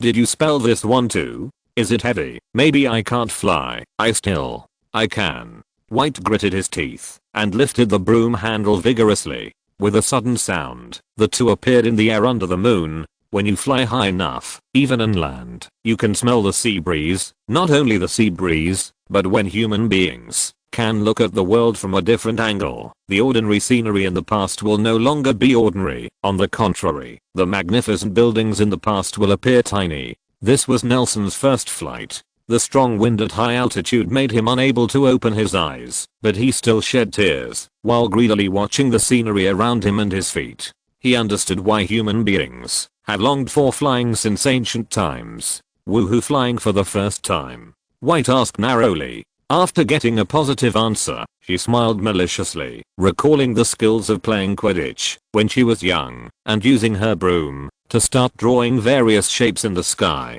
a difficult pattern, and then turned his head, ready to appreciate Nelson's dazed expression. But who would have thought? Woohoo, Nelson was even more excited. I suggest you and Barry's wedding be held in the air and everyone eat on a broom. Nelson opened his mouth. The wind blew his face big and he shouted in the roar of the wind. That must be interesting. What did you say? White swung his tail with a dragon, almost throwing Nelson off. I was wrong.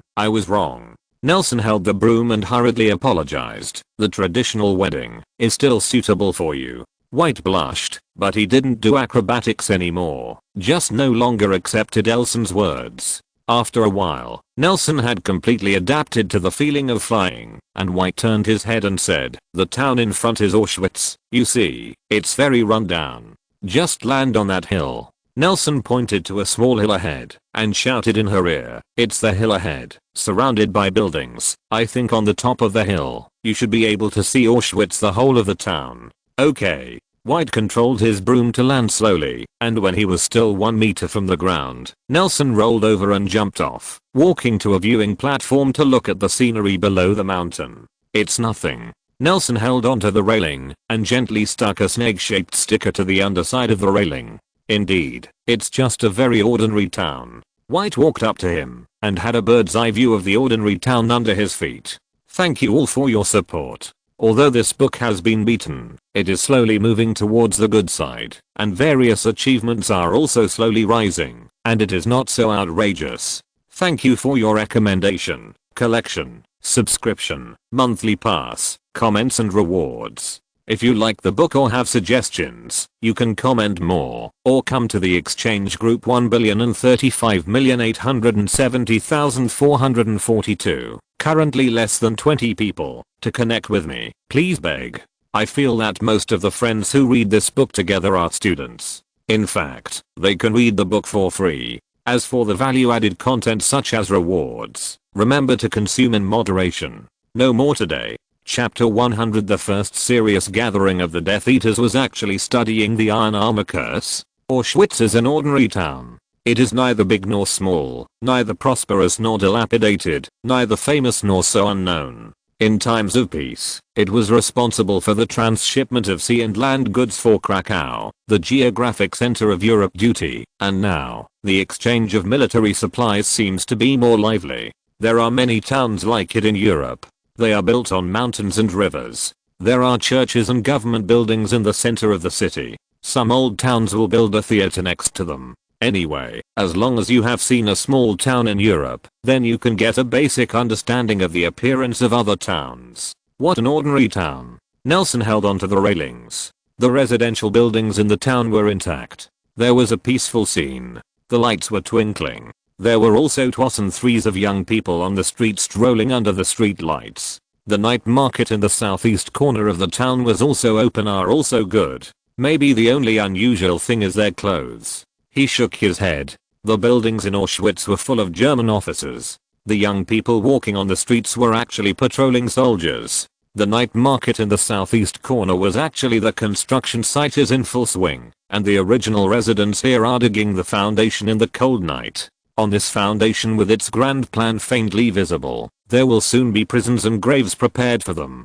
Before the people built their homes with their own hands, they had to be wrong to sleep outside. They are very efficient. White said with approval. This can save us a lot of time. I have to say that this idea of letting the prisoners dig their own graves is genius. It only takes a little hope of survival. It will dispel all their thoughts of resistance. Oh, maybe. Nelson was disinterested. You seem to sympathize with those muggles? White glanced sideways at him and joked, "I didn't see that you were such a compassionate person." No, Nelson shook his head. "I'm a muggle." "You're so interesting. Isn't that saying that I was tied up by muggles on a cruise ship, and I'm not even a muggle?" White chuckled. "How can there be such a wizard? You're fiancé." Nelson turned his head and gave her a casual glance. "I'm just curious," Nelson said to himself. Why didn't they resist? There were only 2 soldiers assigned to guard hundreds of people, each of whom only had a Mauser with an ammo bag. Except for besides, soldiers are just ordinary people. No, people are the most afraid of people. White raised her eyebrows. She did not agree with Nelson's point of view. "Do you have any animals that you are afraid of?" "Me?" Nelson pondered for a while. "It doesn't seem to be anything to be afraid of. Just spiders. Those big hairy spiders make me sick." "Does it matter?" He stared warily at White's hand, as if she would suddenly pull a spider out of her pocket. "Did you know? In the last century, a total of 27 wizards all over the world died from poisonous spiders, including being bitten and dying from their venom in other ways," White said in detail, making Nelson's heart tremble. Seeing Nelson's appearance, he curled his lips and said, "I know a lot about these poisons, but it's not important. The number just now sounds a lot, but can you imagine how many wizards died at the hands of wizards?" Nelson's face became solemn. After thinking about it, he felt horrified. How could other creatures kill humans as fast as their counterparts? Looks like you figured it out. White nodded and looked at the town down the mountain. This is commonplace. But, what about the massacre? I haven't experienced a massacre, but does it count as a massacre? It's just for them to build a house. White yawned. It's nothing to see. Go back. After a while, a swaying broom carried two wizards to the moon, and finally landed on the balcony of an old castle, just like a scene from a fairy tale. Did you guys go out on brooms? Coincidentally, Lorianne was standing on the balcony watching the stars. Would you like to pour some water for you? Riding a broom in the sky will make your mouth dry. Thank you, no need. White declined politely and asked, can't Miss Lorraine ride a broom? You can try it. You will be obsessed with the feeling of soaring in the sky. Haha, I understand. She pointed to the dozing puppy lying in her arms and whispered for fear of disturbing it. I have Dinkus, and he doesn't fly too slow, think about it. Nelson recalled how fast Dinkus leaped to the horizon when he was still in his dragon form and cast an envious look at Lorraine. Go back to sleep. The fireplace is burning just right. It's cooling down recently. It's getting colder. Second year students can come and go freely in Hogsmeade on weekends. In front of the Two Broomsticks bar, Tom is standing in the snow with a scarf and covering his mouth with his hands. A group of young Slytherins surrounded him. Looking around, there were more than 30 young Slytherins, more than the Slytherins who participated in the parade last year. In a year, Tom did not spend much time run your own small club. There are more and more people, he thought with satisfaction, and was suddenly jolted by a snowflake that had drilled into his collar. Riddle, I have dragonskin gloves here. I don't know. Thank you, Amo. Tom patted the snow on his shoulders, opened the curtain, and walked into the bar. Tom's roommate George Carroll ran to the bar first, took out his purse and shouted, give us a box, and get 3 dozen more. Sorry sir. The bartender stuck his head out from under the bar. He interrupted Carlo's speech, glanced at the number of people in the group, and said, our bar is being renovated these days, and there are only outside seats. Riddle. Carlo glanced at the bar, and saw that it was full of building materials. He turned around, and looked at Tom in a panic. There is no. What's the hurry? Why can't you even speak? What does it look like? Tom squinted his eyes and looked in, then turned and left neatly. The group of people gathered behind him, and gathered on the street, Tom thought. After thinking about it, he walked in the direction of Hogwarts. I remember that there was a pub halfway along the way to Hogwarts. The hygiene there is a little bit worse, but there are very few people. Let's go there. The group walked to a grey bar on the edge of Hogsmeade and stopped, but it was also being renovated. It even looked more messy than the Tabroom's private room that was being renovated. On the old signboard, almost all the letters have been deducted, and only the word bar remains on the lintel. The door under the signboard was also removed, leaving only an empty doorway, where you could directly see the dusty tables, chairs, and benches.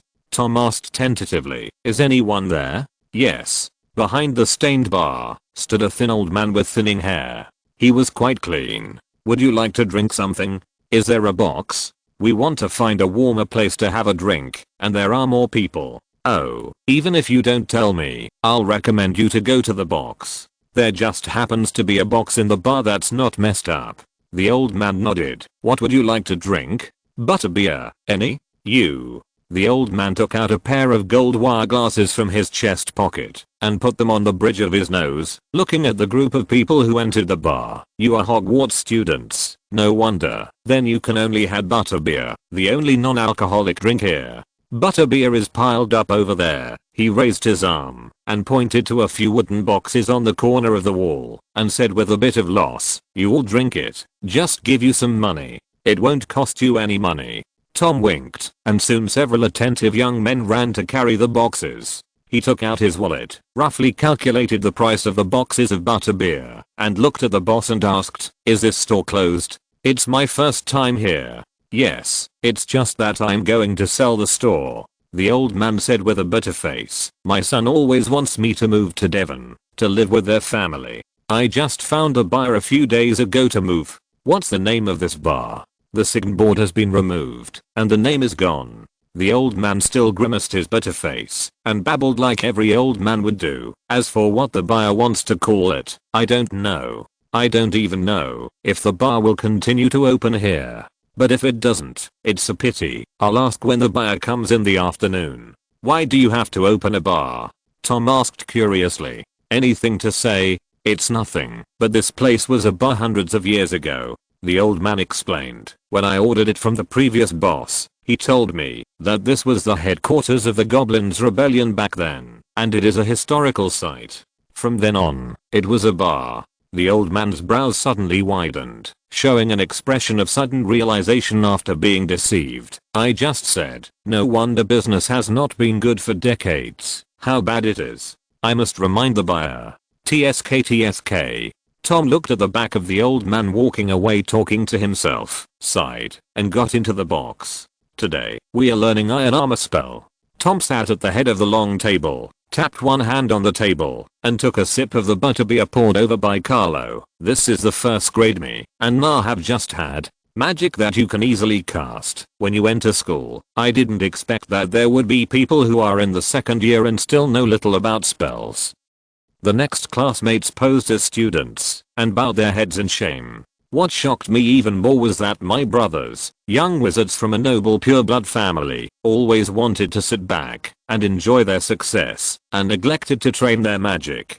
Tom recalled the time when the dignitaries came to the orphanage to offer condolences. Shishi spoke in a fashionable manner, shaking his head and said, I think I need to provide you with a little help. Let's start with the simplest defensive magic, the Iron Armor spell. After all, you can only cast other magic when you are alive. He looked around, looked at the expectant eyes that everyone cast at him, and gently said the last sentence that everyone expected. After laying the foundation, we can carry out some more in-depth studies, such as some small magics, small curses that everyone is interested in. I believe this will be more effective than the ones we learned in school. Rust spell is much more useful. Learning. Everyone has their own habits, and there are high efficiencies that apply to their own learning habits. But when these little snakes are most efficient, they gather around someone to study, for example, in the classroom, or now, between the cups. Even if the butterbeer is a non-alcoholic drink, some people's faces are already drunk,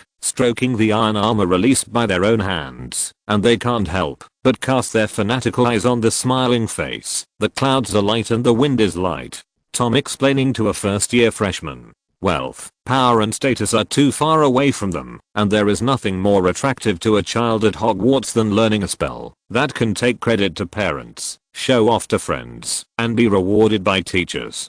Dang. Dumbledore is here. Avery, who was called by Tom to order some snacks, hurriedly pushed the door and ran in, holding the door frame of the box in a panic, and said breathlessly, Dumbledore, the professor came suddenly. Did he find us? What did he find out about you? Did he find you copying your homework? Do you think you're a dark wizard?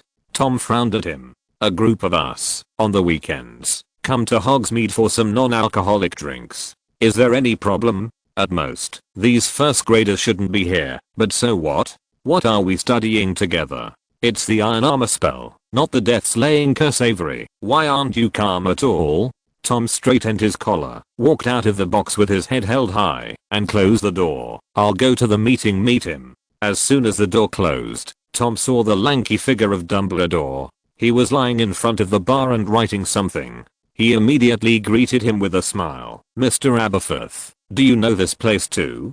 Tom? Dumbledore turned around and seemed surprised to meet Tom here. He blinked and squeezed out of his dry throat, long time no see. Tom stopped moving forward. He stood there, pursing his lips tightly, and a few words came out between his teeth. Professor Dumbledore? Why are you here? I'm glad you can still think of me. It seems that you and my brother get along well.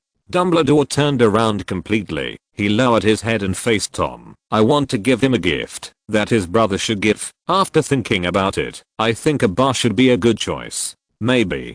Tom looked stiffly at Dumbledore's haggard, grey-bearded face. Professor, are you ready to go back to school? No, my teaching level may not be as high as Aberforth. Dumbledore laughed at himself. Don't worry, I'm not going back to interfere with the normal teaching progress. Oh. Tom nodded, and Dumbledore also turned around and continued to fiddle with his own affairs on the bar. After a few minutes, when Tom couldn't stand still, Dumbledore suddenly asked, "How is he? How is it? I saw you two in the Muggle newspapers in Paris. 3/2 of the big chapter. End of this chapter. Thank you very much for reaching the end. Don't forget to like. Looking for more exclusive content and immediate access? Subscribe to our Patreon. Remember, every like, subscription, or donation encourages us to continue. Thanks to everyone. See you in the next video.